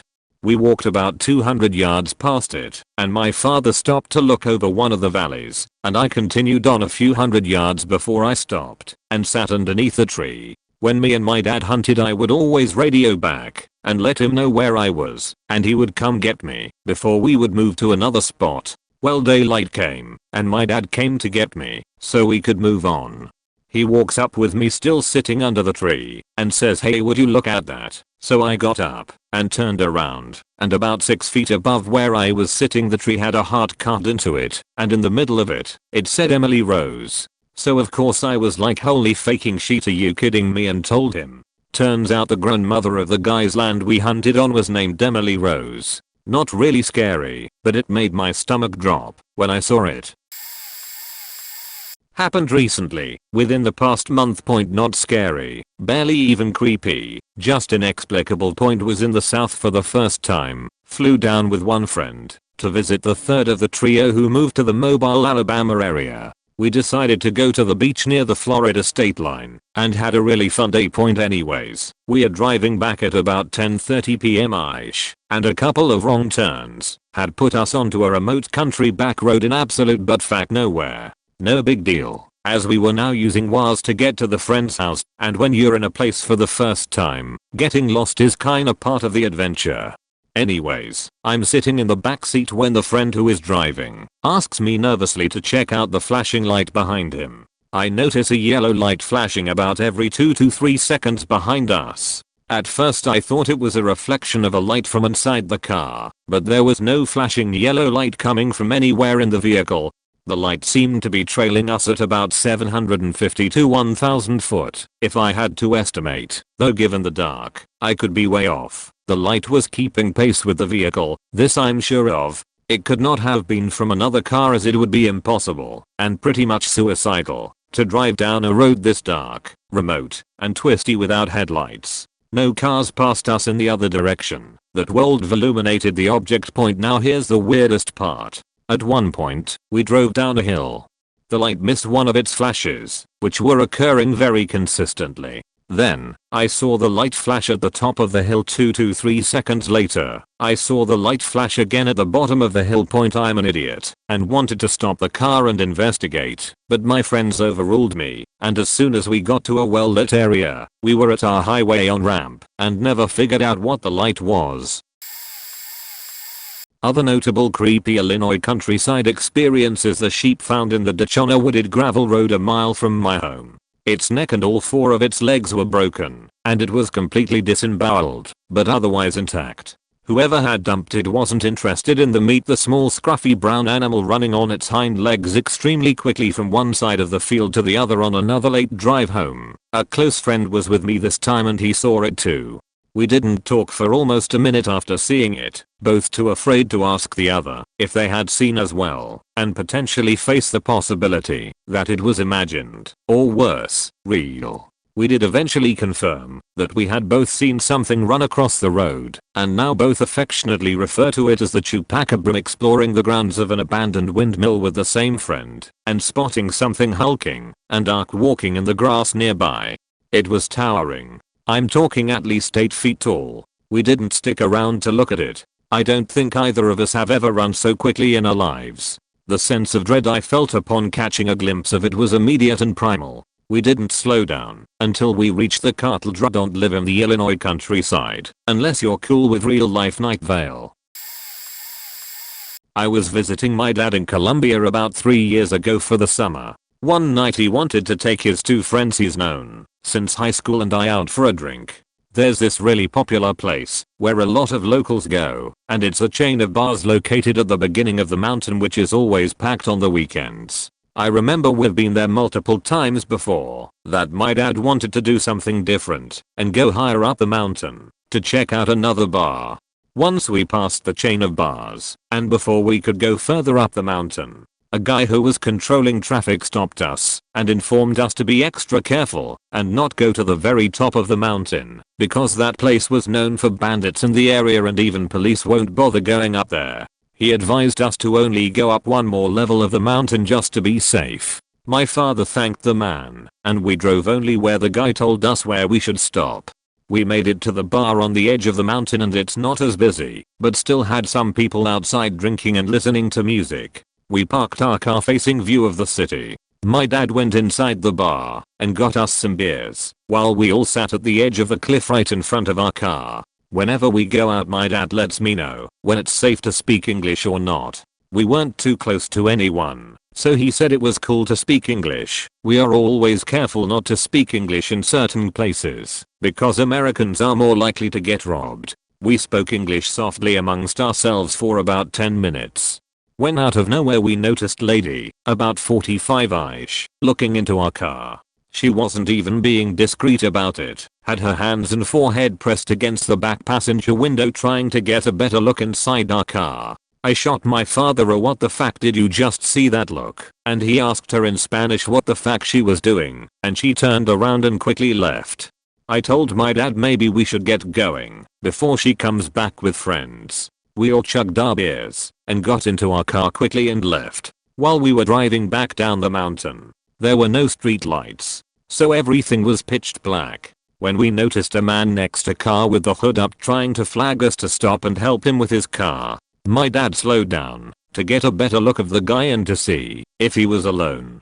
We saw this man had the creepiest faking smile on his face. If someone's car actually broke down in a place known for people getting robbed and wrapped, you wouldn't be faking smiling. My dad sped the fuck out of there. I turned around to take another look at the guy's face and saw him run off into the darkness, away from the car. Now I'm terrified to speak English whenever I visit Colombia, lol. Walked into a Borno in a park in the afternoon one time. Sadly they did not need an extra backstory, so I moved into a small town about a half hour outside of Nashville. I was waiting on my Lyft information to go through so I could start driving. Had nothing better to do, so I went to a nearby park to explore. All was well for a little while, just running around and exploring, until I started to see smoke in the creek bed. It was summer and dried out, so you could walk through where the water would run into the nearby Duck River. That's not smoke coming from a fire. What the fuck is that? So I decided to adopt my imaginary Scooby-Doo hat and investigate. Now, keep in mind this is a Thursday at around 2 o'clock in the afternoon in a state park. Sure, it's a small area, but still. As I crept closer and closer, my mind started racing, thinking about all of the Bornos I've seen, while also thinking that this isn't happening the whole time. Turns out that's exactly what was happening. I turned a corner to see somebody. To be honest, I still don't know if it was a guy or a girl in a witch's hat in a rather compromising position with somebody underneath them. I'm assuming a guy, and a cameraman who turned around to see me as my jaw hit the ground. That's when the yelling started and the actresses scrambled behind a boulder. Apparently I wasn't supposed to be there. And you are. The only thing that came to mind was to ask if they needed an extra. Sadly, they did not. I've never been able to look at a witch's hat the same ever again. This will likely get buried, but I haven't told this story in a while, so why not? Several years ago, only a few months after purchasing a Civic, a friend told me she needed a ride to a wedding that was in Gap, about 12 hours away. Free food, open bar, free hotel stay for 4 to 5 days, and I was looking to get away for a bit, so it worked out really well. The creepy part happens when we leave Gap. I hope on the expressway heading north. It's about 10 PM.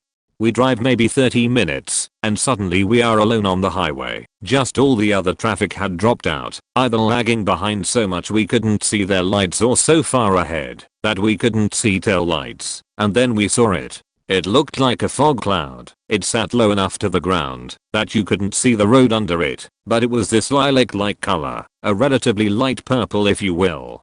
Being on the expressway, I wasn't about to just hit my brakes, so we have a brief "what the fuck is that" as we race towards it at about 70 miles per hour. We hit it, and it moves around us like fog. I can't see shit on any side of my car for maybe 15 seconds, just a light purple haze all around us. Then we cleared the haze, and the road seemed fine again. We were suitably spooked, but kept going, because everything seemed okay. Driving, happened to notice that it is really starting to lighten up outside for some reason, which we thought was weird, and then at about the same time we notice the car clock reads just past 5 AM. We traveled roughly 7 hours of our trip, just over half of it, and had virtually no memory of it. We've talked about it a few times since, and neither of us can recall any of that drive after the purple fog cloud, and then 10 minutes later realizing it was actually somehow 7 hours later, and we had cleared a few hundred miles with zero recollection of it.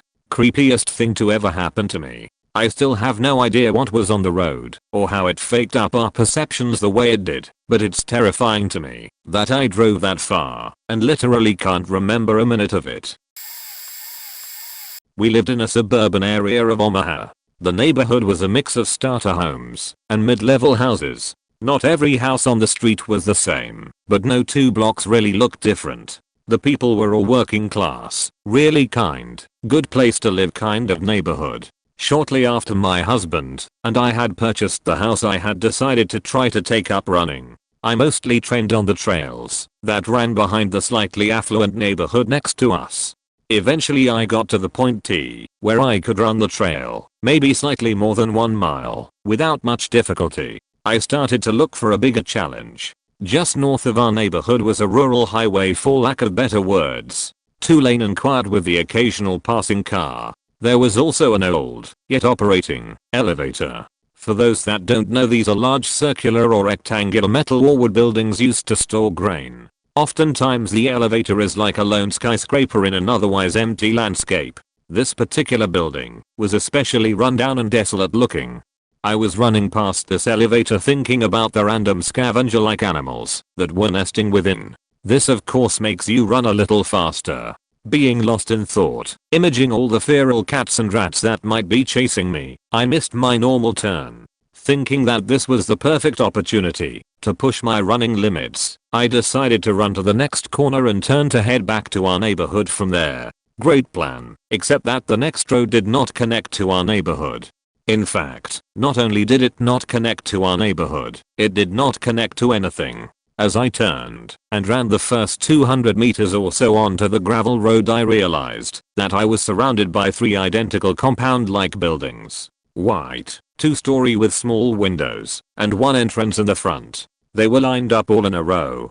Directly facing me was an old farmhouse, big front porch, white peeling paint, 2 front doors side by side, covered with ripped screens, and no yard except for some weeds and gravel. There were a few cars on blocks, and 1 converted school bus parked in waist-high weeds. You could have seriously queued the banjos at this point. I came to a dead stop. I looked around and realized not only was I in an unknown area, but it was a dead-end road, and I was standing completely exposed in the middle of this gravel road.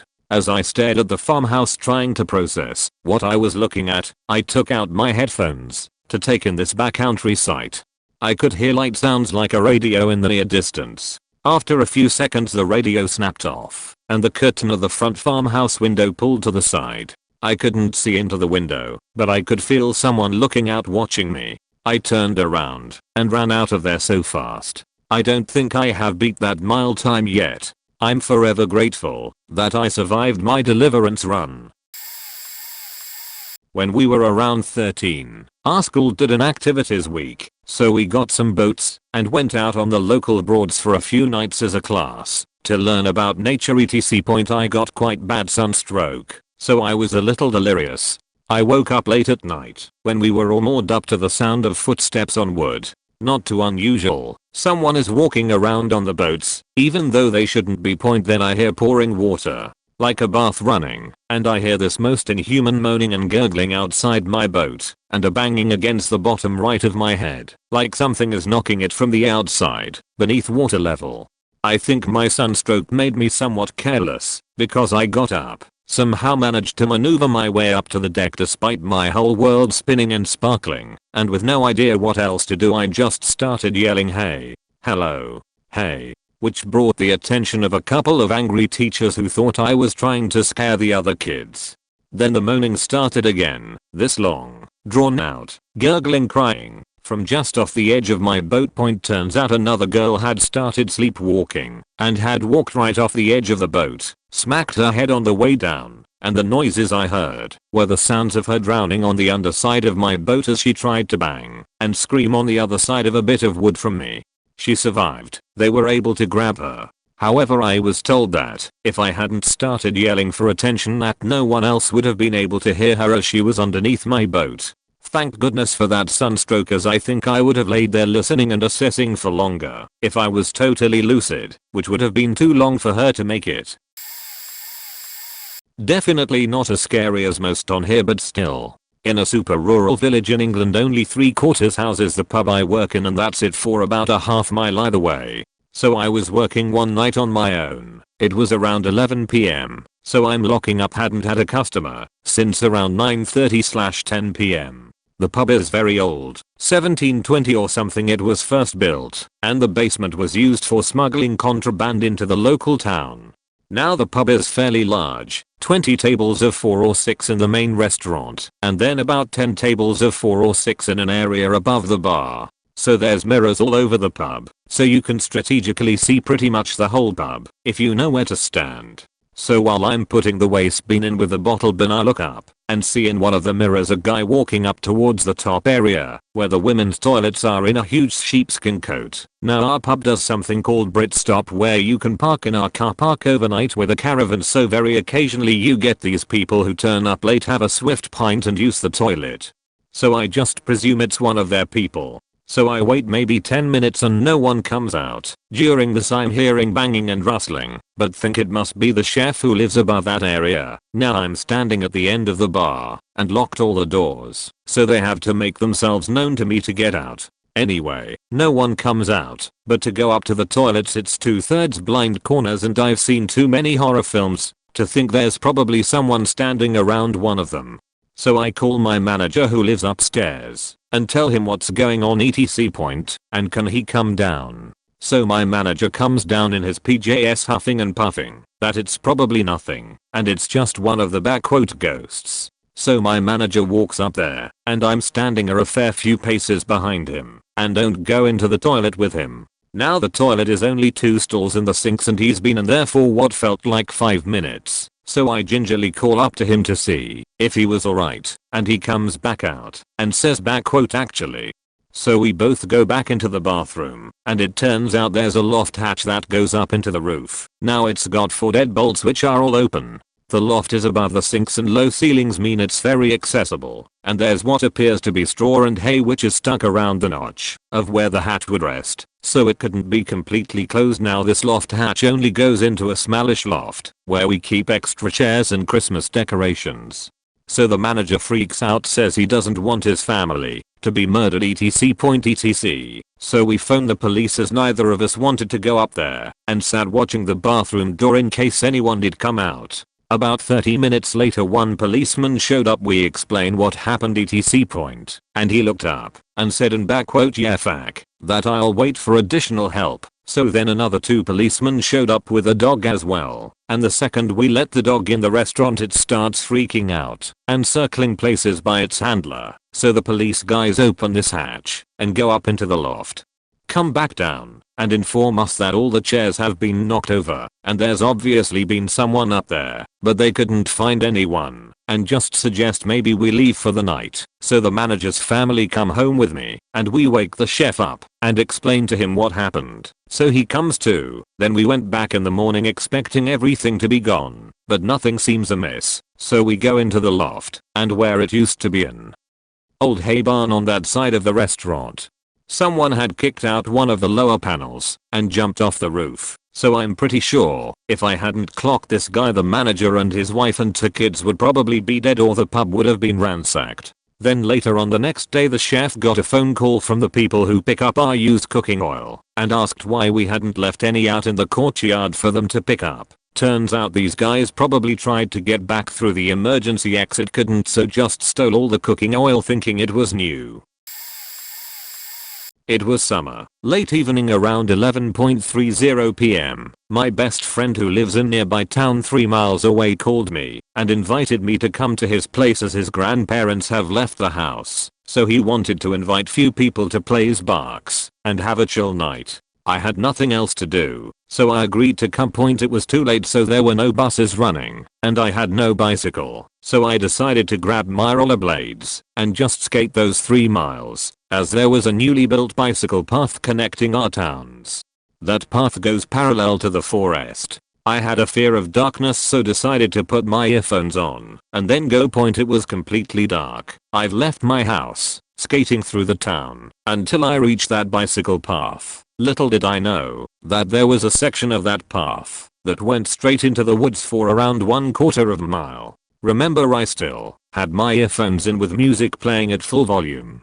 When I reached that section I started going as fast as I could. I looked to my right and saw bright shining eyes in the woods coming towards me. As they got closer I realized that these were extremely aggressive dogs running straight towards me. I rushed straight as fast as I could while they tried biting my legs. When I got out of the woods I thought my heart was going to explode after I realized that they've stopped. I looked back and saw 6 dark dog shadows just standing and watching me fleeing. I've never been so scared. I'm so glad that I'm pretty good at rollerblading and didn't trip and fall down. It would have probably been my last night.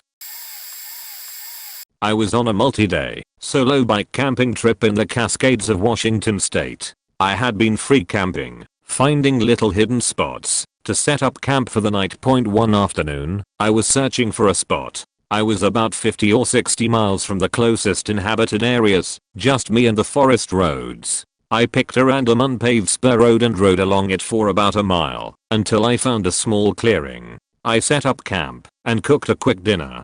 I was at around 4,500 feet, so it was both quite chilly and very mosquito infested, so I pretty quickly climbed into my sleeping bag. I was sleeping under the stars. As I was drifting to sleep, I heard the sound of an engine approaching. A small pickup rumbled past my camp on the tiny, rutted jeep track I was camping along. The driver stared at my camp as he trundled past. I was pretty disturbed by this. I was dozens of miles from help, out of cell phone range, and no one on earth knew exactly where I was that night, except the guy driving a pickup truck down a lonely road to nowhere at 9 p.m. deep in the forest.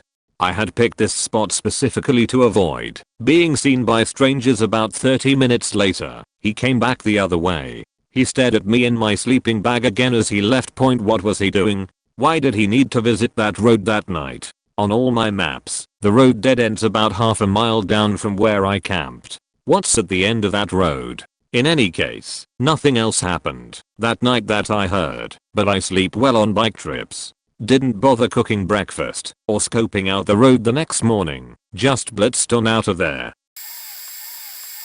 I'm a commercial pilot. While doing my flight training back in 2010, my instructor, 9,000 hours experience, and I were flying over the Northumberland Strait in Canada. It was a sky clear day. We were about 5,000 feet and climbing, so our nose was pitched up, giving us a better view of what was above us. Suddenly we both noticed a light in the sky at our 12 o'clock high. Immediately we both went silent. There was no way what we were seeing was another traditional aircraft.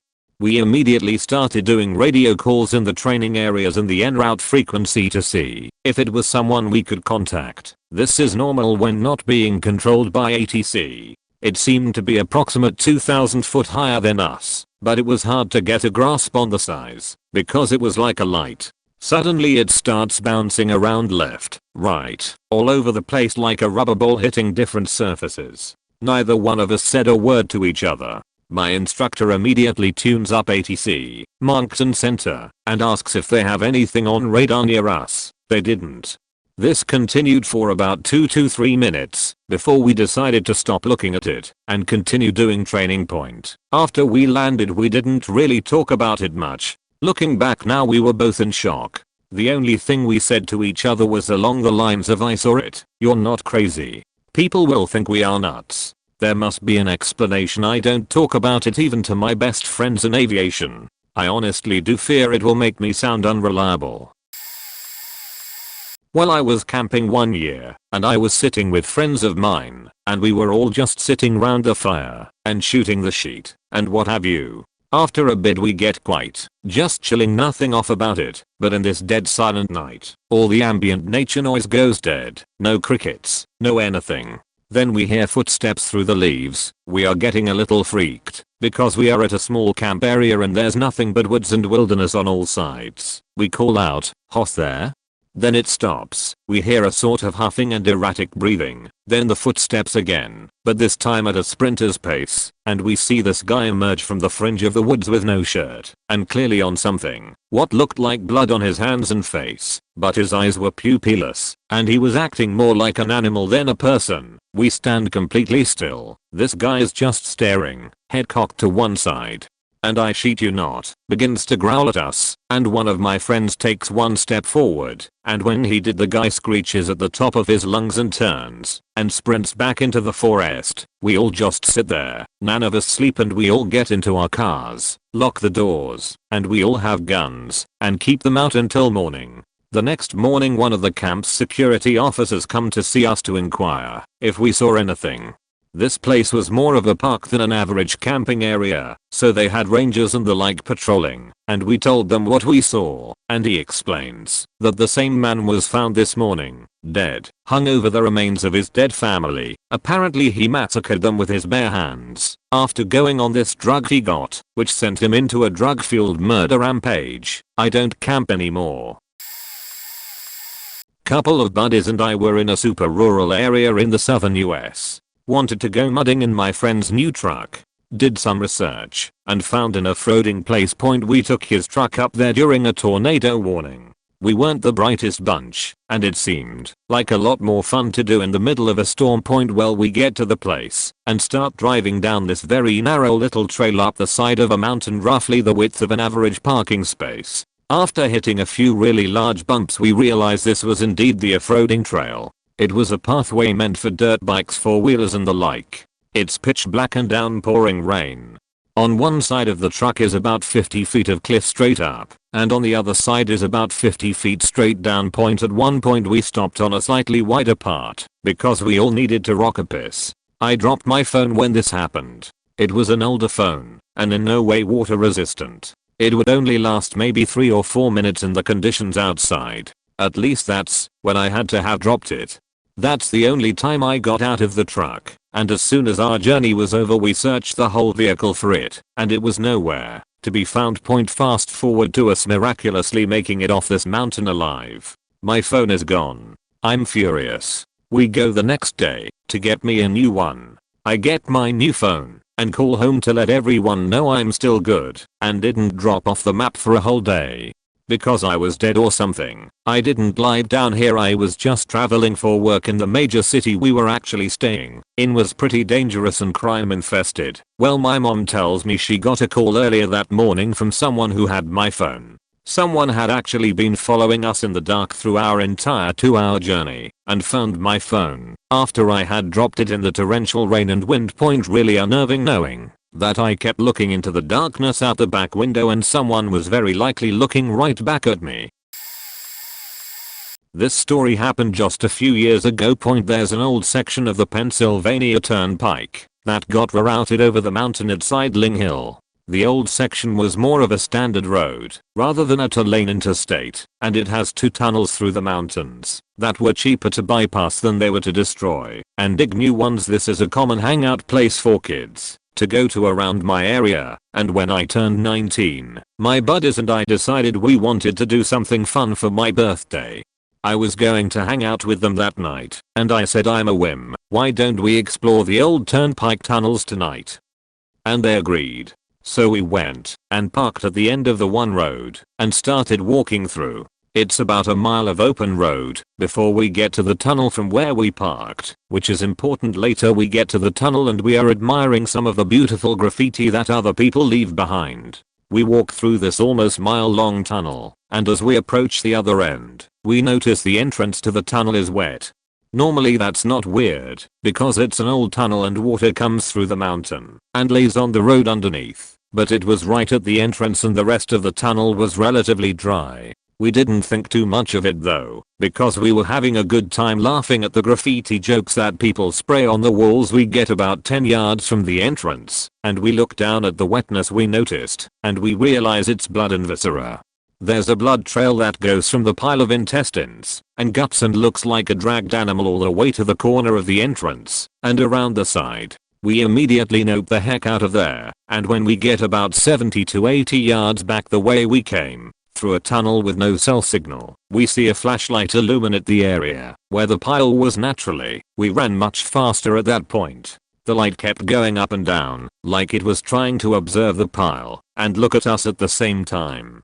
When we got to the end of the tunnel where we entered in, we killed our own lights and ran out the entrance, just in case there was anyone waiting for us. We ran all the way back to the car and sped out of there as fast as we could. We never did report it. Our best guess after the fact was that a poacher has killed a deer or something. The deer ran into the tunnel and died, and the poacher gutted it right there, and after they secured the deer, they went back to clean up the mess. But we never did hear about it after the fact. About 100% sure I saw something akin to the Mothman. Some friends and I went trespassing in some woods on the mountain in my town, a sort of tourist area where witches were buried. We arrived at the Gravesit, at which a newer addition to the group of friends decided to urinate on the graves. After that, we walked away from the graves and followed a tree line that was along an open field. About halfway, we just kinda stopped walking and looked at the field. We saw what looked like a giant bush about 200 feet away, but as it was nighttime with indirect moonlight, it wasn't more than a large blurry mass. It looked like it shifted 5 feet to the left and 5 feet to the right, and a friend pulled out a BB pistol and fired off a few rounds at it. I swear to you on my life that this faking bush charged us with speed I've never seen. We ran into the trees towards the other tourist exhibits and parking lot. As we ran, I fell down and needed to lace up my shoe, so we all got back to back. As soon as I finished tying my shoe, I lifted the beam of my flashlight, and at about a height of 8 feet or so, I and all of my friends there saw two bright red eyes about 10 inches apart, and a shoulder line that didn't reveal any definite neck. We screamed, broke off into another run, and got back to our cars. As we drove away, my friend Matt took his video camera and started filming from the sunroof as we drove away. Thump, and Matt sits back down in the car just pouring blood from his nose. He didn't hit a branch, and he wasn't facing the right way to get hit in the nose by one. I phoned the friend whose car we were behind and told them to stop at the lookout bend halfway down the mountain. When we stopped to talk about what we saw, we discovered handprints that had a span of at least 10 inches between thumb and pinky tip. The handprints looked to have raked down the back of the car, as the prints were dragged all the way from the top of the trunk to the bumper. We didn't see anything grab their car as we were following them. Still don't know what we saw. I do know that the mountain had a giant fire that consumed over half of the trees only a few weeks later. I know this will get buried, but here goes. My mom, my siblings and I were making our annual 13-hour trip to see my aunt and cousins in Georgia with my grandma. It was already dark, and we had about 2 hours left to go, so we thought we should find a hotel and continue in the morning. Well, we all eventually decided we were gonna drive those last 2 hours that night because we were wide awake and too excited to see our cousins. Well, before we get too far away from the nearest rest stop, my mom asks if anyone needed the restroom, and we all said yes. Well, we were using a GPS, and it told us the next exit had a restroom, so we took it.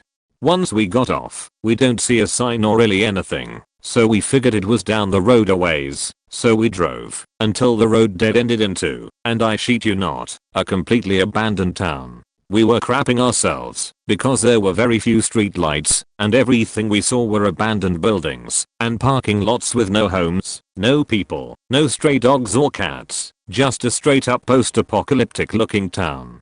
We pulled into one of the parking lots, and right smack dab in the middle is a faking cultist statue. Now we were screaming, and my mom floored it out of there before we got surrounded and sacrifice took thulhu. And no, we didn't use the bathroom until we got to our destination point TLDR. While searching for a bathroom late at night during a 12-hour car trip, my family wound up in a cultist compound. I was returning home in the middle of the night after completing an emergency service call in the oil fields of northwestern Alberta. I was passing through a very small town that sits in a little valley. The town was socked in with fog. I slowed down to almost a crawl as visibility was almost zero. All of a sudden a large figure appeared in front of me, and I slammed on the brakes. In this part of the country it could be so many things. A moose, a bear, an elk. But no, it was a horse. What makes this creepy is the horse was completely equipped with all its tack. Saddle, bridle, lead, side bags, the works. I exited my work van and grabbed the horse's lead to move it off the road. I started to call out to see if anyone was around. The only reply was from crickets and frogs. As I moved the horse off the road, I could begin to make out the building I was beside. It was a little prairie church built most likely at the turn of the 20th century. One of those single room kind with a big steeple and a fenced in property with a cemetery on the grounds. As I approached the fence for the church grounds, I let out one more bellowing hello. Moments later I see a faint light appear in one of the windows of the church. All I can think is, perfect, I can give whoever it is this damn horse. I open the gate on the fence and lead the horse into the church grounds. I decided to tie it up to the fence as I did not plan on walking it up to the door with me. I approached the steps of the church, and as soon as my foot touched the first step of the stairs the light went out. I proceeded to the door and knocked on it while calling out, "Hello, I have your horse." I get no reply back. I knock one more time quite forcefully and get a reply. The reply was not what I was expecting. A woman's voice screamed through the door, "Geo, away." Now when I say scream, I mean one of those screams that scares you so bad that your butthole puckers so tight you cannot crap for a week. I immediately bolted. I'm pretty sure I just hurdled the fence, and I left the horse tied to it. I got in my van and headed for home as fast as possible. Just reading over this causes the hairs on the back of my neck to stand on end and sends shivers down my back. This took place in Turkey in a small village near Kayseri. Me, my little brother and my father took a walk at the middle of the night, around 1 AM, at a field behind our house. It was very dark, and we walked for a long time. We took a rifle with us, as we heard there were wolves nearby, even though we never seen them. After a kilometer or 3 we decided to walk back home, as it was really dark, and we wandered off to far. It was around 2 AM and we were almost home. Then we saw something strange. There was one building, small, next to a wheat field, probably used for storing wheat. There was one lamppost next to it, near the entrance. And here it comes. There were a bunch of men in white robes, like 6, dancing in circles under the lamppost. The more we focused the scarier we got. It looked like some crazy ritual. We couldn't make any sense. Why would a bunch of men dance in circles at night in the middle of nowhere? However, we got very curious, and it didn't matter how scared we were, we just walked towards it. The closer we got the faster our hearts beat. Eventually my father saw what it was and began laughing. Then we all realized what it was, and laughed very hard. It was a water sprayer for the field next to it. The sprayer sprayed water in such way that when the light from the lamppost hit it, it looked like a bunch of men dancing in circles. Happy we walked towards it and find out what it was. Otherwise we wouldn't have overcome our fear. TLDR, walked in a field behind our house with my brother and father. On the way back we saw men dancing in circles like a ritual. Later realized it was a water sprayer for the field. This was about 12 years ago. I was living with my uncle and aunt on Camp Pendleton, which is a Marine Corps base, and the housing area we stayed in had a lot of mountains and tall brush, which me and a friend I made there decided to explore one night after dark. So, after making our way down a steep hill with some flashlights, both of us freaking each other out back and forth, we get to this area where the brush is literally over our heads. We were like 12 and 11 years old at the time. And now we are scared and huddled close, taking it slow, when we begin to hear what sounds like something else crunching around in the brush, so we keep moving. When we both stop dead in our tracks when our flashlights shine on a mountain lion, which is at least just a foot or two in front of us, just staring dead at us, standing completely still. We have some big sharpened branches from a palm tree, but decide quietly to just back away slowly. And once we get out of sight of the thing, we begin to hear the brush crunching again. It's sounding as if it's moving toward us, when we just decide to haul us, luckily my patio being right near the edge of the steep hill, and we jump over the fence and run into the sliding door and slam it closed. We ran upstairs to my room to look out the window and saw that the mountain lion was just sitting a little ways down the hill, as if it was waiting for us to come back down. Needless to say, we didn't venture out into the thick brush ever again. Edit. Corrected some spelling. My girlfriend has told me many stories from her childhood where she spent a summer on a ranch when she was 12, over 13 years old. She was there with her best friend, who was her age as well, and a bunch of older ranch hands ranging from, I'd say, like 16 to 20 years old, give or take a few years. The ranch hands thought it was really funny to get the younger girls drunk, which is really faked up in many ways. There are a lot of stories from that summer that I have been told, but this one is the most faked up. One night after a bit of drinking, the girls and ranch hands went exploring around a local graveyard. I'm foggy on a lot of the details from this one, but basically one of the 17-ish-year-old boys went to pee by a tree and ran back screaming in terror and claims that there was a bucket of guts. My girlfriend's 12 or 13-year-old self thought he was messing with them and went to investigate herself. She walked over and couldn't really see where she was going when all of a sudden she trips and falls over a bucket as she screams. Everyone ran over to help her get up and she was covered in guts. They went back to the house and got cleaned up, went to bed, and went exploring. The next morning the bucket was gone and the guys were still there. They never found out what happened or why, but just hearing this story puts a pit in my stomach. So this happened over this past Memorial Day weekend. I'm from Michigan, and one of my good friend's parents had recently bought a lake house in the Smoky Mountains in North Carolina. My friend had invited around 10 of us down for the weekend. We got a late start driving. It was around 11 PM or so, and we still had about 2 hours left until we were there. We were on some rural mountain roads coming up on the tail of the dragon. If you don't know what it is, you should look it up.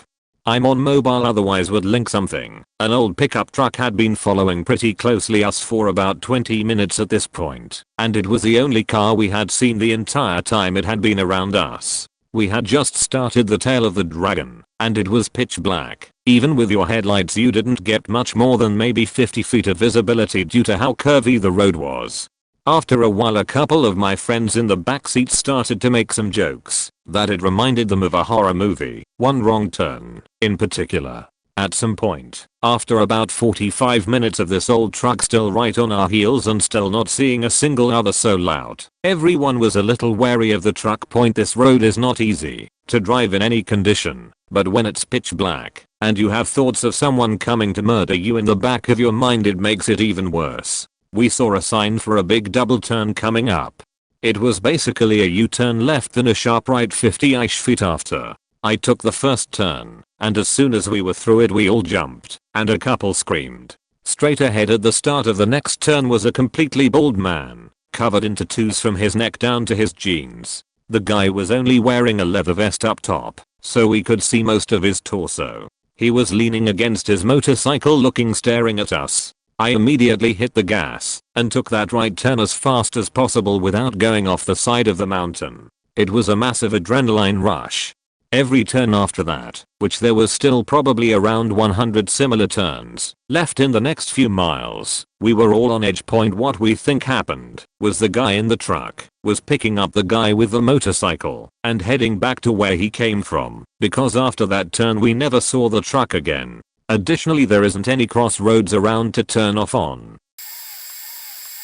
My husband grew up in a very rural area. The closest town with a post office had a population of about 300 people, and it was a 20-minute drive to get there. The closest city was an hour drive. So very rural. We were looking to buy some property and build a house, and we were considering this great 1-acre lot on a hillside overlooking a huge valley, but it was on a busy road, well busy by rural standards, and we had very small children, so we're a little hesitant on this lot. We found a better lot with a better view of the valley on a very quiet road, and went with that one instead. So glad we didn't buy the other lot, because a guy bought the lot right across the street and immediately put up a chain link fence and spray painted it in camouflage colors. He didn't live there full time, but came on weekends and holidays and stayed in a tent while he was there. He basically started setting it up like it was his bug out destination. You know, a prepper for the apocalypse, end of the world type setup. He even started digging a hole/cave into the side of the hill for an underground bunker. The worst part is he would walk around his property, but naked all day. And this guy was not good looking at all. Lol, I was really glad I didn't live across the street from him. Now this place was rural, but you still had neighbors all around you, with each lot being anywhere from 1 to 10 acres. The density was probably several houses per square mile. It wasn't so rural that it was unlikely he would be seen. He was on a main route to the elementary school, the church, and the lone rural grocery store, so he was seen all the time, including by children. I don't know what the search warrant was for, but a couple years after he bought the land, the cops searched the property and found he was stockpiling dynamite and a whole arsenal of weapons. Not just guns, but military style weapons that they had no idea how he got, because there was stuff you can't just go in a store and buy. Apparently he also had quite a marijuana grow, and this was back in the early 90s, when people were getting life sentences for possessing a few ounces of weed. Anyway, he was arrested and did some major time. Repost of old comment and a previous account. This will be buried by now, but I've got quite a few stories, most of which pertain to a barracks I lived in while in the military. It was a newer barracks, built over land that used to have 3 separate buildings that dated back a long time. We also knew that a couple people had committed suicide in the new building, though we weren't sure which rooms, except for possibly one. I'll mention it, but not my story. Most of the people I interacted with had their own stories, some of which were truly creepy, but I'll start with some of the stories I personally had. 5-story building that was shaped like an L. We called the longer hallways miles, like the 5th mile, 4th mile, etc. A lot of my friends were creeped out by the 2nd mile, myself included, and pretty much nobody used the stairwells at the end of that hallway. That stairwell frequently had lights burn out, especially on the 2nd and 5th floors, and it was always attributed to faulty wiring. One of my friends had the misfortune of living at the very end of the 2nd mile. One night after some drinking in her room, I left to go back to mine and started walking down the hallway when I just felt like something terrible was staring hatred directly into me. I turned around to look, but didn't see anything. I kept walking and continued to feel that raw emotion, and about halfway down the hall I turned and looked again. There was a face in the small window of the stairwell door, staring at me. Then the light in the stairwell burnt out, and I didn't see anything. Instead of going back to my room, I pretty much ran outside and smoked for an hour before calming down enough to go back in. My job at the time was working for a different barracks, but we all fell under the same command. One night a friend and I were chatting with our friend working the front desk when the fire alarm panel started going off with an indicator saying the fire door leading outside from the stairwell at the end of the mile had been opened. My friend and I left our working friend to make the proper phone calls while we went to check it out. When we got to the stairwell, the first thing we noticed was the door's push bar was still intact, meaning it hadn't been pushed to set off the alarm. Next, we could see the lights on the 2nd floor flickering, but not actually burning out. Then we noticed the footprints. There were small, child-sized muddy footprints leading down the stairs from the 2nd floor. The last footprint was cut in half by the unopened door. We quickly left, and pretty sure that was the last time either of went into that stairwell. Slightly less creepy than the others, but something that scares me more because of my disdain for mirrors. I was brushing my teeth one night and went to spit in the sink. When I stood up, I watched a shadow in the mirror run across the wall behind me. I left and spent the rest of the night in a den. Is not my story, but last one I'll tell. I have a couple more, if there's interest. There was only one room. We had heard from multiple sources that there was a suicide, room 227. Apparently, the sailor who lived there had a really bad breakup before he was due to be deployed again and hung himself in his closet. The part that makes this creepy is our friend who lived in the room was asleep one night and he woke up when he thought he heard somebody. He said he saw somebody walking around and assumed he had a new roommate moving in who was trying to be polite by not turning any lights on. He watched the guy walk into the closet on the other side of the room and rolled over and went to sleep. Now, he had been mostly asleep, so it wasn't until the next morning when he saw that no one had moved in that he realized the figure had indeed walked into the closet through the wall side and not the door. Edit for more. I wish camera phones had been as readily available then as they are now. I would definitely had some picture evidence. The smoking gazebo out back was in a unit area, and for the late smokers most people tried to go out in groups because it was kind of sketchy. I know at least 3 different people who felt relieved when they went out to smoke alone at night and saw somebody smoking, always a tall, thin shadow of man in the flare of a cigarette being hit. By the time they got to the gazebo, there was no one there and someone leaving would have had to walk by them. Needless to say, when I smoked at the time I would go out to my car if it was late. Not creepy, according to the person who experienced it, just made him jump a little. Same guy who helped me inspect the stairwell went to his room late one night. He walked in and saw someone sitting in his chair. He turned around to hit the light, turned back and the figure was gone. The reason it wasn't creepy to him is because the room filled up with the smell of the cigars his recently deceased grandpa smoked. Actually, after that incident, my friend never felt uncomfortable or creeped out in his room again. Almost forgot one of the strangest things I heard because I never really told anyone about it. I was up playing video games late, window was open. It was about 3 in the morning when I heard children laughing, and I couldn't tell if it was from outside through the window or inside the building. Either way, our building was single sailors, mostly transient, or working for the barracks, so no kids inside. The 3 closest buildings were also barracks, and another was TPU offices. Wherever it came from, I closed the window and turned up the volume. Not building related, but the same girl who lived at the end of the second mile worked with munitions. Her job was all the way out in a field on the far side of the base, which also housed a family cemetery from when the government took over the land. One day she was driving back to the barracks when she drove by a man in a uniform that she didn't recognize by the side of the road. When she turned around to see if he needed a ride, she couldn't find him anywhere. She did find footprints in the grass though. Drove straight back, noping all the way. I also had plenty of stuff shifted around a bit or moved to weird places, but even now I'm standing by that being done by my dig of a roommate. A vacation/trip to Arizona turned into quitting my job. Living there for 2.5 years, went hiking/climbing in the desert and stumbled upon a semi-hidden clearing. Far off the safe trail. You'd have to climb a little, and it's risky, with falling crumbling ledges and other hazards. And in that clearing was what could only be described as a birds, crows and some other light colored feathers, vs squirrels. I say that because a lot of them looked like they died on top of each other in deathlocks.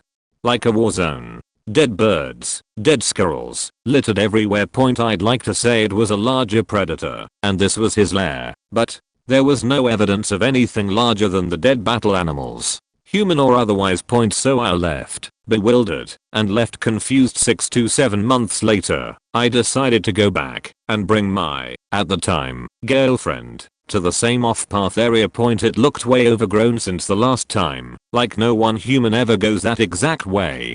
I even had a harder time getting to the clearing. Point, arrived at the same little hidden clearing. Imagine my surprise when I peek in. It doesn't exactly reek like 7-month-old animal corpses. And it's the same thing as before, except it's semi-fresh, like it seems to happen all the time. I took off and watched it. I told her to wait outside the clearing while I scouted the entire surrounding area. There were no man-made paths leading to it, other than the one we took.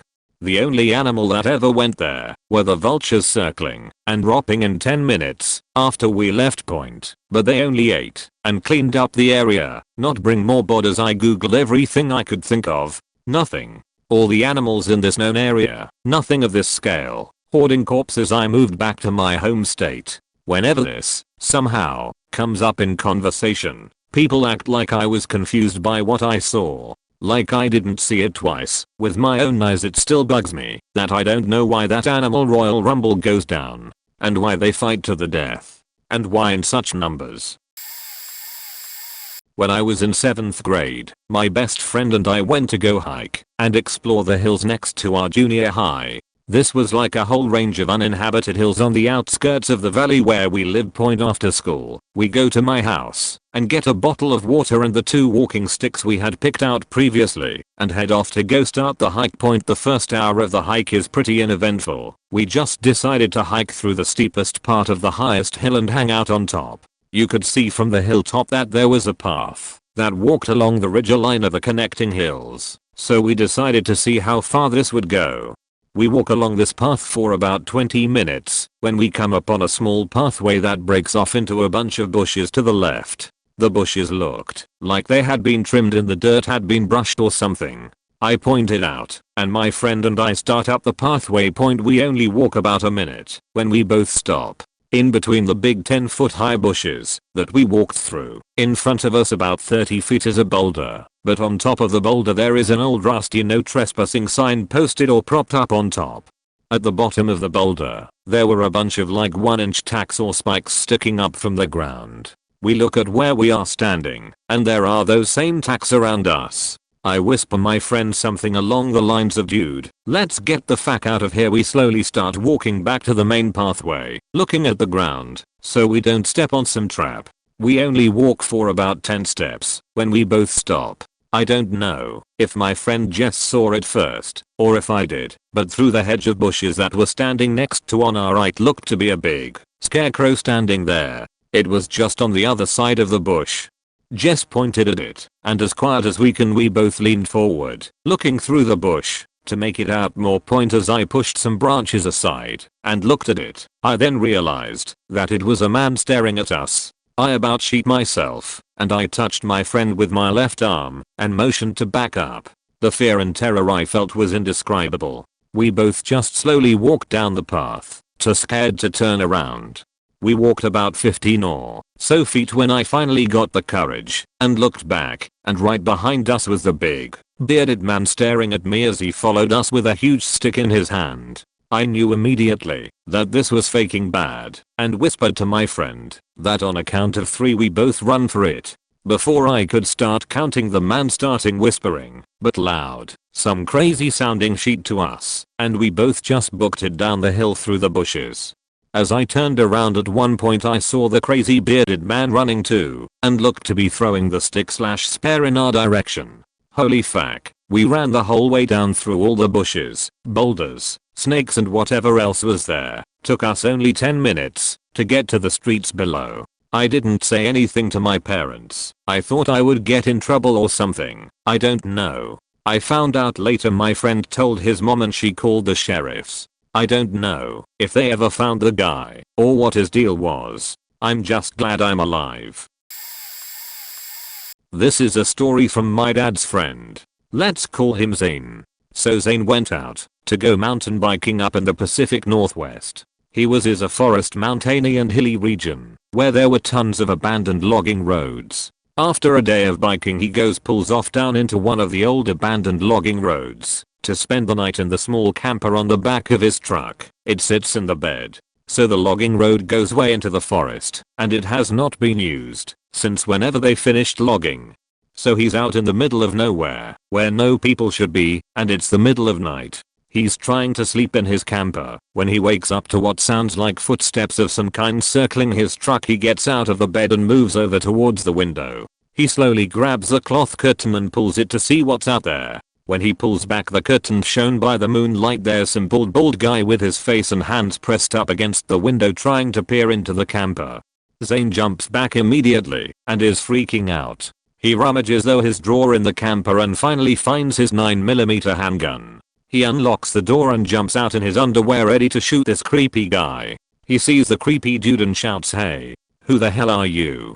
Get the fuck away from my camper." The creepy dude just stares at him and then just walks into the woods while staring at Zane. There are no houses or anything in those woods and the guy just disappears into them. Zane just got in his truck and beelined out to there.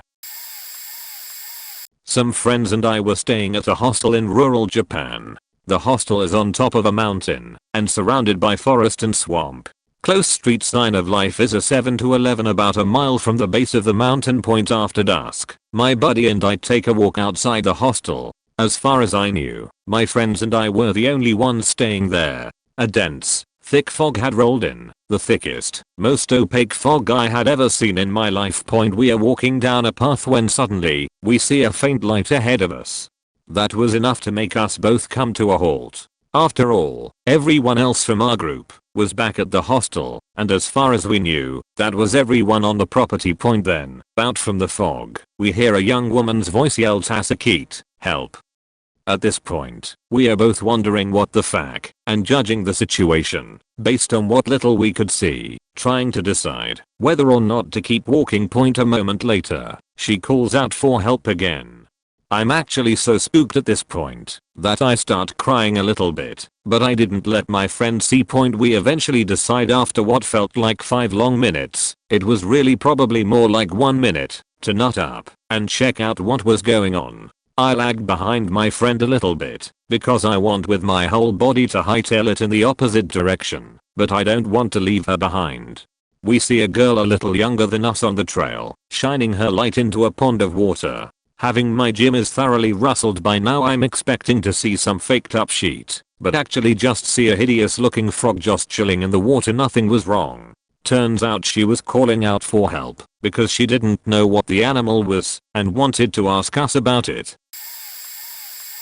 First, some backstory. I come from a small island off the coast of Norway. It currently has about 200 inhabitants. People have lived on this island for at least as far back as the Viking ages, and there are quite a few ruins and old houses around in the woods. One autumn night, when I was about 11 or 12, my 3 friends and I were walking down a path through a forest that passes by an old house. We had walked past this house many times before, as we could use its old dirt road as a shortcut to another friend's house.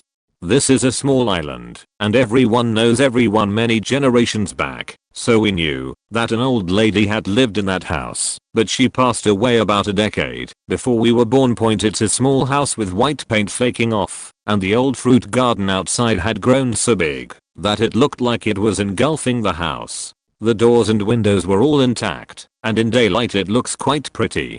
We stopped to look into the windows of the house, mostly because one of our friends was always easily creeped out, but also because we realized that none of us had ever looked inside before. The house still had all of its furniture, pictures/paintings, plates, cups, etc.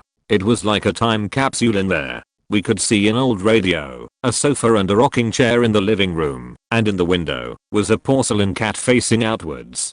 We were looking through the window making jokes and trying to scare our friend when all of a sudden, in front of all of us, the rocking chair started rocking back and forth violently. We all turned silent and kept looking in. Just as my friend started saying it's probably the wind, the porcelain cat fell down and shattered on the floor. We all bolted immediately and didn't look back. None of us have ever believed in ghosts or other superstitious nonsense. There is probably a perfectly good explanation for what happened, but damn, that was scary as a kid.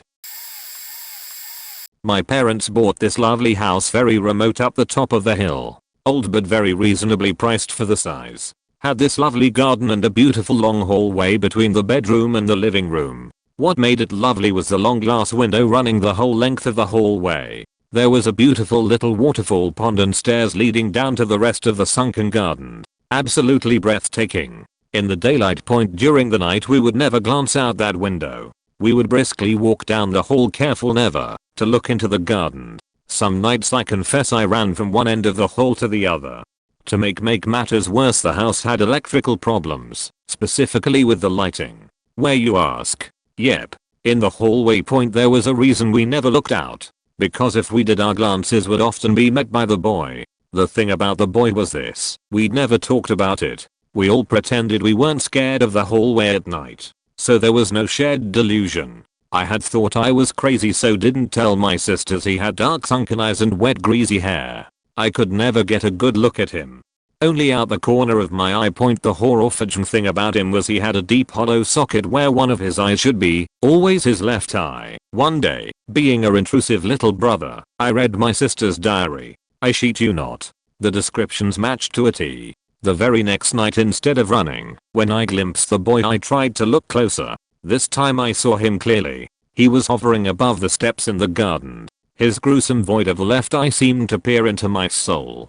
The lights flickered and went out. In the dark I could see myself reflected in the glass like a mirror. The boy in the garden seemed to reach out and put his hand on where my reflection's hand appeared to be. I felt a chill run down my hand. I ran. Years later we found out a boy was indeed killed in that house. He was stabbed through the eye with a star picket. His right eye. So there is a big wooded area next to my town's recreational center. At one of the entrances of the woods there is a bridge. On one side of the bridge is a working river. On the wooded side of the bridge is an abandoned sewage system. One of the tunnels doesn't work, but still has water coming out of it. The water doesn't move. It just sits there. The other tunnel is completely abandoned. No water comes out of it. There's even a fence covering the entrance of the tunnel. Kids will be kids, though, so, naturally, there's a big hole in the fence for anybody to fit through. My friends and I have gone exploring in this tunnel before, but I haven't in a while as it started giving me creepy vibes. We would still stand at the entrance of the tunnel, sometimes, to see if we could find anything creepy. We've seen weird sheet like confetti, mangled sleeping bags, etc. One day, my friend's telling me that he wants to go explore down there with me. He said that it looked like someone was living down there. He was saying that he saw desk lamps, a sleeping bag, clothes, etc. We get down there and are standing at the entrance of the tunnel. My friend kept urging me to go in there with him, but I was very hesitant for 3 reasons. 1. It's a creepy, abandoned sewer. 2. My friend said that he took one of the desk lamps out of the sewer and brought it to a different spot. When we went to that spot, the desk lamp was gone. 3. I kept seeing what appeared to be a dark figure standing in the tunnel looking back at us. My friend and I went back and forth about going into the sewer. He picks up a nearby garden hoe. Looking back on it, it was weird for a garden hoe to be there of all places. He picks up the garden hoe and says that he'll use the garden hoe to protect us if anything happens. Keep in mind, my friend is already bigger than most adults, so he would probably be able to protect us without a weapon. Still, I keep saying that I don't want to go in there. Eventually, my friend gives up and, out of annoyance, throws the garden hoe at the fence. This, obviously, makes a loud noise. We start heading back up to the rec center. I'm a little ways ahead of my friend when I start hearing loud, fast footsteps further us and my friend, yelling. I turn back, and I see my friend picking up a big rock and throwing it at something behind a tree. The tree sort of obstructed my vision, but I saw bits and pieces of a man in between the branches. My friend starts charging towards the rec center and I follow suit. He ended up telling me that after he started walking back up, he turned back and saw a man dressed in a clown costume running out of the sewer and picking up the garden hoe. My friend grabbed a rock and threw it at the hand that he was using to pick up the hoe.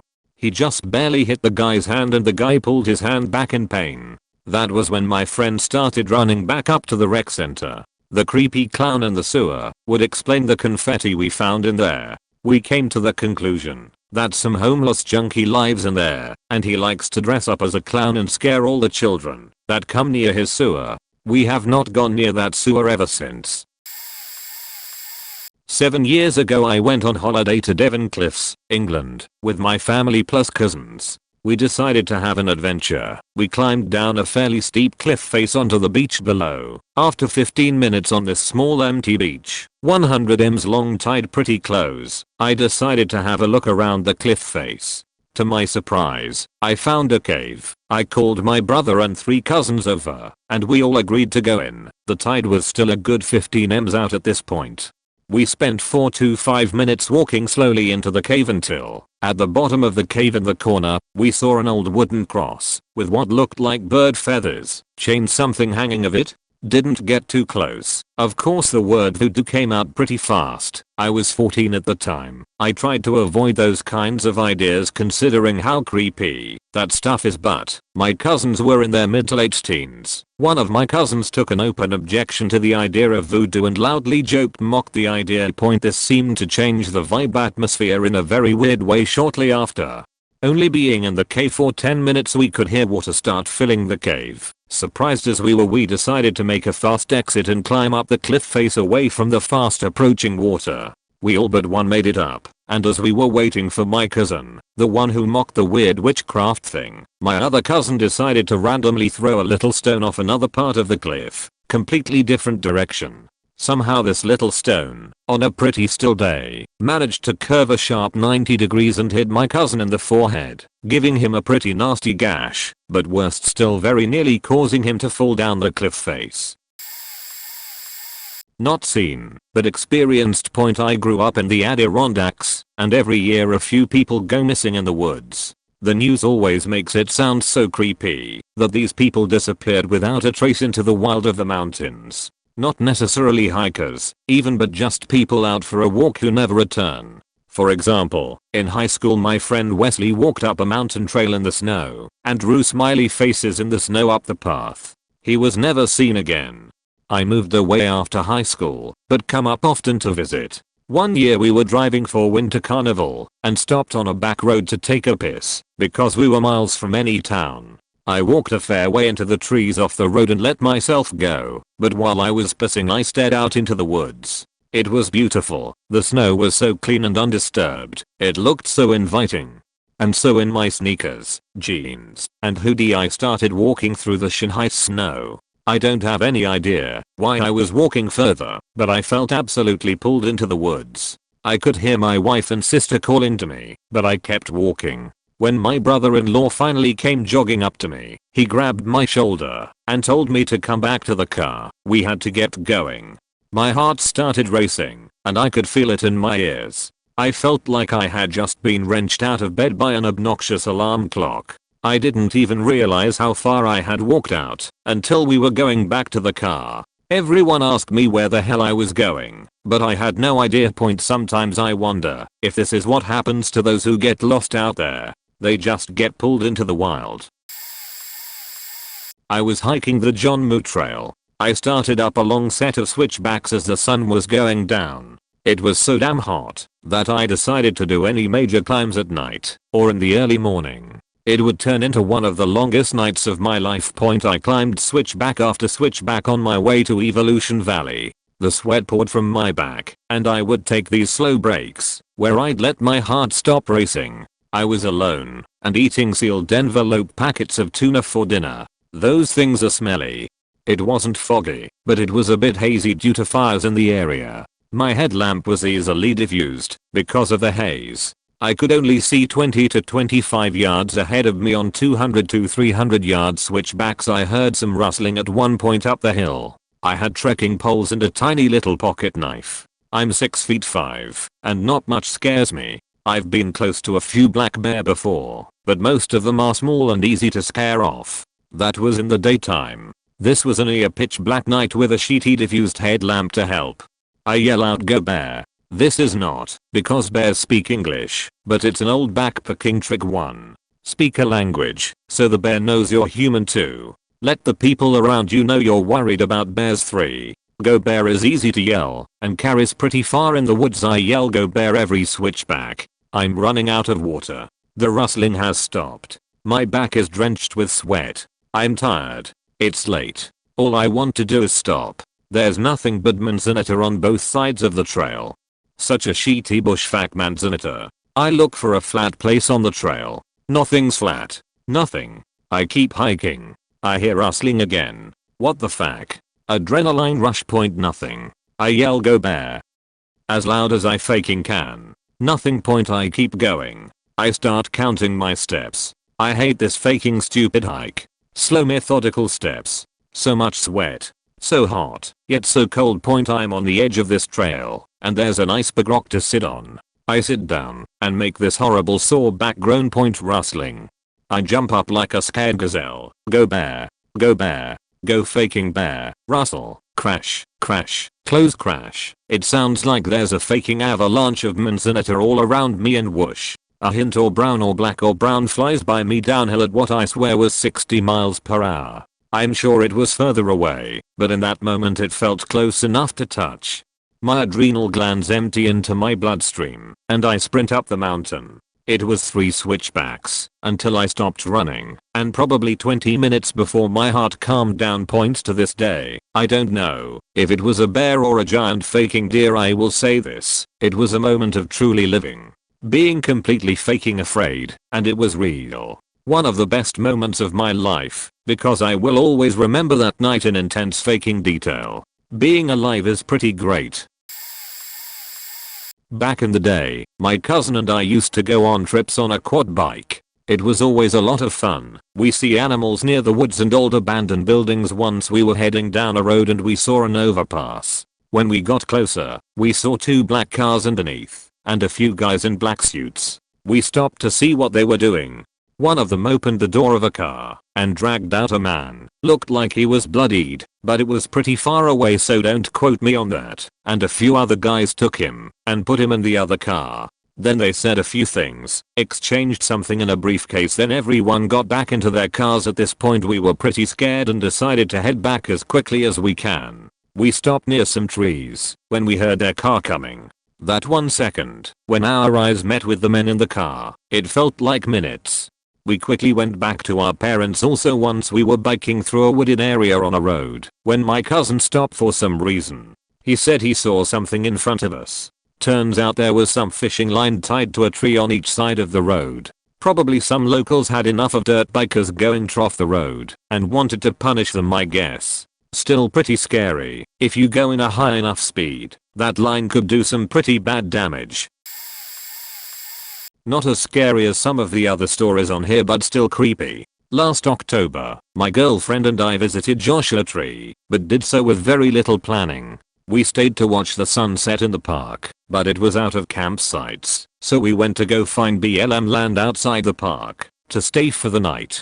We were driving down pitch black roads until we reached a dirt path which would lead us to the BLM campsite. Instantly we both started feeling uncomfortable, as the path prevented us from going faster than 10 miles per hour, and something felt eerie about the situation. The closer we drove to the campsite, we kept seeing flashing lights and one single car parked. Both of us got a gut feeling that it wasn't safe, and we dipped the fuck out of there. We found a private campsite online and called the owner to make sure it was okay for us to stay there. She was super friendly and let us use her kitchen trailer to cook our food. When we got inside, there was a campsite employee there with a really odd vibe to him. He had really buggy eyes, and as he left he said in a sing-song voice, "Don't forget to lock the door." Girlfriend and I felt super weird, as the trailer was in complete disrepair and full of strange instruments. I was cooking our food when I hear my girlfriend scream and say, "We need to get out of here now." She got curious and wandered into the other room and found a chainsaw, and both of us said nope and basically sprinted to our car. We left without eating our food and slept the rest of the night in her car while a freaky storm with 40 miles per hour winds raged outside. I swear it was the least restful night of sleep in my life. I'm sure neither of us were ever in real danger, but the situation creeps us both out to this day. At the time of this happening I was still living with my dad, who lived on a lake 2 years ago. A guy, we'll call him Andy, and his buddy were out canoeing. Andy drowns in the lake under mysterious circumstances. His friend doesn't seem to be all that shaken up about him drowning, and they can't find the body for months. He drowned in the fall. Time passes and winter comes. So all winter all I'm saying to myself, some poor ice fisherman is gonna clear the ice and see a rotting face staring back at them, or at least pull up a finger from his fishing line. Cut to the end of March, everything is thawing out. More diving teams have been sent out. Still no results. It's getting so bad that the family of the victim had to get a pie out from Chicago to lead the investigation/search because the police were so incompetent. My girlfriend, at the time, and I are at lunch with one of her friends, and as death comes up, and turns out my girlfriend's friend was good friends with Andy. She said the whole thing is fishy, if you ask me. Andy was a nice guy, but his friend was creepy. She never understood why they hung out that afternoon. Me and my girlfriend decide to take my dad's dog out for a walk, and what do we see? Two divers surfacing with what I thought initially was a tree trunk. Putting 2 and 2 together and getting a closer look made me realize it was Andy. All black and blue from decomposition, and also full of stab wounds and cuts, needless to say, and his buddy was promptly arrested, and I believe is serving 20 years to life in a prison somewhere in southern Indiana. When I was around 8 years old, our church had a potluck at the Sandestin Beach in Florida. We had been there for about an hour, and my friend, who knows I'm a geek for all things fish, comes running up to me saying, "You gotta come see this. You gotta come see this." I shrugged it off as a prank, but he was so insistent I followed him over. We ran to the edge of the shore and he pointed to a black lump on the ground. My first thought was like, really? You dragged me over here for this? I walked closer and noticed it was a fish, but it was unlike any fish I had ever seen. It was scaly and armored, almost like something you would see in a book about fish at the bottom of the ocean. It was eerie. It was partially eaten, and there were long, slightly curved teeth sticking out of the bite marks. Long, like 3 inches long. Several smaller barbed teeth were at the bottom of the tooth that appeared to be for latching onto prey. They were solid white and thinner than a typical pretzel stick, which made me realize that whatever attacked and ate the prehistoric looking fish had lost a whole mouth of teeth in the process. I grabbed a few of them and took them home with me. I spent weeks trying to identify them. I emailed local scientists, called wildlife experts, sent in photos to museums, everything. No one knew what they were. I took them to a local fisherman and asked him if he had ever seen a fish that had teeth like that. He told me that in all his years, he'd never come across anything like that. I never went back into the water ever again. Just knowing that some creature was swimming around with razor sharp, barbed teeth was too frightening for me to imagine. That was almost 20 years ago, and I've never set foot in an ocean or lake again, unless I can clearly see the bottom. This is a paste from a post I made years ago. This is all true, alright. So this is less of a scary story as it is unexplained, and just eerie. My brother was in his early 20s, and had a child with this girl, that lived about 15 minutes out of town from where we lived. Due to visitation, my brother got to see him every other weekend. At this same time, I was 14 and just had gotten my learner's permit. This is in South Dakota by the way, which has a really young driving age. Well, one of the times, my mother and brother thought it would be alright to let me drive them to get my nephew, so that is what we did. Now note that this evening fell at the end of fall and just before winter. There was no snow on the ground, but the temperature was extremely low and the wind was extremely strong. I mean, this was the type of weather that would take the breath from you, because it's so cold. One would be crazy to stand out in it, even if they were dressed for it. Though there was an interstate that we could have used, my mother thought it would be best to drive on this older highway that runs parallel to the interstate. On our way back, just before we got to our hometown, we noticed something strange. There had seemed to be this black car, fairly new for the time, and of decent make, Mercedes perhaps, that was pulled off to the right side of the road. Its trunk was open and this odd figure was standing behind it. This would seem like a normal situation, except the figure was just standing there, as if locked in this position, nothing moving on its body except for this bright white hair covering its face, and blowing violently in the strong winds. It was facing towards a field across the road from its car. This person or whatever it was looked so odd. It wasn't holding itself to block from the cold and wind, instead it just stood there, like a mannequin with its hands held out in front of it, and curled up, like it were a dead body with rigor mortis or something. Shocked, confused, and really curious, my mother and brother tell me to slow down the car, so we can get a good look, and see if this thing needed help. So I slow down, and we conspicuously look at this thing, like a family looking at wild animals on a trail or something, and we notice that it's really short, skinny, and frail, like an old woman, and its extremely white hair just seemed so peculiar. We tried to get a good look at its face, but the wind was blowing its hair, and covering it like I mentioned, and it didn't even acknowledge us. It just stood there completely still aside from the wind blowing its black clothes and white hair. Well, anyways, we agreed that it was bizarre and decided to drive around and see if we could get another look. This time we happened to look at the field it was facing across the street. I don't know how we could have missed it, but what we saw were these two, quite tall, figures dressed in black trench coats a little way into the field, standing about 20 yards away from each other. They too were just standing there, in this blustering cold. But the oddest part of it all was that one of them was flying a black kite. We couldn't make anything out of it. After driving by this scene a couple times, car pulled over, trunk open, strange elderly looking white haired thing standing by the trunk, and two tall trench coat on people flying a black kite. All of this in some of the most unbearable weather that I can remember, and this is South Dakota, mind you. We decided it was best to just let it be and go home. We did have a baby with us, and he was getting fussy. I now wish we had gotten out, though, because I will never be able to figure out the mystery that was this situation.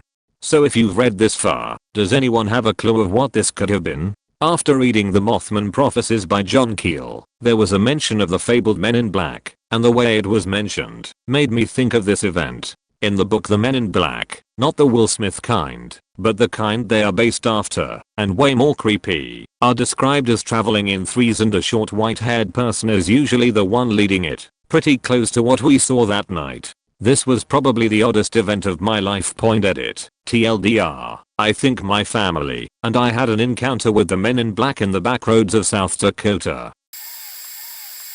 I was raised hunting/farming in the backwoods of Michigan. I grew up around coyotes, deer, large cats, moose, bear, etc. One night, I was sitting out on the front porch when I heard a commotion out back. My family was in town, about 45 minutes away, at the time, and our closest neighbor was a mile down the road. I walked through the house and grabbed a rifle from behind the door as I headed to the back porch. I looked out the back glass door and saw something large move into the woods from the deer feeder. The part it moved into was swampy with a stream running through it. Curiosity got the best of me, and I decided to see what it was. Again, I've come across bear and large cats. There's a stuffed 12-foot bear in the local bar that someone supposedly once shot. I'm not typically scared of nature. If anything happened, I'd shoot the gun in the air and scare it off. I could see it moving through the woods as it went behind the family barn. I slowly moved around the side of the barn to cut it off, keeping my distance. I turned the corner and didn't see anything in the barn. That's when I heard a noise coming from the forest to my left. Ga. It reminded me of the noise the raptors made in Jurassic Park. That's when I saw it. It matched the size of the 12-foot stuffed bear from the bar, only it wasn't a bear. It looked like a giant moth. It stood on what looked like the end of its wings. It was covered in hair with what looked like short antennae. I remember it had large dark green eyes. Before I could take in all its features, it turned and walked further back into the woods. It crashed through trees and branches as it left. I told my grandfather, and he said it was the mudbird that stalks his land. I've only seen it one other time, but this post is too long to type that out.